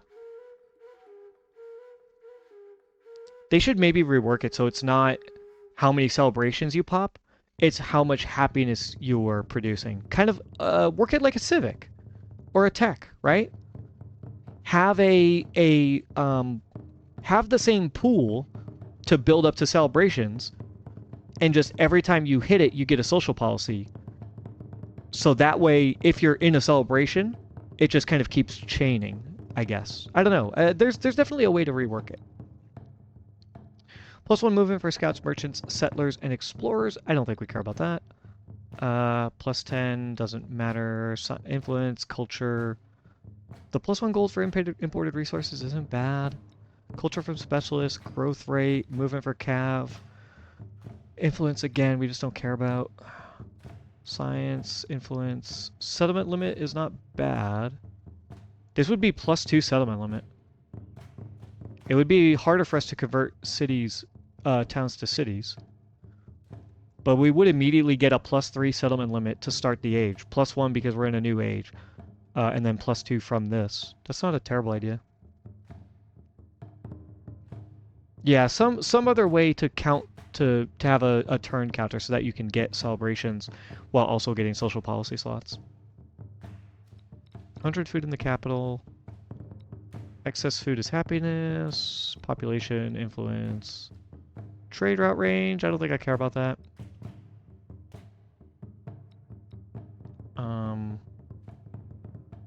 50% reduction in commander. No, no, no. Okay, so then the real question is, I mean, +400 gold is fine, but it's not crazy. We were producing 400 gold basically to end the age.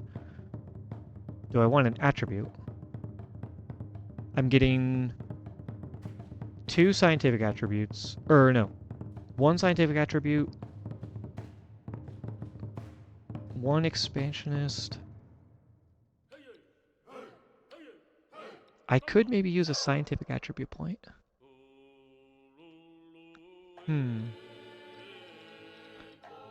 That is an idea. Lotus Blossom, though, to just have the extra science and culture from our gold.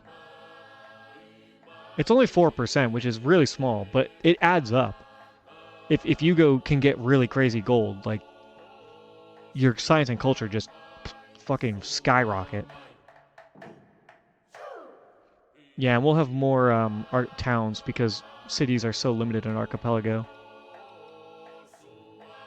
That Corona Civica could be a decent idea. Alright, I think I'm deciding it's Lotus, Corona, or a scientific attribute point, I think is what I'm leaning right now. Ooh, economic attribute would be good too.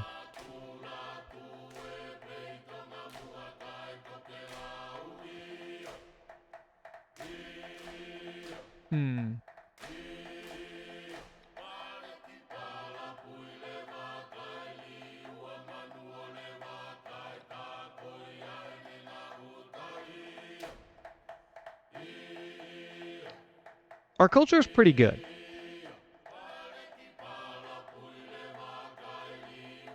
Our science, though, is the one we want, because we're militaristic.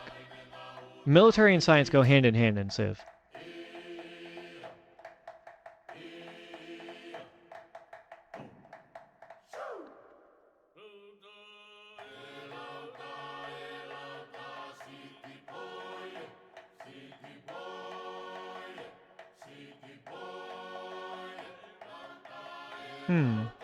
If we get our gold production really high, which we should, especially with our unique quarter, like, we're gonna have crazy gold production. I love Lotus Blossom. I think... Oh god, it's so hard, but I think that's the play. I think the Corona Civica was probably my second choice. Getting the unique attribute would have been good, but having that settlement limit, because we're going to be starting to take people over, but I just think we want some way to help supplement the science and culture that we're going to be losing out on, especially, because we're playing militaristic. And if we lean into the economy, we can really get a lot of good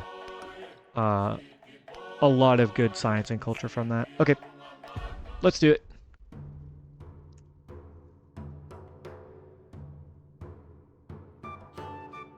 Ooh. I like the music. What is that, a fife? Ahoy, bucko! You've got an account with those who No. ken no lord but the sea and the salt. We anchor then and see if it be gold or Jack Ketch at the end of your gangway. The The writ's accent. been signed, and Yo. the devil's afoot. Yo, what is that accent? Oh my god, that's so silly. Oh my god, that's so funny. What a hilarious accent they put on her. Oh my god. I forget the woman's name who does the all of the reading. But they were like, "Hey, do a pirate accent for us." And she was like, "I guess I'll try." She's not what's it called?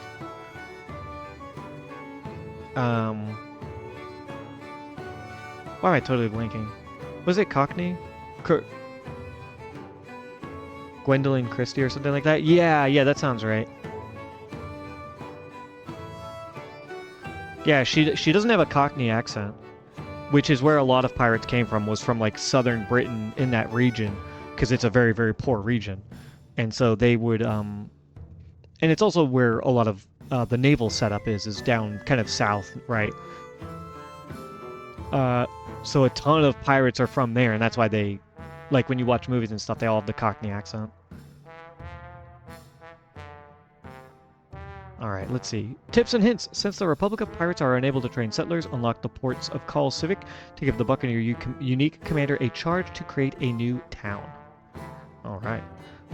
And let's see. There's our unique stuff. And just as a reminder, here is our Blackbeard stuff, right? We have the pirate ability for our naval units, which, now that we're pirates, like, it's gonna be so good. We get gold, right, equal to 50%. We get that unit under our control. Here's our unique stuff. The Buccaneer and the sloop. And then here's our traditions. So we have press gains, plus 50% production towards naval units for every fleet commander? Oh, wow. Oh, wow. Whoa. That's really good. Holy shit. I mean, it's multiplicative instead of additive, I believe. So it's like, what, 50% and then 25% and then like 12% and then... It seems a bit OP. Especially because fleet commanders are really cheap when you start the age. Like, you can buy a fleet commander for like 200 gold. If we pop out like 3 or 4 fleet commanders really fast, which for us the fleet commander is the Buccaneer, so we want to have it, our production for naval units it's going to be like one turn. We're just going to be producing units like in a turn. Especially because we're going to have really high production because of our naval station. Okay, that seems really good. All right, then we also have that's unlocked with Articles of Agreement, press gains. Then we have Ports of Call, Merry Life in a short one. When you defeat a support unit, gain gold equal to the unit's production. When you defeat a naval unit, gain gold equal to 25% of its production. Okay, just extra gold on top.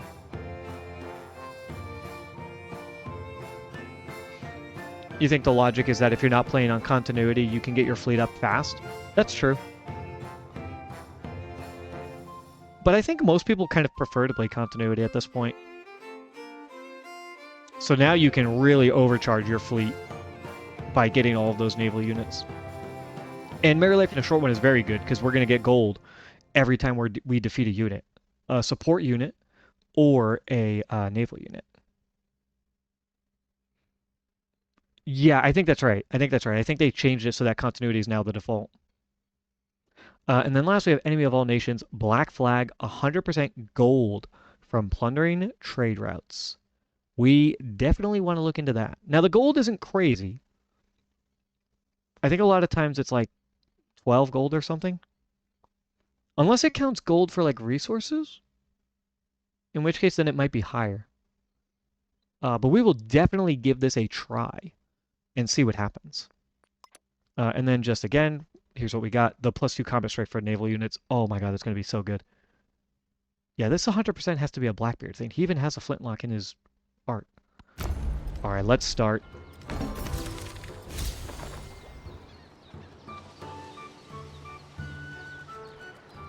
Black flag is kind of meh, but it's nice to have. Yeah, I think I would agree. 100% of a trade route is, I think, only in antiquity, it's like 6 gold, and I think in exploration it's 12, and then I think in modern it's 24. So it's not a crazy amount of gold. But it's nice that you can just fuck around with the enemy, right? Like if you have a civ you hate, you can just go interrupt all their trade. I mean, really, the reason you would want to interrupt their trade is because it's more disadvantageous for them to lose the trade route than it is advantageous for you to interrupt them. So getting the gold is kind of nice on top of it. I wish it was 200% gold, if I'm being honest. And I can do it for free without declaring war. Yeah, that's right.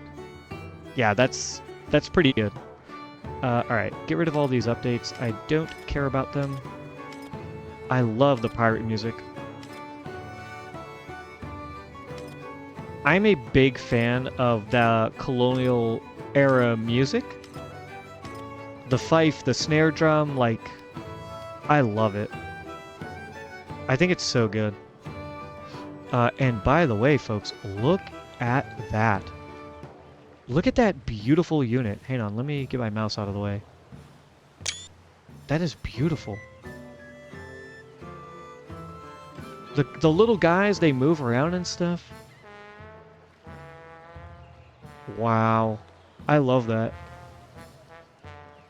So much detail into this. It looks a lot better than the cog. The cog looks like ass. Oh, wait a minute. This is the cog?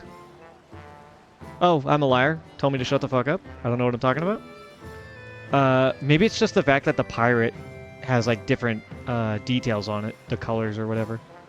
It looks better to me than the usual cog. Unless they updated the cog? Maybe they updated the art for the cog. I don't know. But it looks like we have a bunch of cogs and not a bunch of sloops. Which is unfortunate, but it's better to have than to not have. Okay. Let's go ahead and choose our legacies. Welcome to the Exploration Age, folks.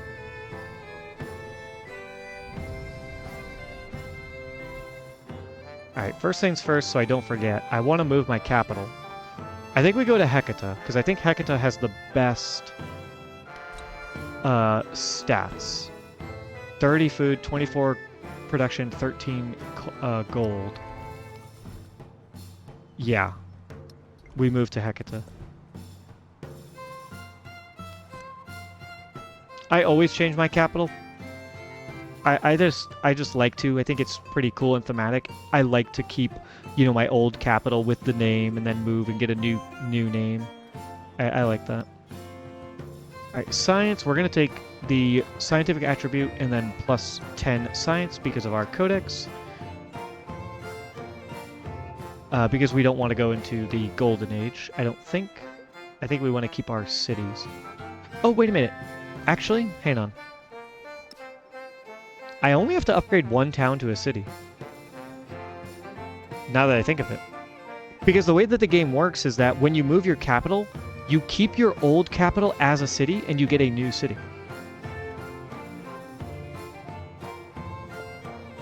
Yeah, and getting a new capital helps you with, like, rebuilding things.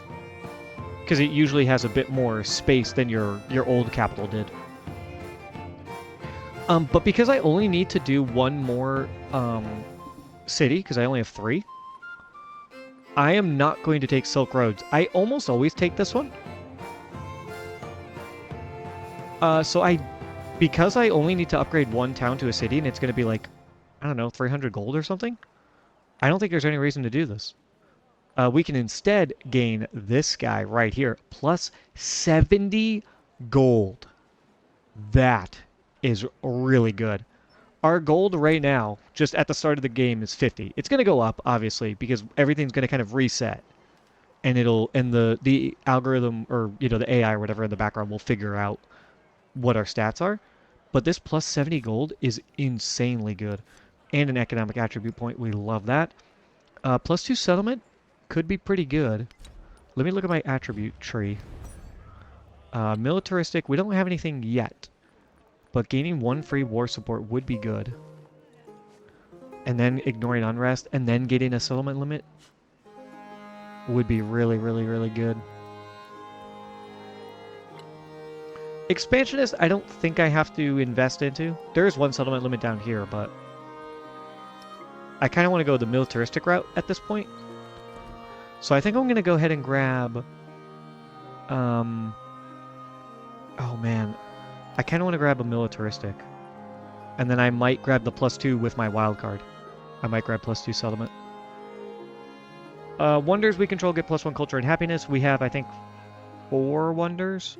So it's plus 4 culture, plus 4 happiness. Nothing crazy. Let's grab a cultural attribute. And do I want a diplomatic attribute or do I want another cultural attribute?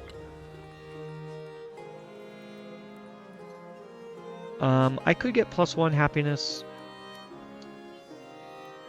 I could kind of head down here. I would have liked to have gone, like if I had another diplomatic attribute go like this way. I think we just take the cultural attribute. I think we just do that. Take 2 cultural attributes. Alright, let's go back to science. We took 1 scientific attribute. I guess... Do I go for the golden age where I retain my libraries? Academies, excuse me? How many academies did I even build? 1 right there and 1 right there. It would only be 2 academies.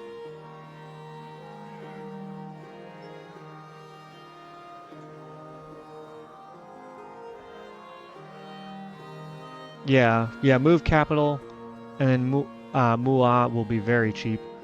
Get a splash of culture and science. Yeah, it's not bad. Do I really want that golden age, though? What are those academies going to do for me? This academy is... Where is it? Oh, this is no longer a resource. This was a resource, which was giving us plus 2. But we lost it. It used to be mangoes, I think. I think it was mangoes. We had a ton of mangoes over here as well. Or maybe the spice is what used to be mangoes. I think that's what it is. Oh, and we have tea over here. Oh, that's interesting. Oh, I can't build here now, but I can still build here. Which is really good, because now I did have a double adjacency. We lost... Oh, it was wool. That's what it was. I had a wool right here, and I had wool over here. Those are now gone, and they're just replaced with mines. So this is going to be really good to put my cultural and happiness buildings, because we get the plus 1 from being next to a mountain. I wish I could put a wonder here now. I wish I didn't actually have that market there, but what can you do, right? Building up here, though, will be really good. And maybe I can try and... Yeah, if I put a wonder right here, I can get a double bonus. I was thinking of putting a wonder here originally. But I guess not. Oh, you know what? No. I could put a building here, get the double bonus, and then put a wonder here and get a bonus to all 3 of these buildings. And then I could replace this with a building as well. I think that's what we do. Put a wonder right here. These 4 tiles become buildings. This tile will become a building for my lesser buildings. Maybe my observatory and my whatever the production one is go here. Maybe not. And then I could put a wonder right here. I just don't have any way... Unless I put my production building here, I don't have any way to get my unique quarter next to production or gold, right? Unless I put production and gold here. But that's that's further down the line. Yeah, I also did think about that, doing my production and science right here. But I think I could get better use out of a wonder, because I'm going to get a bonus to all of these buildings, which I think would be better off. And then if I put a wonder here, I have these 3 buildings kind of around it, right? And we can kind of get our bonus that way. We'll have to wait and see. All right, what was I debating? Oh yeah, if I wanted the academy. I really don't think it's that good. I don't actually like this ability. I think the golden age for culture is the same, where you keep your amphitheaters. But I don't think it's that good because you can't overbuild it. If you could overbuild a golden age academy, then it would be good, because when you get a better building, you could replace it, which I think makes more sense. I guess maybe in some regards, you could have a situation like this where it's like, oh, I'm getting a small bonus here. I might as well keep the academy instead of overbuilding and then put my university over here. And so I'm getting like a nice double bonus. I don't know. Personally, I don't think it's that good, but I could be wrong. I'm no expert on yields at all. Yeah, it's a theoretical wonder for now. The AI is going to steal it from me. Those pricks. So I think I'll just take the +2, or the +10 science. I think I'll just do that. You only do golden age if you're running specialists on those tiles. Yeah, that would make sense. If you had a really strong tile, like if this building, right, my academy was over here, and I had a double adjacency bonus, and I had a specialist on it, I could consider keeping it, because it's going to take me a while to get to education, which is where the university is. Right? So like I would have a huge boost for the early part of the game to my science. But I don't think it's that necessary. Okay, and then we have a wild card and a militaristic. Well, my attributes, if we recall, it's +1 war support, ignore penalty for happiness and unrest, ignore the happiness penalty from unrest and captured, and then +1 settlement. Now I could technically take 2 expansionists to get the +1 settlement. And I'm pretty sure you can only invest 2 legacy points in any one path, right? See, if I do my second militaristic point, I can't do it again. So I think I just take +2 settlement limit. And that's probably the best bet. Yeah, I think this is my best option. And now we actually, if I still have my settler, I don't know if he's still there, I can immediately settle, and we're at the cap, which is right where we want to be. So let's go ahead and confirm. Yeah, change capital. Let's confirm that. We have Nassau. Nassau? I think it's Oh, and my settler did stay. Okay. That is pretty good. That is cool. Oh, wait a minute. Why is there no... Wait a minute. This independent power is gone. What? I've never seen that happen before. Not since the update. When they changed it so that if you are suzerain of a city-state, it becomes a friendly city-state automatically, or friendly independent power, at the start of the age. That's why Leventa over here is now Buanza. So why the hell are they gone? I mean, I kind of like it, I'm not going to lie. Because I want to settle here. Yeah, I want to settle here. I think... I think I just send you immediately this way. Right? I was going to wait and send you over here to settle in distant lands, but like, let's get on top of that. Okay. Narrative choice. The Dread Pirate. Among Blackbeard's captains, one has risen to prominence. It is said that they can command the waves and fish, that the skies darken above their ship, and that they can shatter masts and timbers with a glance. This is a monarch of the seas. Give them all they desire. 20% experience on current fleet commanders, but minus 300 gold.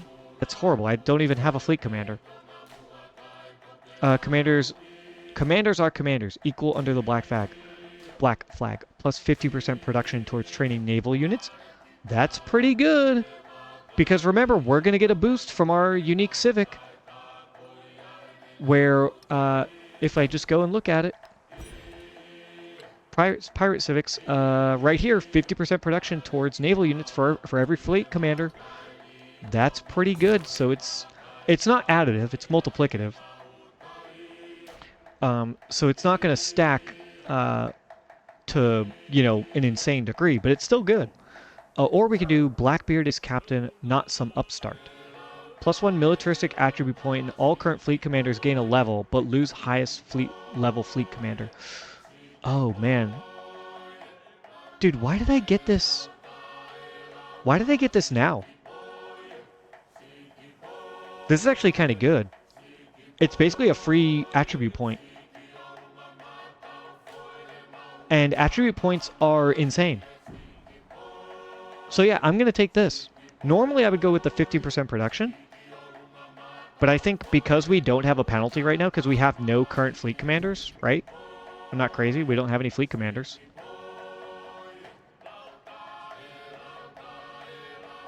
Could be a Blackbeard Pirates combo at start. Interesting. If you play the two together, you get that at the start. So that maybe it's designed so that you can get the free militaristic attribute without hurting yourself. That would be interesting. And then maybe Blackbeard or Pirate Republic. No, it would be Blackbeard, because it's Blackbeard specific.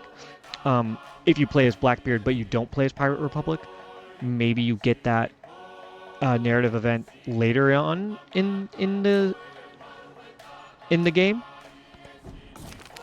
Or maybe I somehow already achieved whatever I'm supposed to do to get this narrative event. I have no idea. That's a good theory, though, Malphas.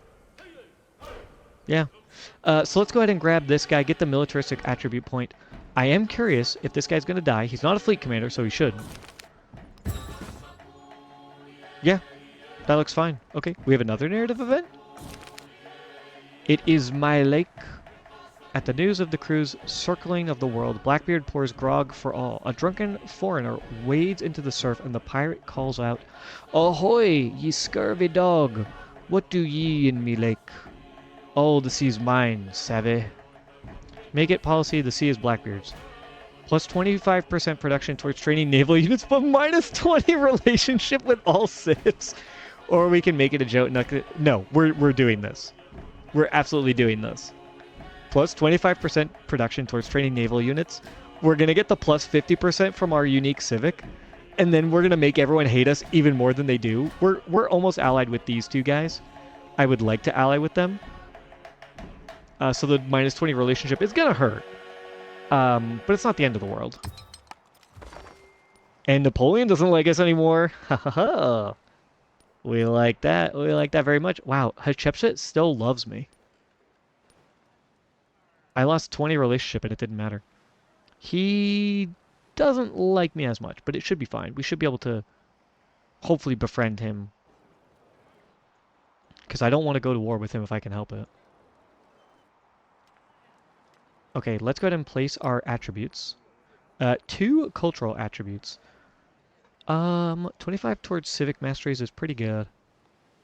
+1 culture and settlements for each resource assigned to them is very good as well. The 10% production on wonders isn't terrible, but we're not really focused on wonders anymore. The only wonder I really care about is our own, the Havana Harbor. So we're going to go do civic masteries. I don't know which one's the best, but I like this one. So I'm going to do that. And then we're going to take +1 culture for each resource assigned to our settlements.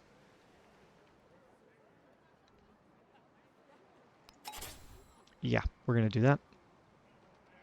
Maybe we'll head towards the Alliance one, although we can go to any which one of these. Which, if we stay at 3 cities or fewer, this would be interesting.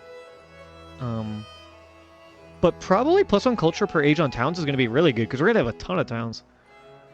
Economic,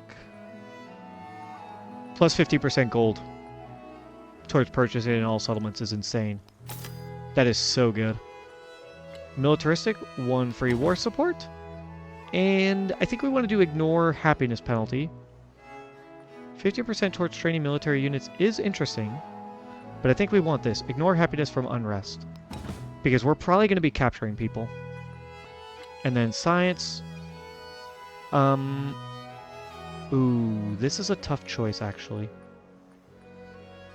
We need a science. Right? That is how we are going to progress to the point where we can really hold our own militaristically. Actually, we need to get to heraldry. That's where the sloop is. Sloop is a tier 2 unit. That's okay. Yeah, astronomy, into machinery, into heraldry. Get this as fast as we can. And then we'll come back for castles, come back for feudalism to get our +1 settlement limit. Work towards shipbuilding so we get... we can start traveling across open ocean without taking damage. I think this is what we want. Astronomy, machinery, heraldry, castles. Feudalism, maybe metallurgy?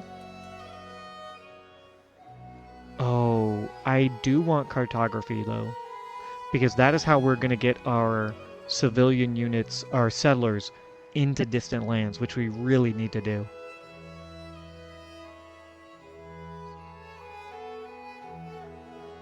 Or actually, I mean, we don't even make settlers.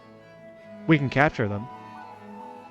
But we do have an army commander, or a naval fleet commander, which is a support unit. So the only way it can enter deep ocean is if we have cartography. Okay. Maybe steal tech. Maybe that's what we want to do. Just start stealing tech from people. Okay.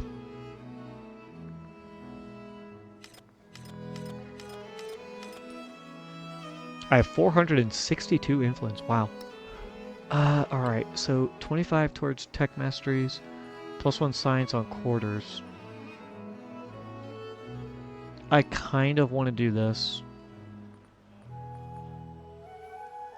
But the 50% production is really helpful. It's basically like 1 or 2 turns. You think +1 science on resources? Yeah, that's a good one too. Yeah. Think that's better. Actually, I think you're right, Melfaz. That makes sense because especially we already have this. So why not try and double up on our quarters?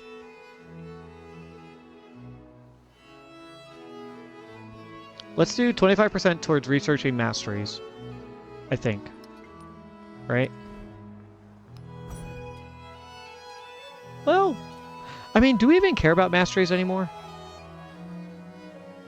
There's Havana Harbor. I will read that again in a bit. I don't think we care about masteries, right? I think we want to get buildings. And the fact that we can go buildings into +1 science, and we can still get the happiness thing as well, and come back and maybe do this. Maybe like this if we... I think, yeah. I think we want to do plus 15% production. Yeah, let's do that.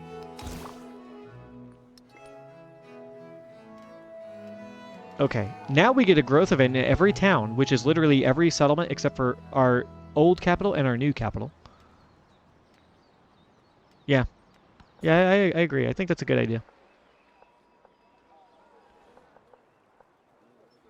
Oh, there's reefs right here. Let's grab that. 2 food, 3 production. Wow. Yeah, and the double reef. Yeah, we want that. What are you doing?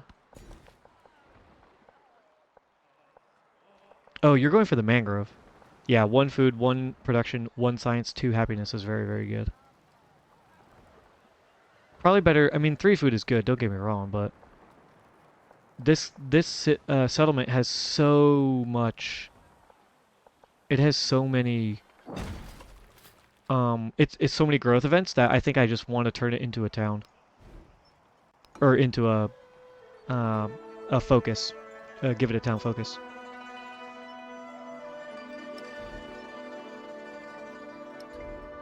Fishing town would be really good. Mining town would be great too, though, because all of that production will become gold. We'll be making 50 gold from this. But if we do food, at least 2 of our cities, if not 3, I don't know exactly. 1, 2, 3, 4, 5, 6, 7, 8, 9, 10, 11, 12, 13. I think it's close enough. I think the way that it works is it's 10, 15, and 20 for distances on like trade routes, and I think that's kind of how the connections work as well. So I think if I turn it into a fishing town, it would connect with my capital. I'm not 100% sure though. I would love to get a bunch of these other fishing resources and stuff, but I just don't think the 24 turns is crazy.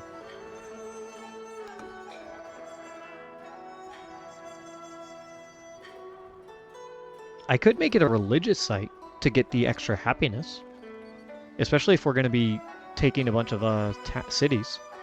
Settlements, I should say. Resort town, I don't think matters. Urban doesn't matter. Fort town could be interesting. But I don't think I really need to. Yeah, it has a lot of food. It's going to get +2. Let's check. 1, 2, 3, 4, 5, 6. Wow, 7, 8, 9, 10. Hang on. 1, 2, 3, 4, 5, 6, 7, 8, 9. Yeah, 10 or 11 fishing boats, which is going to be 22. So I'm going to be sending 63 food out. I mean, that's crazy. Let's do that. 61. It was 10, yeah. Okay. And it can, in fact, reach my capital. Oh, wait a minute. Yeah, it reaches my capital. Oh, this isn't a city yet. That's why. It will be a city soon. But you get a free growth event, which... Oh, Niter. Oh, that's interesting. Let's take 1 production, 1 science. And then we can grab Niter. And convert you, by the way, to a city. 200 gold, easy peasy.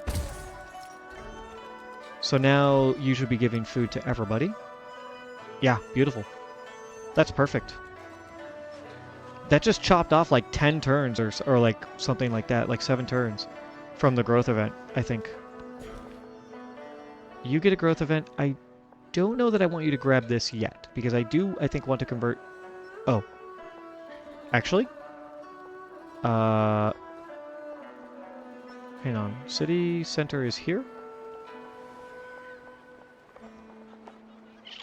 I don't know if I want to convert you into a city anymore. Because you only have 5 locations, 6, 7 if you include that you can build on. Now, to be fair, this would actually be really good for production and science. Let's think about this for a second. I'm going to click on La Paja, right?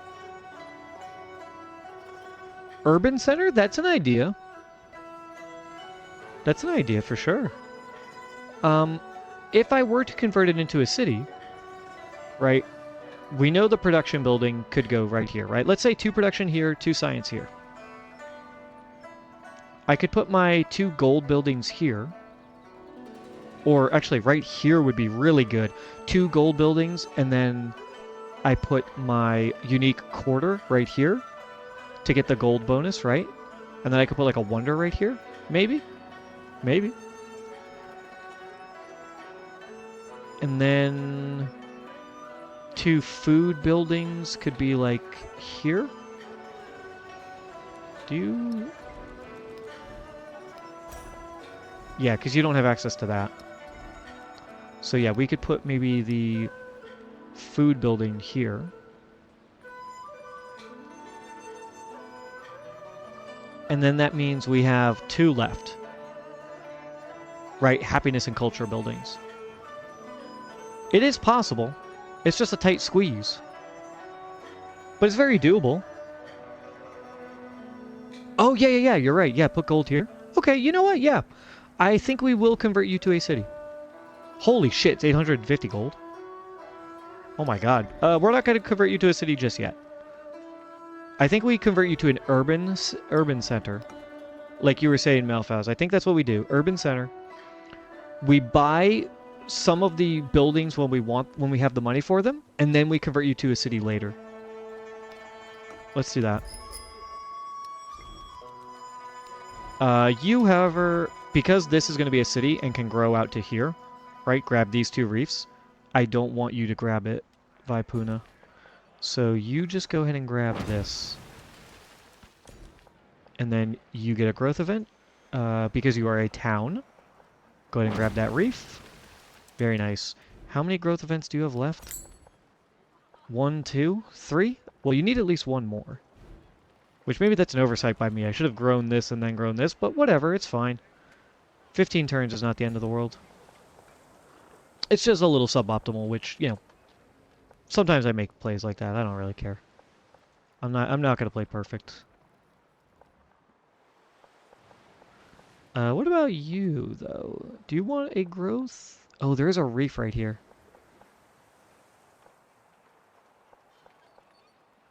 You would claim that silk as well, which I don't hate. I think grab this, and then... Yeah, grab this reef, which will let us grab a silk, and the rest of the game is just all specialists. These friggin' fishing boats are looking so juicy, but we need specialists. So let's do this. 17 turns, we'll get a growth event, we can grab silk. And then we go all in on specialists. Cowrie? Absolutely, we're grabbing that. Cowrie is so good. Okay, is that everything?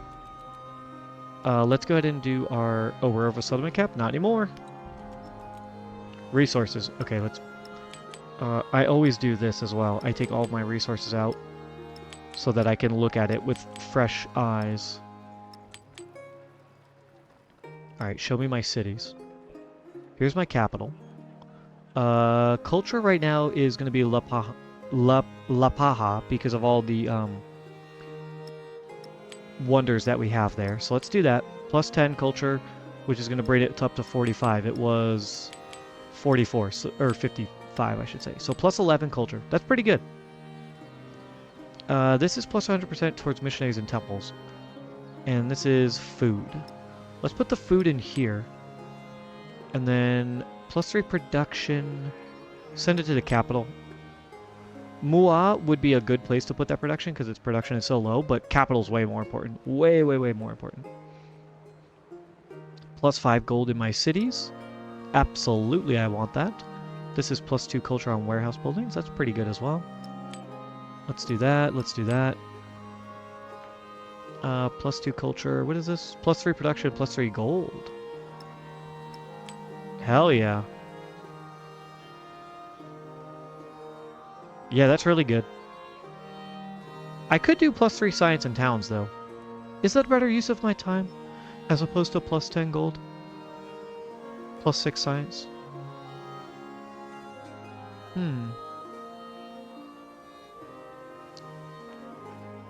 It does give happiness, which Mua needs. That is true. That is true. And the happiness is important. But you know what? I think what's going to end up happening is once we progress like one more turn, we will get the we will get some more happiness. I think we'll be okay. Yeah, you think science and towns to start? Yeah. That's kind of what I was thinking. Because 10 gold is really good, but 6 science, I think, is a little bit stronger at this point. I think we want science so that we can try and rush it. And then we want to go gold. Let's go ahead and put our turtles in. Whoa, +2 on warehouse buildings. Wait a minute, how much culture did that just go up? +5 culture? Holy shit.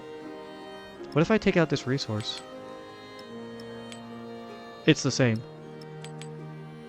Right? Oh no, it's better. 55.7 versus 57.7. Okay, what if I do this? 41.7, a little bit worse. So let's do that. Let's just put this in here for the extra, little bit of extra culture.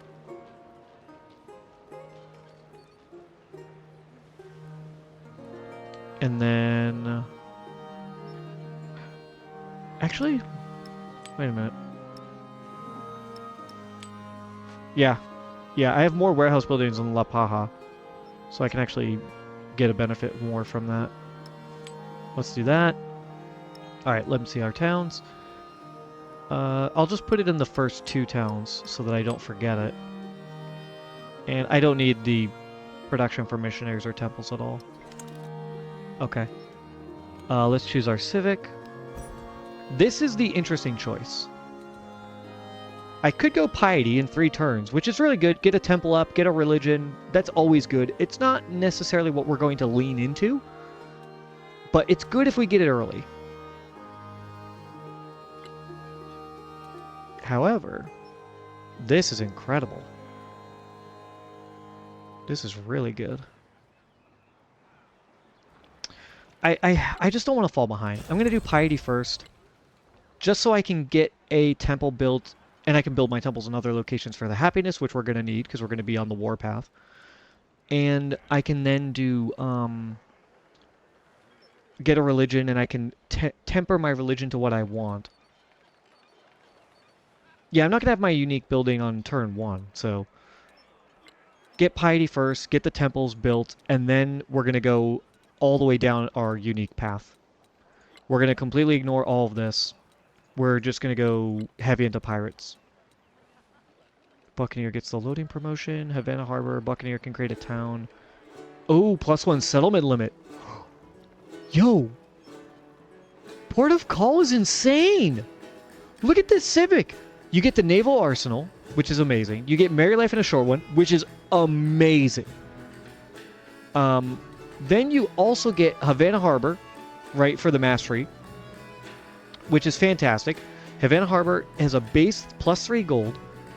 That settlement now generates treasure convoys worth 3 treasure fleet points in the exploration age. And you get an economic attribute point. Wow. That's a really good.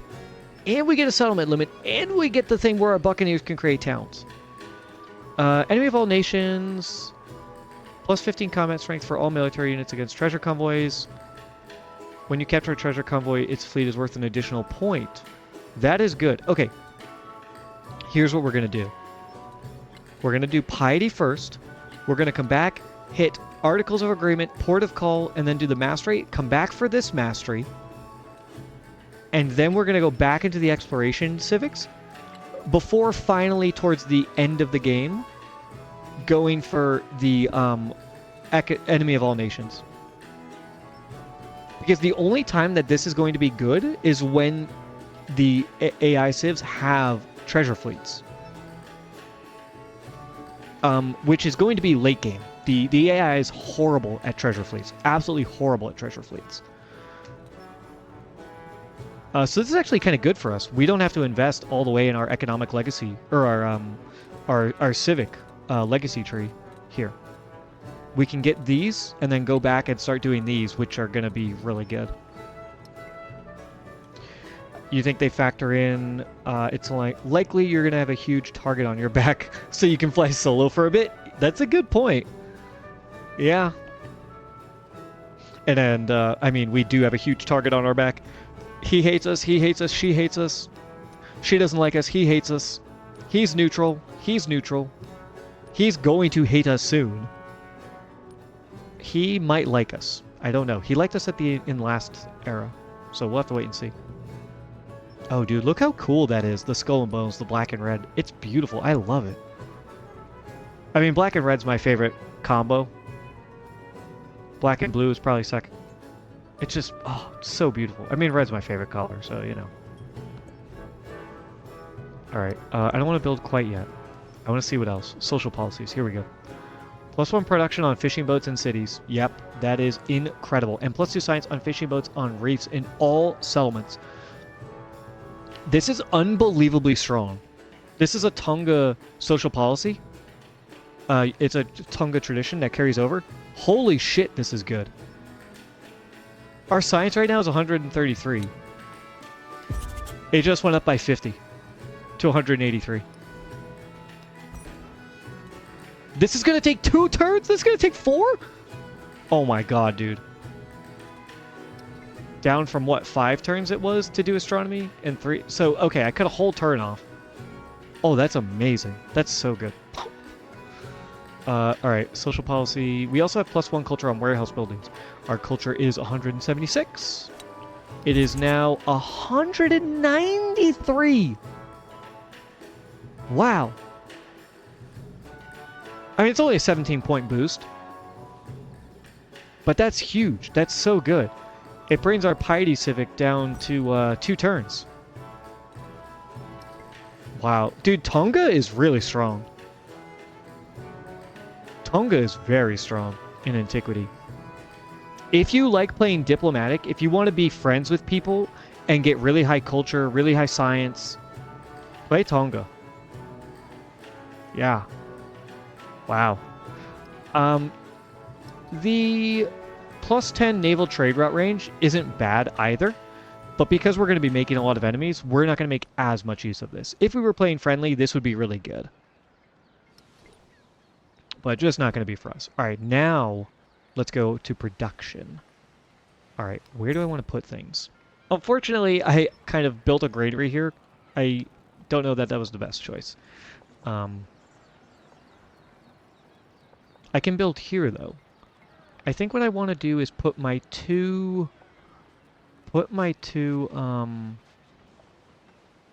gold buildings over here, so I get the double bonus. Where do I put my unique quarter? I was thinking right here. Because I have a wonder here, and I want to put another wonder here. So maybe I put a gold building here to get the little bit of a bonus.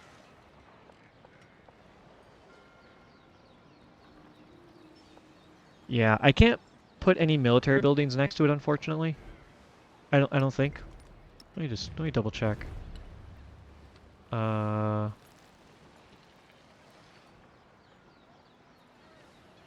gold for resources, +1 production for military buildings, gold buildings, and wonders. So resources, there's 1 resource here. If I built here, that would be pretty good. I can't put a wonder here, though. That's the problem.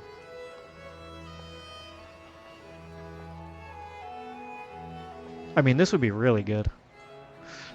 Maybe this is better. 2 resources. I put 2 gold buildings here. And I build a wonder. Maybe. If I can. Okay. That's an idea. 1, 2, 3... and the 2 resources. And then I can plop down my wharf and my shipyard over here. They will get the bonus for being next to a wonder. This is a resource which will benefit my shipyard. And all of the coastal terrain is going to be really good for my wharf. I don't hate it. Yeah. I like that. And then I can put my 2 food... my 2 food... buildings here, the hospital and the, oh god, what's the other one? The hospital and the, where is it? The inn. Okay, I like that. I really like that idea. And then if I have my library, my science and production buildings are the weird ones. Because I'm not sure where I want to put those.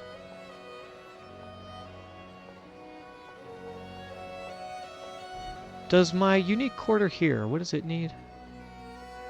Just trade routes. Scouts from any age can enter open ocean. I forgot about that, yeah. So I can send my scouts across the ocean without taking damage. That's nifty. So if my two food buildings go here, unique quarter here, 2 gold buildings here. I have a wonder here and a wonder here. This would be a good spot to put my culture and happiness so I get the double bonus.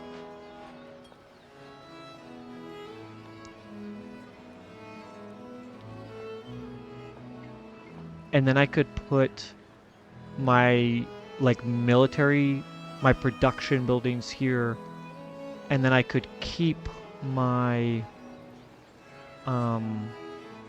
my science buildings over here with the 1 bonus. Is there any way?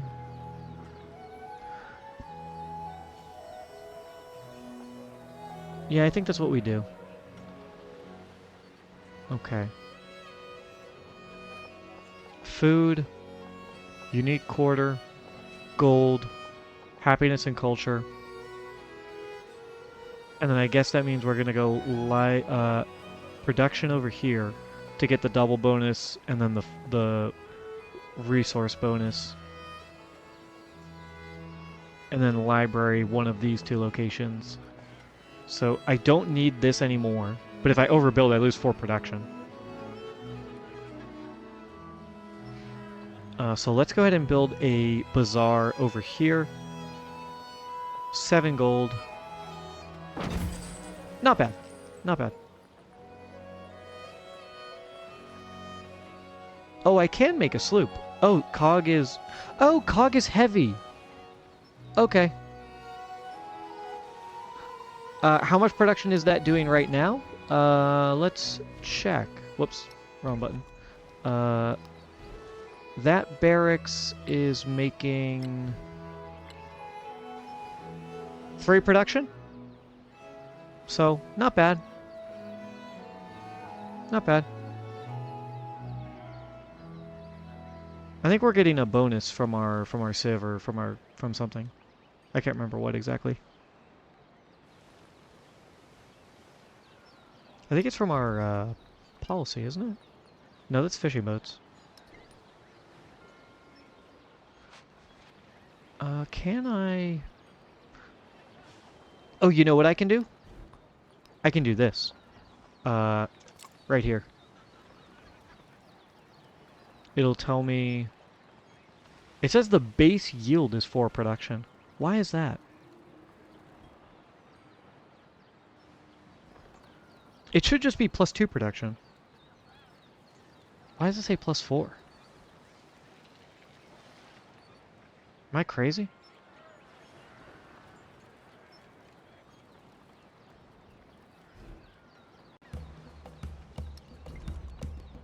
Oh, I'm getting +2 from the tile and +2 from the blacksmith?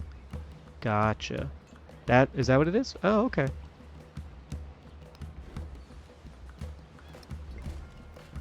Right, because its bonus goes from plus whatever it was, plus like 6 or whatever, back down to +2, and it has a base +2 production that you get. So, okay.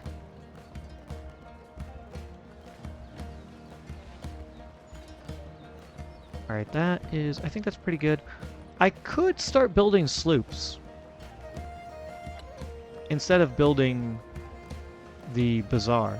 But the bazaar costs more. The bazaar costs like 600 gold or whatever. This only costs 450.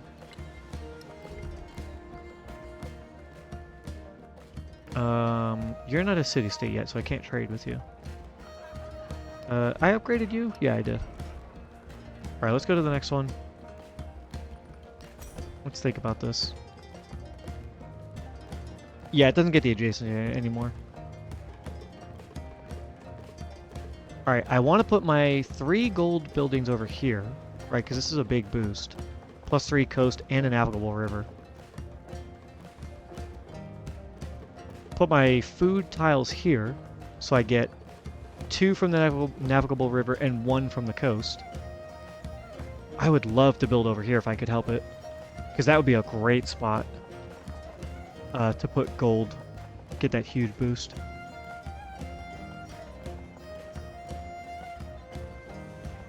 Maybe I put the wharf right here and build across like this, so then maybe this becomes where my food tiles go. Where do I put my unique quarter? I think right here. 2 resources. And maybe I put production right here instead of gold. I get a double adjacency. Oh, this is a triple adjacency. But if I want to maximize my possibilities, right? Having gold, or getting the extra production for my unique quarter, I think it has to go here. 2 resources, then 2 resources for my production buildings. I could put my science buildings here, get the +3 bonus. That would be good. And then I could put like a wonder here maybe. Get another bonus to it. Okay. I'm digging it. Then I guess we just put the bazaar right here. And get the, yeah. I think we just put the bazaar right here in the city center. I don't see why not.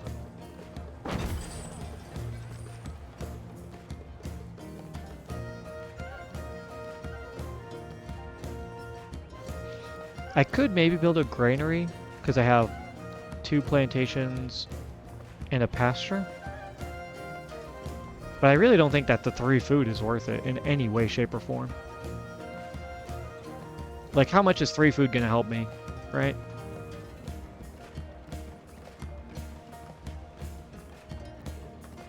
Alright, yeah, I'm liking that. I'm liking how that's gonna look. Go over here, put my gold buildings here, my food buildings here, get a huge bonus.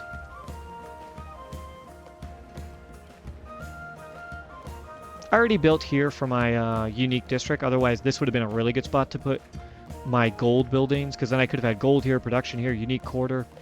That would have been so good, man. That would have been so good. And then food could have gone there.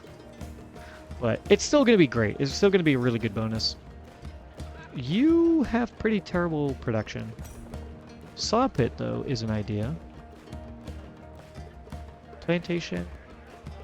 Woodcutter, woodcutter. How many? Oh, and that counts as well, right? Because it was a woodcutter. I don't know. I could get a woodcutter there. I'm going to build over this, though. This is where my culture buildings are going to go. Where does my unique quarter go? I can't... I mean... I could put my unique quarter here, get 1 resource, and then put my gold buildings here, get the 1 coastal tile. I guess I could do that. Put culture and happiness, put my other culture happiness buildings over here. Whoops.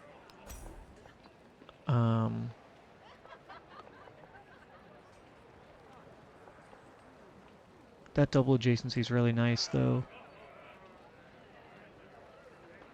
I could do gold or production here, because I still do have 1 resource, so it's not the end of the world. This could actually be a really good spot for Machu Picchu. Mountain right next to 2 districts. That would be good.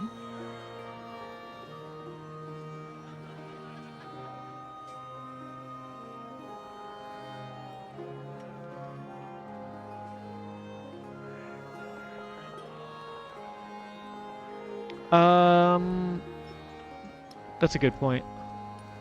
Do we see Inca? Yeah, right here. Simón Bolivia. I wish I could click on him and go to where he is. But I know he's down here. Does he have 0 mountains?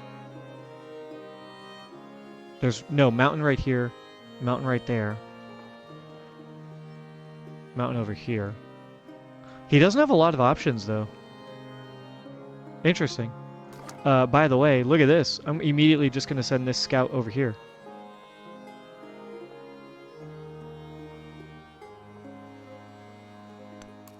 Yeah, go like that. And go get those 2 goody huts. That's beautiful. Okay. So, okay, as I was saying, we're gonna get, I think, gold here, unique quarter here. We get the 1 resource, we get the gold bonus. I want to move my production buildings over here, I think. Could put science buildings over here, or it could be over here as well. Over here would be pretty good, though, because I want to put a wonder right here. And I was thinking of putting a wonder maybe here to get a nice boost. I did want to put a wonder, I think maybe here and like have something, but culture and happiness. And I guess I could maybe put the other culture and happiness somewhere around here.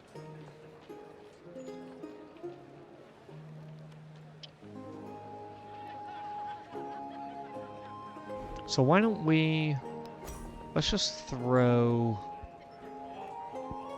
the bazaar down right here. Gold buildings here, food buildings over here, so we're getting the double bonus.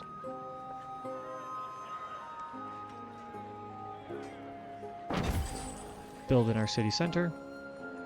Might want to look to get a saw pit up, though. +1 on camps and woodcutters. I have 2 woodcutters. That's going to be a mine. And then I think this is a woodcutter as well, so I'm getting the you know, +3 from that, or a +4 total.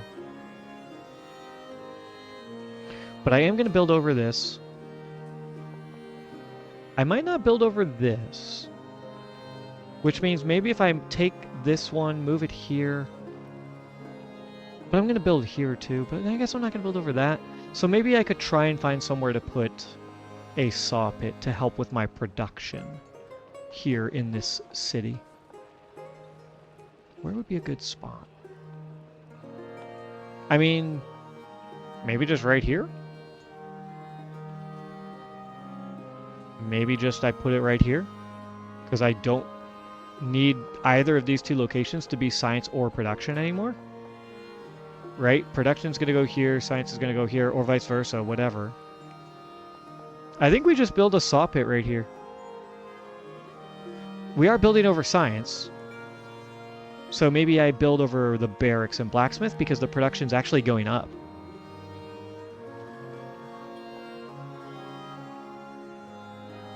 Yeah.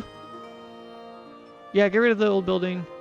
Put the saw pit here and the sawmill, which, by the way, Mailfast, if you didn't know, in the patch notes, saw pits no longer need to be on rivers. So you can put them anywhere now. So let's go ahead and do that. Put a saw pit here and a sawmill right here. And we will build the saw pit first. And then we will get our barracks up, or our bazaar up, excuse me. Trade opportunity, low happiness, command units. Alright, you are just going to hang out. Oh my god, dude. Look at these ships. Look at this fucking navy. Alright. Oh, before I attack him, I want a fleet commander. What do I need for fleet commander? Astronomy. I will get my buccaneer. Okay. I just want to save up that XP so that I can go after him. Alright.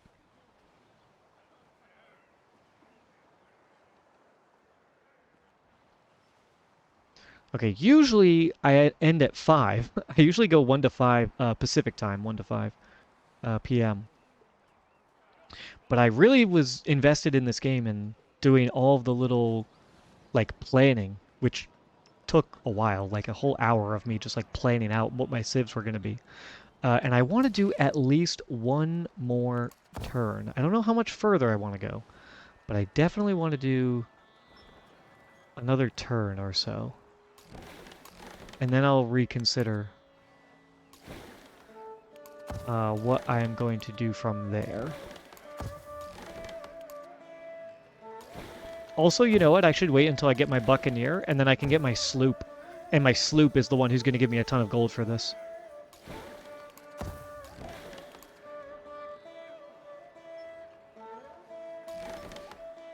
You often find yourself sitting on turn 4 thinking about exploration age, only to disappoint yourself 150 turns later. Yeah.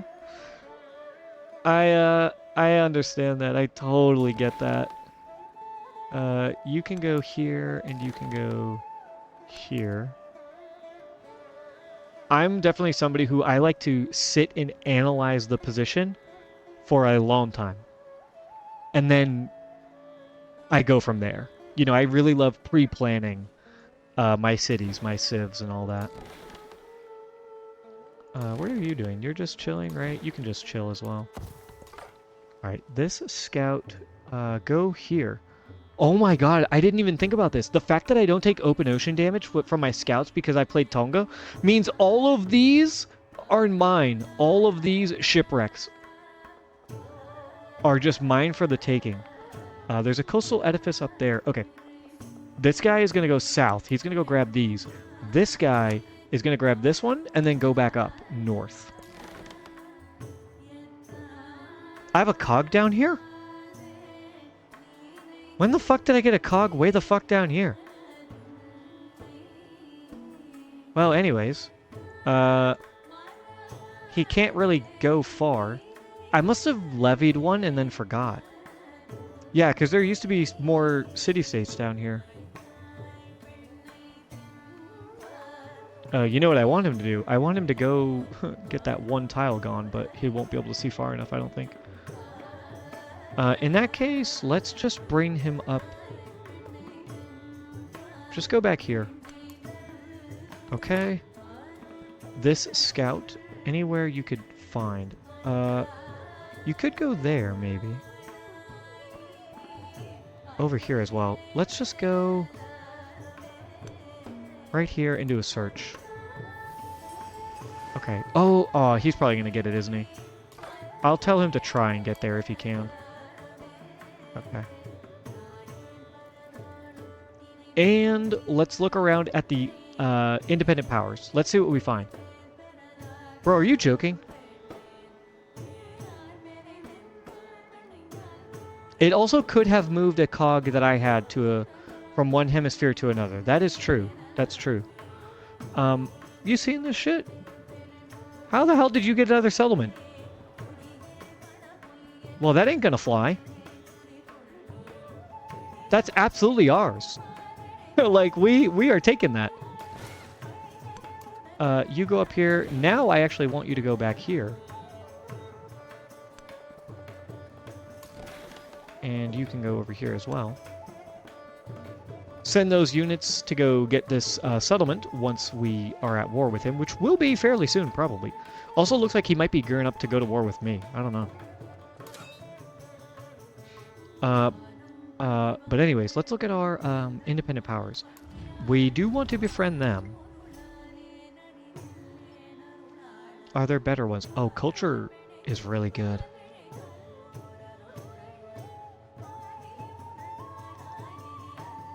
Militaristic would actually be really good for us to befriend as well. But I think all militaristic independent powers start out as hostile. Yeah, a ton of siege units in the water. It makes me think he might be trying to go to war with me. Which if he does, they're all fucking dead, because my ships are going to destroy them. The only reason I'm not attacking them now is because I want to try and get a buccaneer out and get the experience. I'm greedy. Medina. Ooh. I could get extra food or a extra settlement limit from this. That is really good. Science is very good as well. Culture is good. Oh no, here's militaristic. And they're not hostile. I just don't get the bonus that I had last time of being able to befriend distant lands and independent powers cheaper. Okay, I'm not sure which one I should pick first. It only matters because I don't have enough to do 2 on the same turn. So whichever one I pick first is the one we're going to get first. Militaristic, I think, is probably going to be the path. So that we can increase our naval damage and start wreaking havoc. I mean, culture and science is really good, though.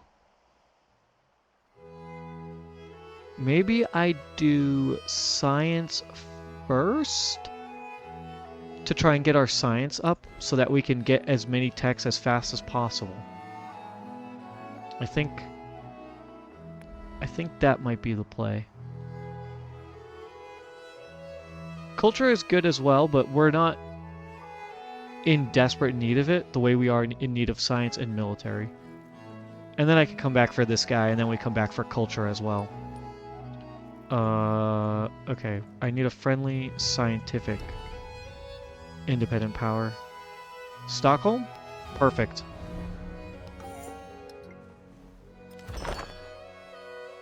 And then next turn, wow! We have plus 62 influence? Holy shit. That's crazy. The amount of influence we carried over, man. That's wild. I mean, it helps because of our unique civic, doesn't it? Doesn't that? Our social policy? Oh, no, it's only science. Okay. But yeah, the reefs are giving us plus 3 science. Very, very good. Alright. Do I want to buy anything?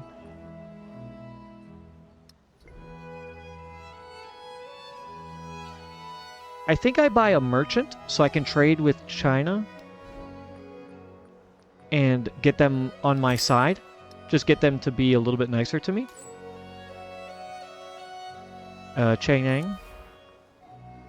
Yep. What are they giving me? Horses, which are terrible. Rubies are good. And Kowlin is not great. Oh, Liang Zhao is giving me hardwood. That is actually really good. Hardwood is, where's Liang Zhao? Right here. Hardwood is going to give me +1 gold on water buildings. Which we're going to have, oh, no, that's not gold. Hardwood, that's pitch. Oh, pitch. I am very excited about this resource. Because, yeah, +1 gold on water buildings is really good for us because we're a coastal civ in Antiquity, and we're playing a coastal civ again. So we're going to have a lot of water buildings. That is 1, 2, 3, 4, 5, 6, 7, 8, 9, 10, 11, 12, 13, 14, 15, 16. Did I count this one? I don't even know. We're talking something like almost 20 gold. Yeah, my unique building will count as well when I get it up and running. So pitch is amazing. When I did my my stream on Tuesday, and I went over the full patch notes for like almost 2 hours. I remember I read what pitch did, and I was like going ballistic. I was like, this is amazing. This is so good. Particularly for pirates. So yeah, I think we want to trade to Lian Zhao. Or Lian Zhou. Not quite sure the pronunciation. Niter is fine. Siege and naval... Oh, wait a minute. Naval units? Oh my god. We're trading with Lian Zhao. 100% we're trading with... I would like to trade with Chang'an eventually, just to get the rubies. But yeah, Lian Zhao, bro. Give it to me. Alright. Was there anyone else that I could trade with who would be useful? I can't reach some of these other settlements yet. So Chang'an is fine. I don't want to trade with Napoleon because we want to go to war with him. The Chepset is silver. Silver's good. And camels. Camels are really good. Camels are arguably the best resource in the game because of how flexible they make slotting resources. Yeah, we want to send one to Hatshepsut. Alright, let's buy another one. And does it matter which? I don't know if it matters. Let me just check. Oh no, I can't because it's foreign territory. Technically this one's closer east, but this one's further south. I think it's negligible. So I will just purchase a merchant here. I will I will send this merchant to Wasset. The silver is very nice. The camels are very nice, right? Silver is going to give us +1 gold in food in all settlements, which we appreciate, and the camels let you get additional resource slots. All right, anything else I want to buy? I really don't need to buy anything else with this guy. I already have this up and running. What about you? I could do a granary, but I don't think a granary is really worth it.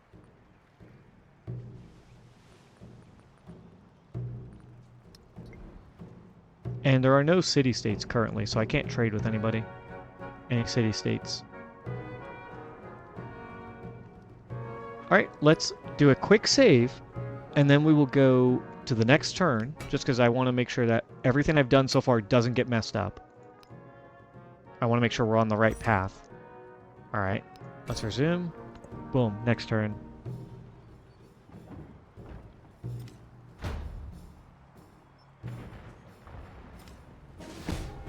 Alright.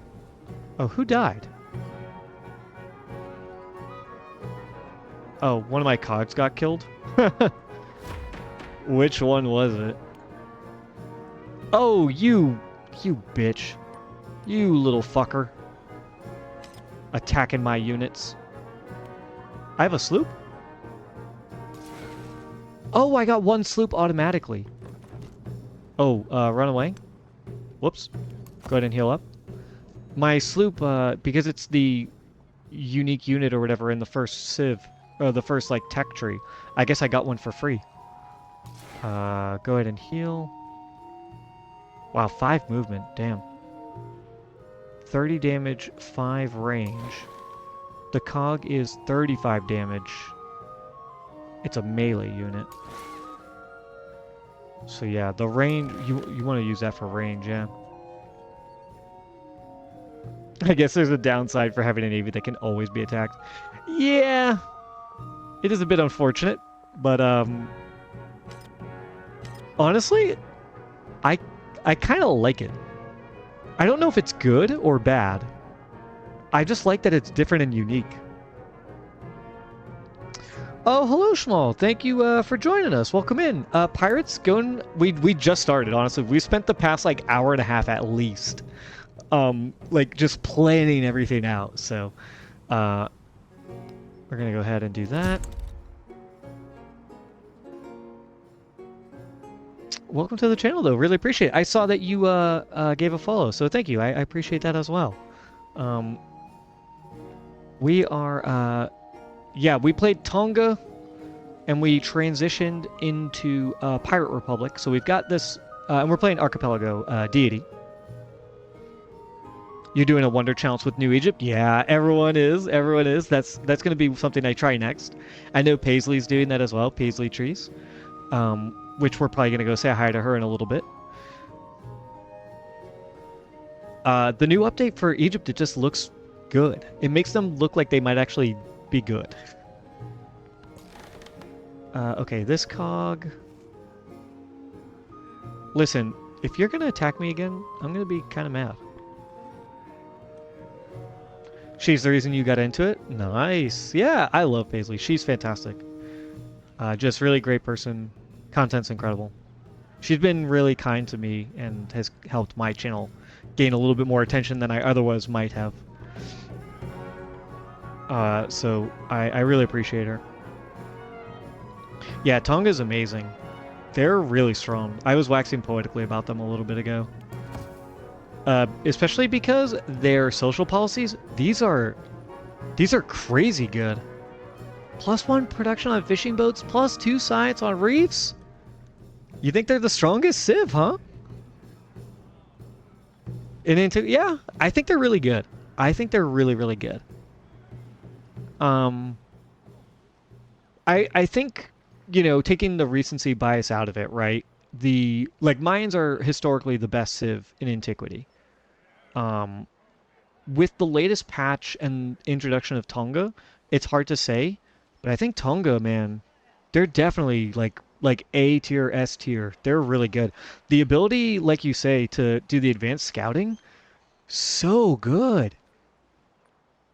So good. It just lets you like the what I think what makes Civ a really fun game is all of the pre-planning. Like I think that's something that everybody across all like genres of however you play the game, right? Whatever your style is. I think everyone likes doing the pre-planning. And Tonga gives you that in spades. Like I see the whole map. I just see the whole map. It's incredible. And getting to befriend all the city states, the crazy trade, like wow. You did Tonga with Lakshmi. I can't pronounce that name. Lakshmibi. Seems counterintuitive, but in exploration grabbed all city states. Yeah, yeah. We did Tonga with Blackbeard, which is definitely not a strong combo by any means, but it does transition fairly well. I got all these boats up and running. I say Lakshmibai. Oh, okay. Lakshmibai. That may be correct. I'm bad with language, so I'll take your word for it.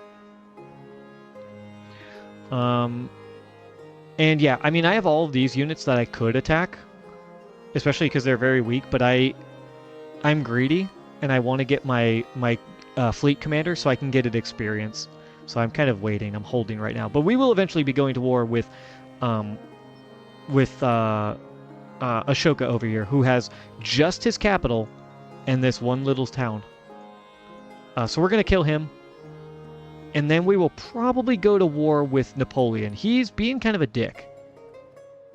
He's been attacking my units, my ships, when I was sending them around to like do scouting. And also, we were friendly with him in the last age because early in the game, we did a bunch of endeavors with him, the civic ones, because they're so good, right? The +6 culture. But he will very soon start to hate us because we have very high culture per turn. 193. We're up there. Even taking into consideration these other civs, we're doing really good in culture. So we will be going to war with him. It's just a matter of time. Just a matter of time. You found the AI to be very aggressive in the new patch. I have appreciated that they've been doing a lot of what are they called? Not endeavors. Sanctions. I do like that they are using sanctions finally. Yeah, yeah. It was in the game and it like never came up for the past 9 months or whatever. So now that the AI is doing it, I mean, obviously it's detrimental because they're doing it to me, but I like that it's something that I can interact with in the game, I definitely have noticed, I don't know if you've noticed this, Shmuel, but the city-states, or the independent powers, in Antiquity are super hostile. I was doing Axum Ibn Battuta, it's my other run that I'm doing, and I had 7 hostile independent powers. I think 1 was friendly on my continent. It was insane. I don't know what happened. I mean, they've always been kind of leaning more hostile than friendly, I think. I could be wrong on that, but I think they've been leaning hostile versus friendly since the game came out. But holy shit, man, they're crazy. Crazy aggressive now. It's something. Well, it's funny. They do come to murder me, but I've noticed that they're doing more raiding instead of murdering. Because I was chilling in my capital right here, La Paja, and like 4 or 5. There used to be a independent power here, which did become a city-state that I allied with. I don't know why it's not here anymore. I'm assuming that the game can only spawn so many independent powers at the start of the game, right? Because like La Venta was here. And there's still an independent power. I don't know why there isn't one here, but I'm happy because now I can settle here. I digress. Whatever this was, I forget their name. It was a name I couldn't pronounce either, which didn't help. They sent like 4 warriors all to my capital. They raided and just left. Yeah, they only pillaged. It was really weird. Because I was, I'm playing Tonga. They're not a aggressive civ at all. So all of a sudden I saw these warriors and I was like, oh shit, come on. Because I was in the process of befriending them, right? So I wasn't quite ready for them to attack me. And I produced like 2 or 3 archers, and I started like fighting back as best as I could. And then they just left. It was very weird. Yeah, I can't explain it. So, oh, and also, fun fact, I don't know if you've played Pirates yet, Shmuel, but if you are playing continuity and you create a settler, it does not go away. So even though Pirates can't make any settlers, right? That's their kind of debuff, right? You can't produce settlers. Where is it? Right here. If you produce settlers in the Antiquity Age, you still keep them. So, just if you didn't know that. Alright, this all looks good. These guys, eventually I will start destroying you.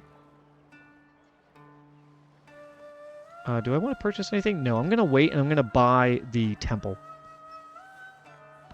I'm just going to buy a temple right away. So that I can get first religion. So that I can get my first choice. Not that we're going to be heavy into religion, but I at least want to have the option, you know? I take refuge in the Buddha. 20% production towards overbuilding. We love that. 7 turns to the next celebration. Not bad. Okay, now we are going... now we are going aggressively. We're going to get Articles of Agreement, Ports of Call, and then Mastery. And then we're going to come back to get the other Mastery, so we can get the loading promotion for free. And then we will go into the Exploration Civics. Because the only reason to do this is when the AI is producing treasure fleets. Otherwise, it's literally useless. I mean, the plundering is fine. 100% gold from plundering, though, is like, I don't know, 12 gold or something. You're going into your Wonder Challenge? Good luck, and thank you. I appreciate it as well. We're gonna be finishing up soon, and we'll be heading over to Paisley's. So you might catch me over there if you stop by. But pleasure to have you here. I'm very glad to see you, and I hope you enjoy hanging out with me more. I will try and stop by your channel as well when I get a chance. Cog was damaged by high seas. Oh, he is attacking me? Oh, why are you sending... Wait a minute, is Napoleon going to try and go to war with me? Okay.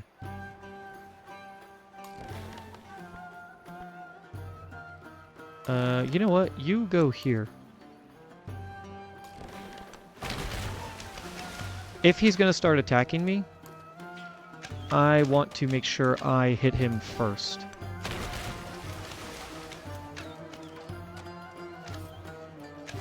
I don't want him to destroy my little navy that I have.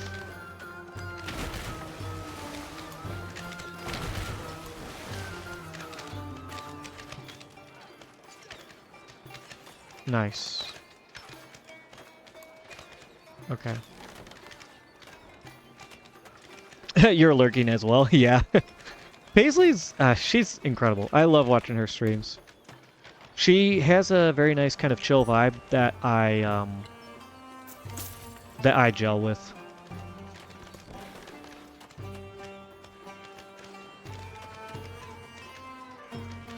Oh, I forgot Cog is now a ranged unit. Just die, how about?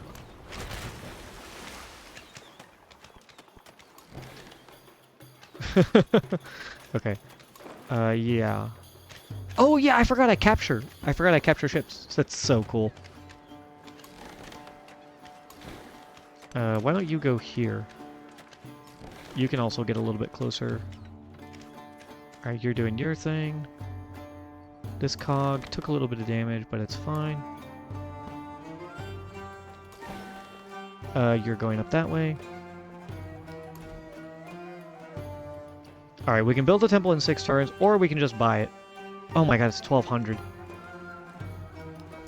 It's expensive, but I think it's worth it. It gives us just first pick of religion.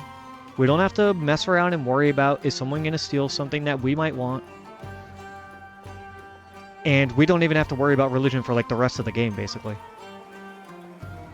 So my plan is to put what?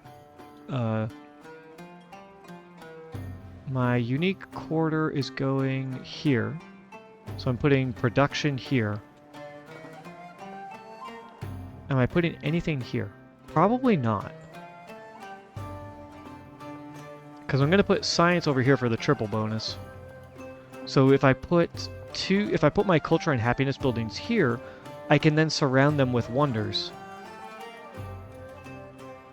I think that's the play. Build over the altar, it would be... We would lose 1 gold and gain 3 happiness. I would lose culture here, I don't want to do that. So yeah, let's just build here. Boom.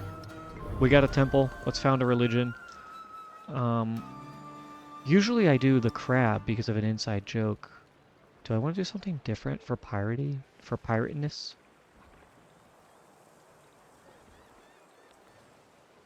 I don't think there's any really good logos. I wonder if that's a mod to have more logos that you could use for your religion. Okay. Where are the religion of the home crab? Alright, what do we want?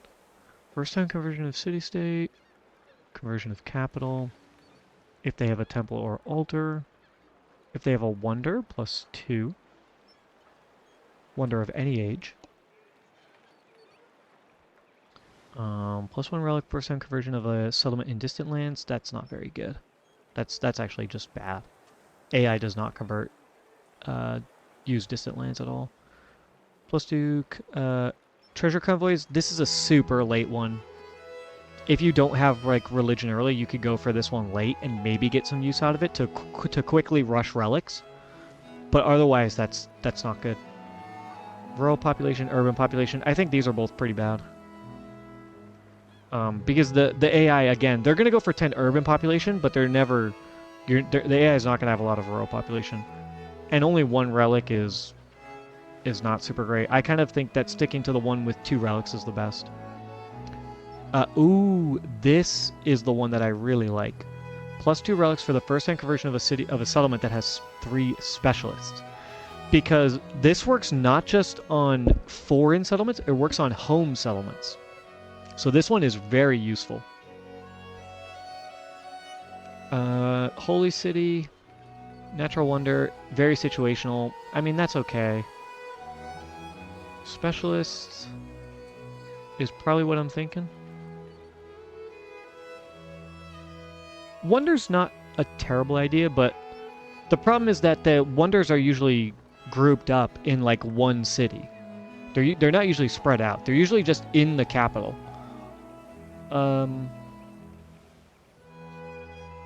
You almost always go with reliquaries and get trade routes. Oh, reliquaries. Honestly, the problem that I find with reliquaries, it's good because it's, you know, temples and altars are pretty common. The problem that I find is that sometimes the AI builds over an altar and doesn't replace it with a temple.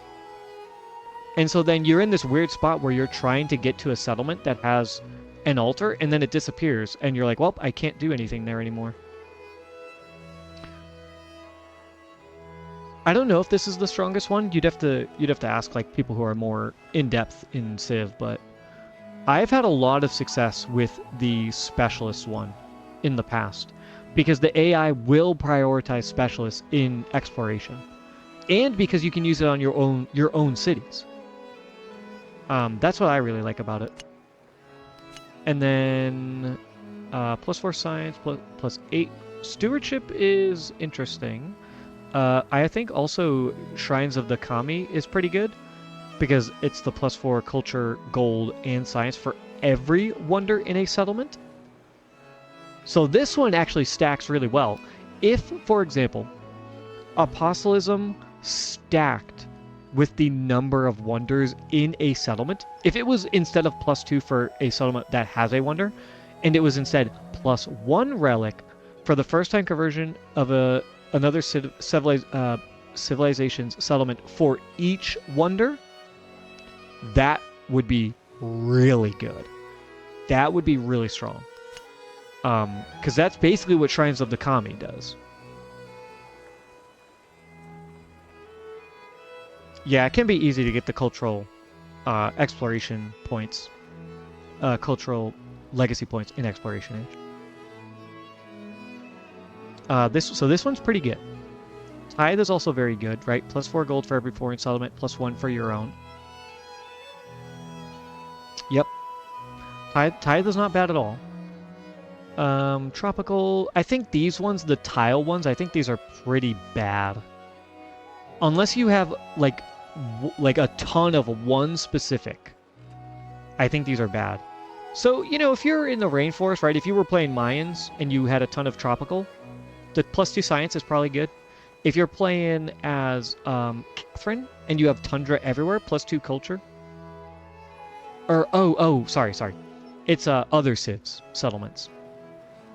So yeah, this is what makes this so bad, because the AI is not going to necessarily settle in the most optimal way to the point where you could optimize this, the +2 gold for other civilization settlements and deserts, right? Like, it's just really hard to make work, I think. Happiness is meh. Happiness is not a great resource, I don't think. If you can use it, like there's a couple leaders that can really use it, then it's good, but otherwise it's kind of eh. Grassland, plains. This one is really good as well. Because influence is such a strong ability that +2, that it's reduced right from the +4 that you're getting for other abilities. It's reduced to +2, and it's +1 in your own settlement, in your own religion, or your own if your own settlements follow your religion, which is really good. But I already have so much influence that I kind of don't know if it's worth it. You consider those other ones to be consolation prize? Yeah, I would, I think, agree. It's just like if you didn't get a religion here, you can have one. Navigable river, that's terrible. That's horrible.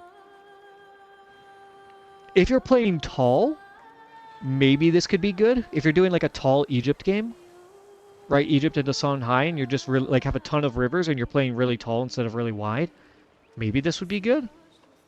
But I don't think that's any good. 6 food, I mean, at this point in exploration, like food is +6 food is really not a lot. +4 production, though, is pretty useful. That is actually really good, because this also applies to towns, which means that's +4 gold. Yeah, foreign settlements with navigable rivers. Yeah. All buildings get +1 happiness, +3 science, culture, happiness, influence gold on the temple. This is just the real, like, didn't get anything, might as well pick this one, because any civilization can choose it. Okay, +4 production, though. That's interesting.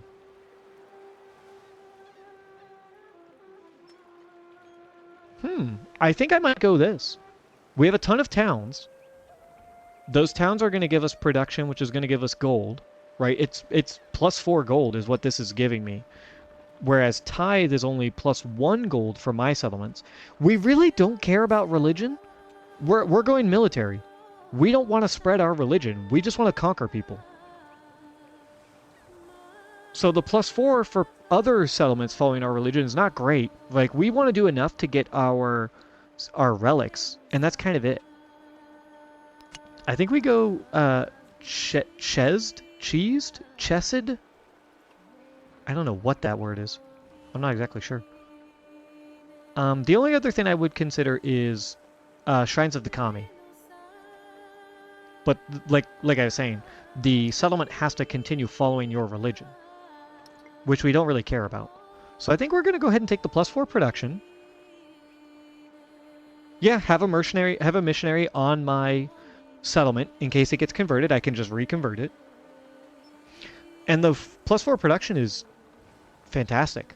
So, Chesed is Hebrew, if you recall. Interesting. I'm terrible with languages. I've said it before, but I tried when I was in high school. I took Spanish because everyone said it's really easy, and it's kind of close to English. They're both, I guess, Latin languages or whatever. It was really hard. I got like a D+. I barely passed. So I took French in college, in undergrad, and it was not any easier, let me tell you. I had a really rough time with that. So it could be, if it's Hebrew, it could be Hased. Like ha, right? Hased, or something like that. English is Germanic. Oh, okay, yeah. Yeah, I don't know anything about languages. I'm not my strong suit at all. Oh! We did get this goodie hut. Dude, the AI is so stupid. Simone Bolivier had like 4 units surrounding this goodie hut, and he was like, what if I just don't take it? Alright, peasants have taken up arms against their landlord, who fills his coffers with the labor and taxation of others. As the peasants overwhelm the manor house, the guards are powerless to stop them. We can defend the landlord. 120 influence is no joke. Or support the rebellion. 300 happiness. We're producing 88 happiness. Let's take away the 0, right? Or take away the 8, make it a 0. Just to make it even. So it'd be 80, 160, 240, 320. Right? It's basically 4 turns of happiness. So we'd cut this in half to 3. Whereas this is 2 turns of influence. I just think the influence is more powerful, though, than the happiness. Right? Like, I mean, hitting a celebration to get a social policy is not bad. But influence is incredible. I can now befriend 2 city-states.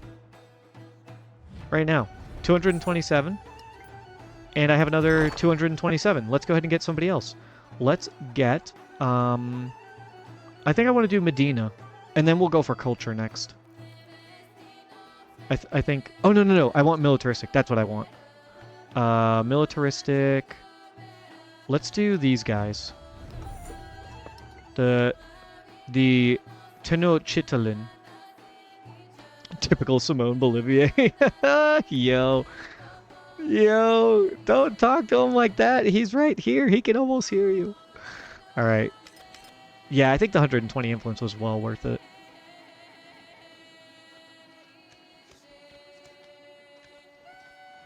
All right, let's go another turn. And then this might be it for us. Yeah, we're approaching 7 o'clock Pacific. Almost 6 hours of stream. Oh, I did lose one of my units. Oh, I think he destroyed the unit that I captured. Oh no, it was the Spanish Empire. He killed one of my cogs. Bastard.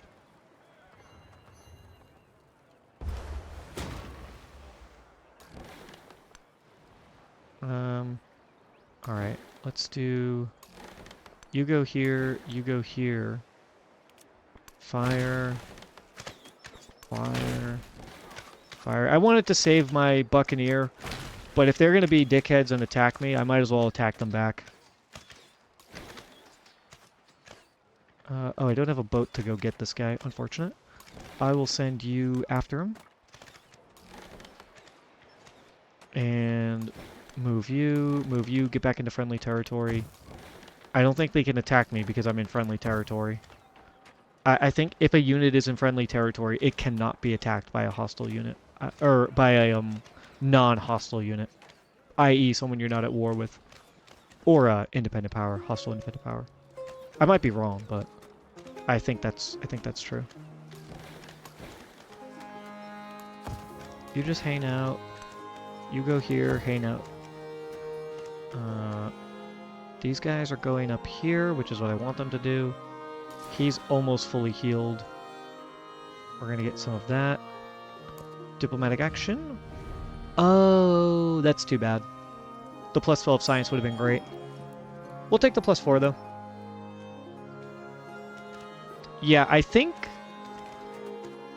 the captured one was the one that... Oh, wait. I did lose 2 enemies.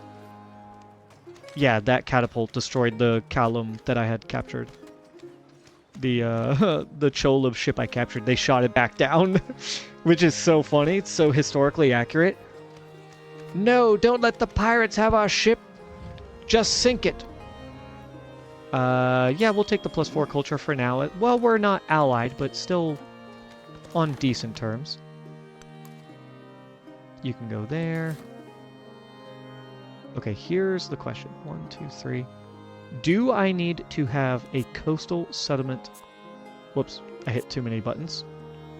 Show minimap, show yields. I just want to... Let me click on something. There we go. If you click off, it doesn't get rid of the thing. You have to click on another unit or something. This is what I want. Social policy. Cities, reefs, warehouse buildings. I don't think I get any bonus to coastal cities, right? Nothing about this is coastal cities. It just... Okay. So I think... 1, 2, 3. 1, 2, 3. 1, 2, 3. 1, 2, 3. 1, 2, 3. Yeah, I can reach all of that. 3. 1, 2, 3. 1, 2, 3. 1, 2. Yep, we're gonna settle right here. That's a perfect settlement. Absolutely beautiful settlement. Santo Domingo. Let's go. What do I want first? I mean, probably gold. It's not as good as it used to be, but it's still pretty good. Plus 1 gold, plus 1 happiness. Turtles are okay. Oh, there's reefs right here. Let's go ahead and grab the reef. I didn't know that I would be able to get a city here. Otherwise, I would have left this area open for this little city to grab. Unfortunate. Let's go ahead and grab 1 food, 1 production, and then grab the reef as well, so that we get the science. You are done. So I want you to go... Anything down here? You could get here. I guess I might as well send you and just see if I get there. If he doesn't, he doesn't. It's fine. You know, it's not the end of the world. Alright, how are our stats looking at this point? We're doing really good in gold. We're 4th in gold. But we will be ramping... 5th in gold, jeez.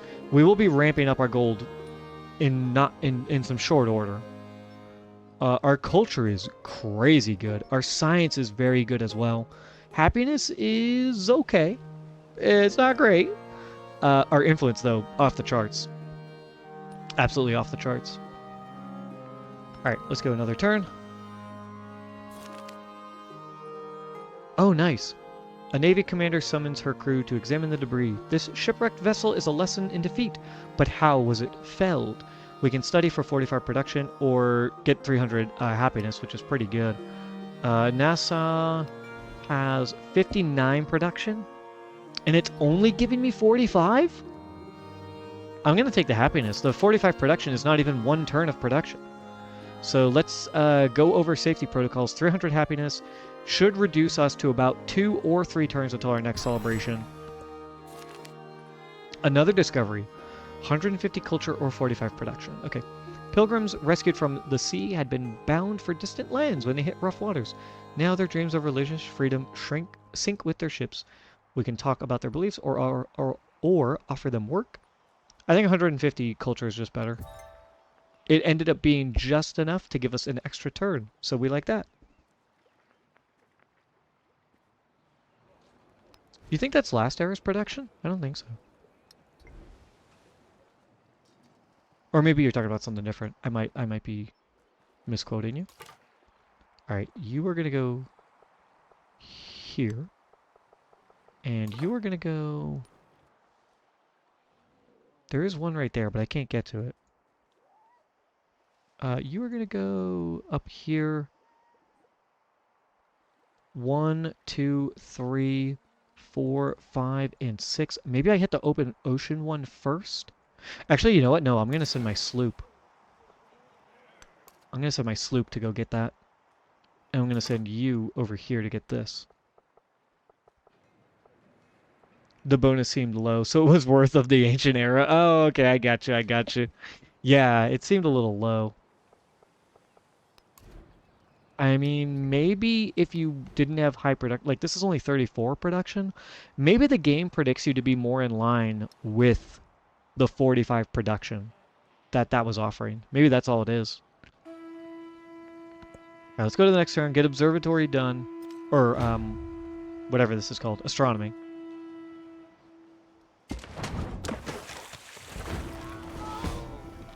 Oh, damn it! He destroyed that before I could get it. I would have had a free naval unit. You bastard. Alright, we got our Buccaneer unlocked. Let's go ahead and purchase one right away. And I'm going to buy it right here. Oh, wait, I can't? Hang on. One of my cogs was destroyed. That's annoying. Oh, shit. Run away. Run, run, run. These guys... Oh, they can attack me. Okay. In which case, I can't attack them because I'm not at war. So, move away and heal up. We're not at war yet, is what I should say.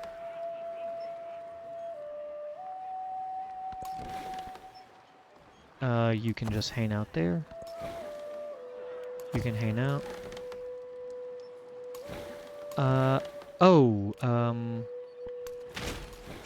Just kill this unit, please. Oh, it's not dead yet? Well, it is now. Yeah, I guess I maybe should have earlier just destroyed all those units. Whatever. It's fine. And then go ahead and destroy this unit. Although it's gonna be funny. I bet you he's gonna take open ocean damage and die. So I can't even use it.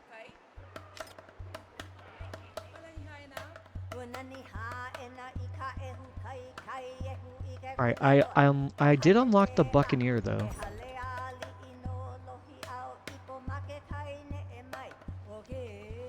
Let's go ahead and... Can I buy it over here? I can buy it here. Can I buy it over... Oh, I don't have the...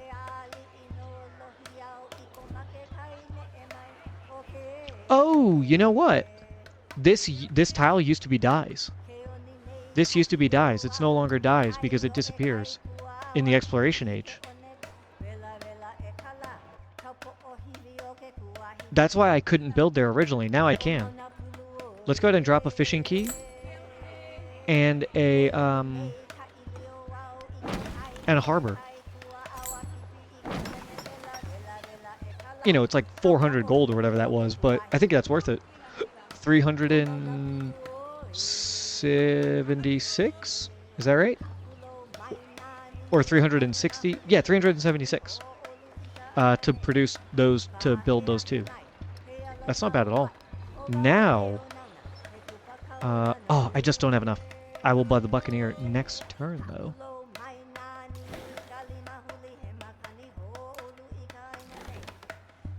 Why don't you heal up, just in case this guy attacks me? Can you guys move? No, okay. I have another unit. This guy... Who attacked you? Oh, you're in open ocean, that's why. Go ahead and heal. You go right there.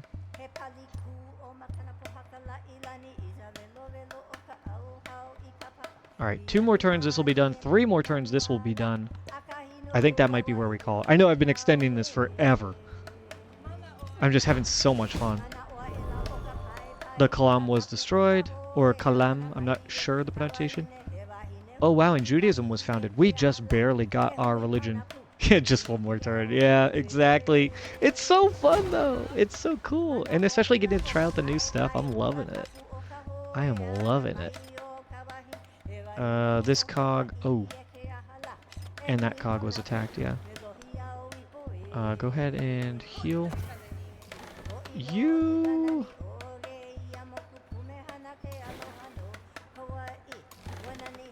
You are healing.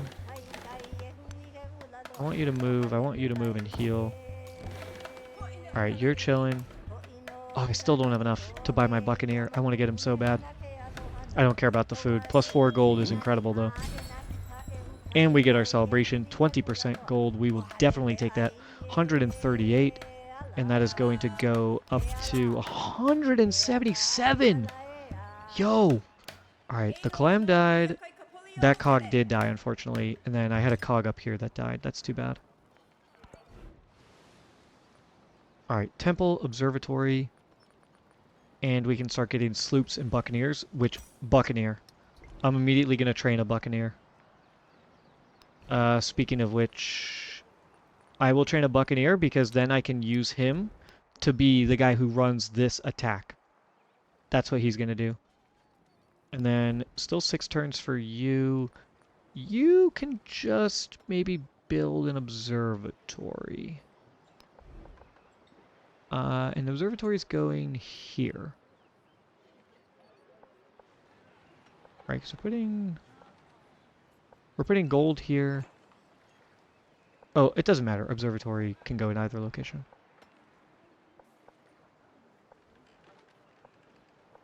I'll just build here. Yeah. Let's just build here.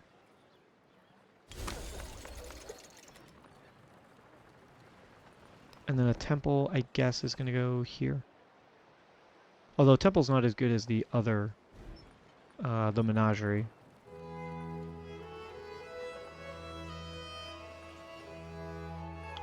So where would I put it? I could put it maybe here, but that would be on a tile. I guess maybe here.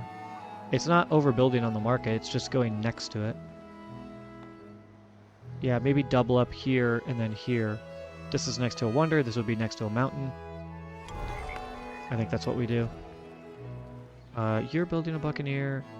You 850, and I can start buying some things.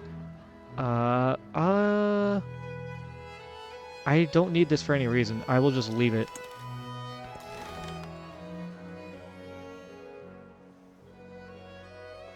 Swap. And just hang out. You heal.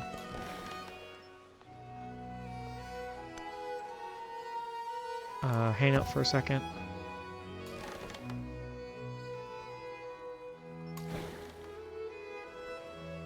Actually, go here. And then you go here. Because then I can move you further away when I need you to heal. Go like this, go like this, go like this. Heal up. Okay.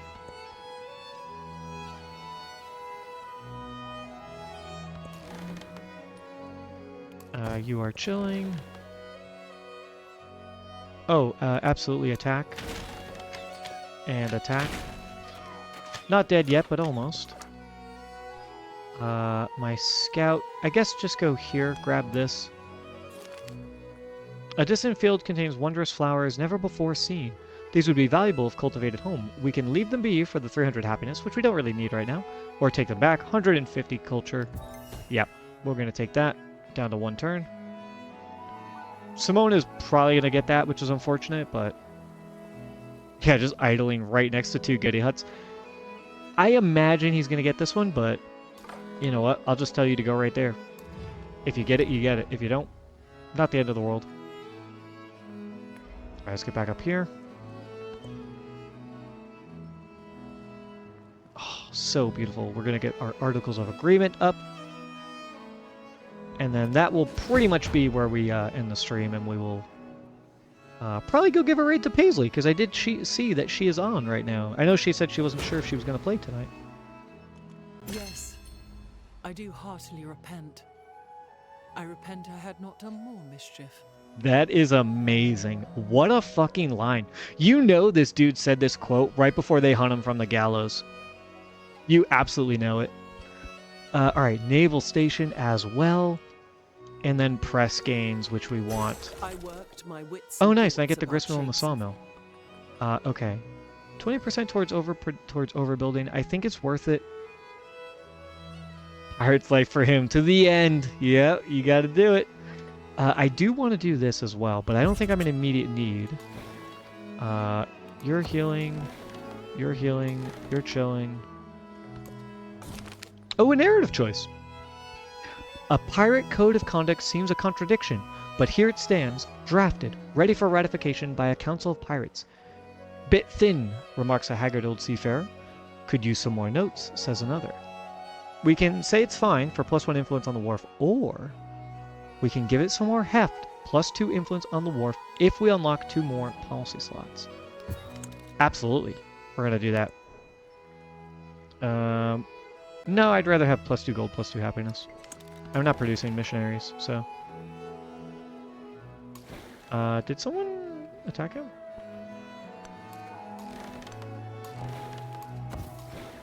Or was he already injured? I can't remember.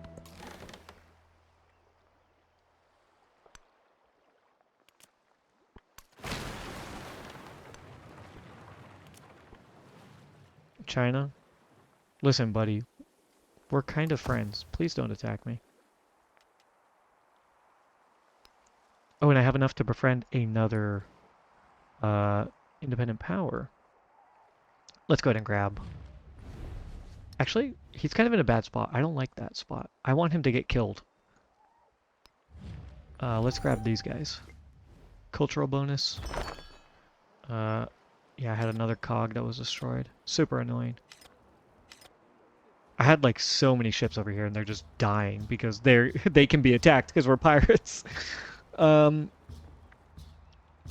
now then, I will buy... Actually, I'm going to get a Buccaneer in one turn. I don't think I need to bother with purchasing one. I'm just going to get a Buccaneer right now. When you're done with that, build a naval station. The naval station is going... I wanted it right here.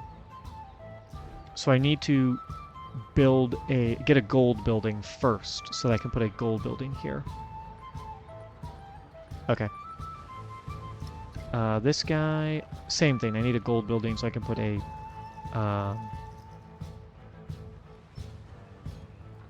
or actually... I don't think it matters. Oh, no. That's a reef. I don't want to overbuild on that. I want to build here, so I need a gold building here, so I have to wait on that one. This one, though, I can definitely build right now. This is +6 because it gets the, it's next to the palace, so it gets a bonus. But this is +2 resources. We're going to put our production building right here. Yeah. Let's do that. Make a Buccaneer and then work on the naval station. How much is it to buy? Wow, 1,800. I mean, it's a really good production building, so it makes sense. And I'm going to save up money so that I can convert this to a city. I think that's the plan. Target practice for the catapults? Yeah, unfortunate. Oh my god, dude. Simone. Please. What the hell, dude? The remaining members of an expedition are lost. They're camped while their supplies are dwindling. They say they had underestimated how hostile these lands would be. 160 influence, 450 culture. The influence is really good, but I want to complete my cultural route. I'm going to do that. We had just barely enough to get it to 7 turns. I think if we do it again, it won't be enough to do a full turn. Ooh, another discovery. A merchant vessel from a neighboring country has crashed on its maiden voyage. Fortunately, all the passengers have been retrieved. Better still, so has the treasure it holds. 300 gold, or 120 influence, if we return the merchants home, but I think we take the silk. 300 gold is very good, because we can immediately spend it. Although, you know, it's actually probably a good idea. What if instead of converting you to a city, I buy these guys? Your production's pretty low.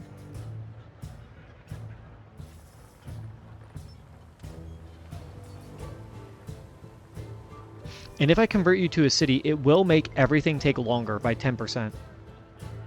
Yeah, pirate have to take the cash. Let's hang on to the cash as well that we just earned. Oh, Hatshepsut. Interesting.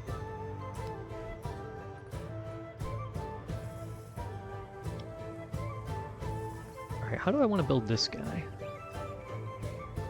I could get here, +1 mountain. It's not bad. Sawmill, gristmill. I mean, I could build, I guess, a gristmill and a sawmill right here. Not that it really matters. Sawmill's gonna do nothing for me. I have a couple mines, but... yeah, probably just not worth building any of these warehouses. They're really not gonna do anything for me. Couple mines, mine here. But we're gonna overbuild on all of it with urban districts. And I think we wait and use the cash to instead buy some of the buildings before we upgrade this to a city, so that we can maximize our production in these 3 cities that we have. All right, one more turn, we get our buccaneer.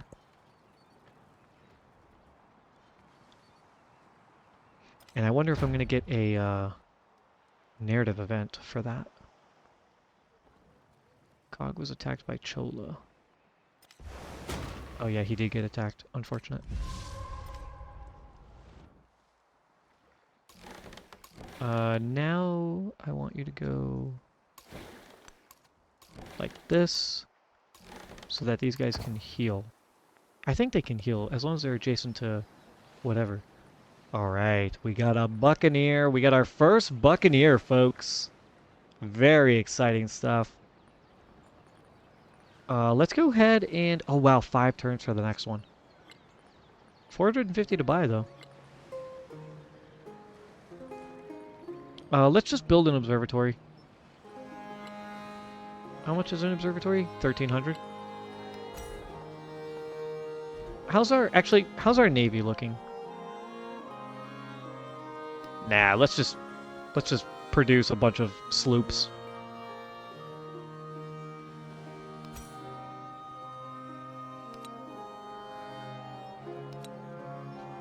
I think 3 sloops is good, and then I could have one of those cogs I could put into the commander. And then we'll go ahead and do the observatory, which is going to go... that's the bazaar, so my observatory goes here. Oh, wait a minute. Fuck. I'm so stupid. I didn't realize there was a double adjacency bonus there. I should have seen that. I'm so dumb. Oh, well. I guess I will put the observatory there. And then I can put my university here, because it's going to take longer for me to get university. I'll just take the bonus that while I can get it. Should have built my bazaar over here. Damn. Unfortunate. Alright, get back here. Oh my god, did you guys hear that? Hang on. The Navy has seen better days, yeah. We kept getting pelted by all those catapults that I should have destroyed earlier. You were so right. I was greedy! I couldn't help it. I wanted to get experience for my buccaneer. Alright, but yeah, listen to this. Can you hear that? The music's a little loud, but... he goes like, yar!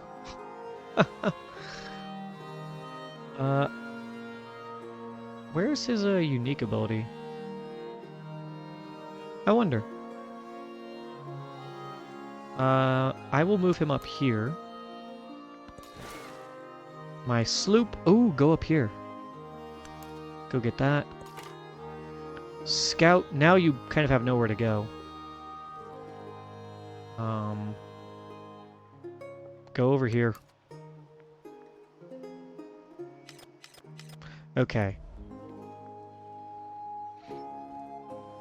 Well, we have done a lot in this game so far, folks. I think I will go ahead and purchase the bazaar. Drop it right here, because it's going to get a huge boost, and I can only put 1 building here. Let's do that. Another resource, doesn't matter, I don't care. But I think that is where we are going to end for today. Finally, I must put an end to it. Apologies. Wow. So much fun. What a fun game. I love the additions of this Civ. It's fantastic. I'm really looking forward to getting more of it. I will be continuing my playthrough tomorrow. And I think let's go ahead and see what Paisley's up to.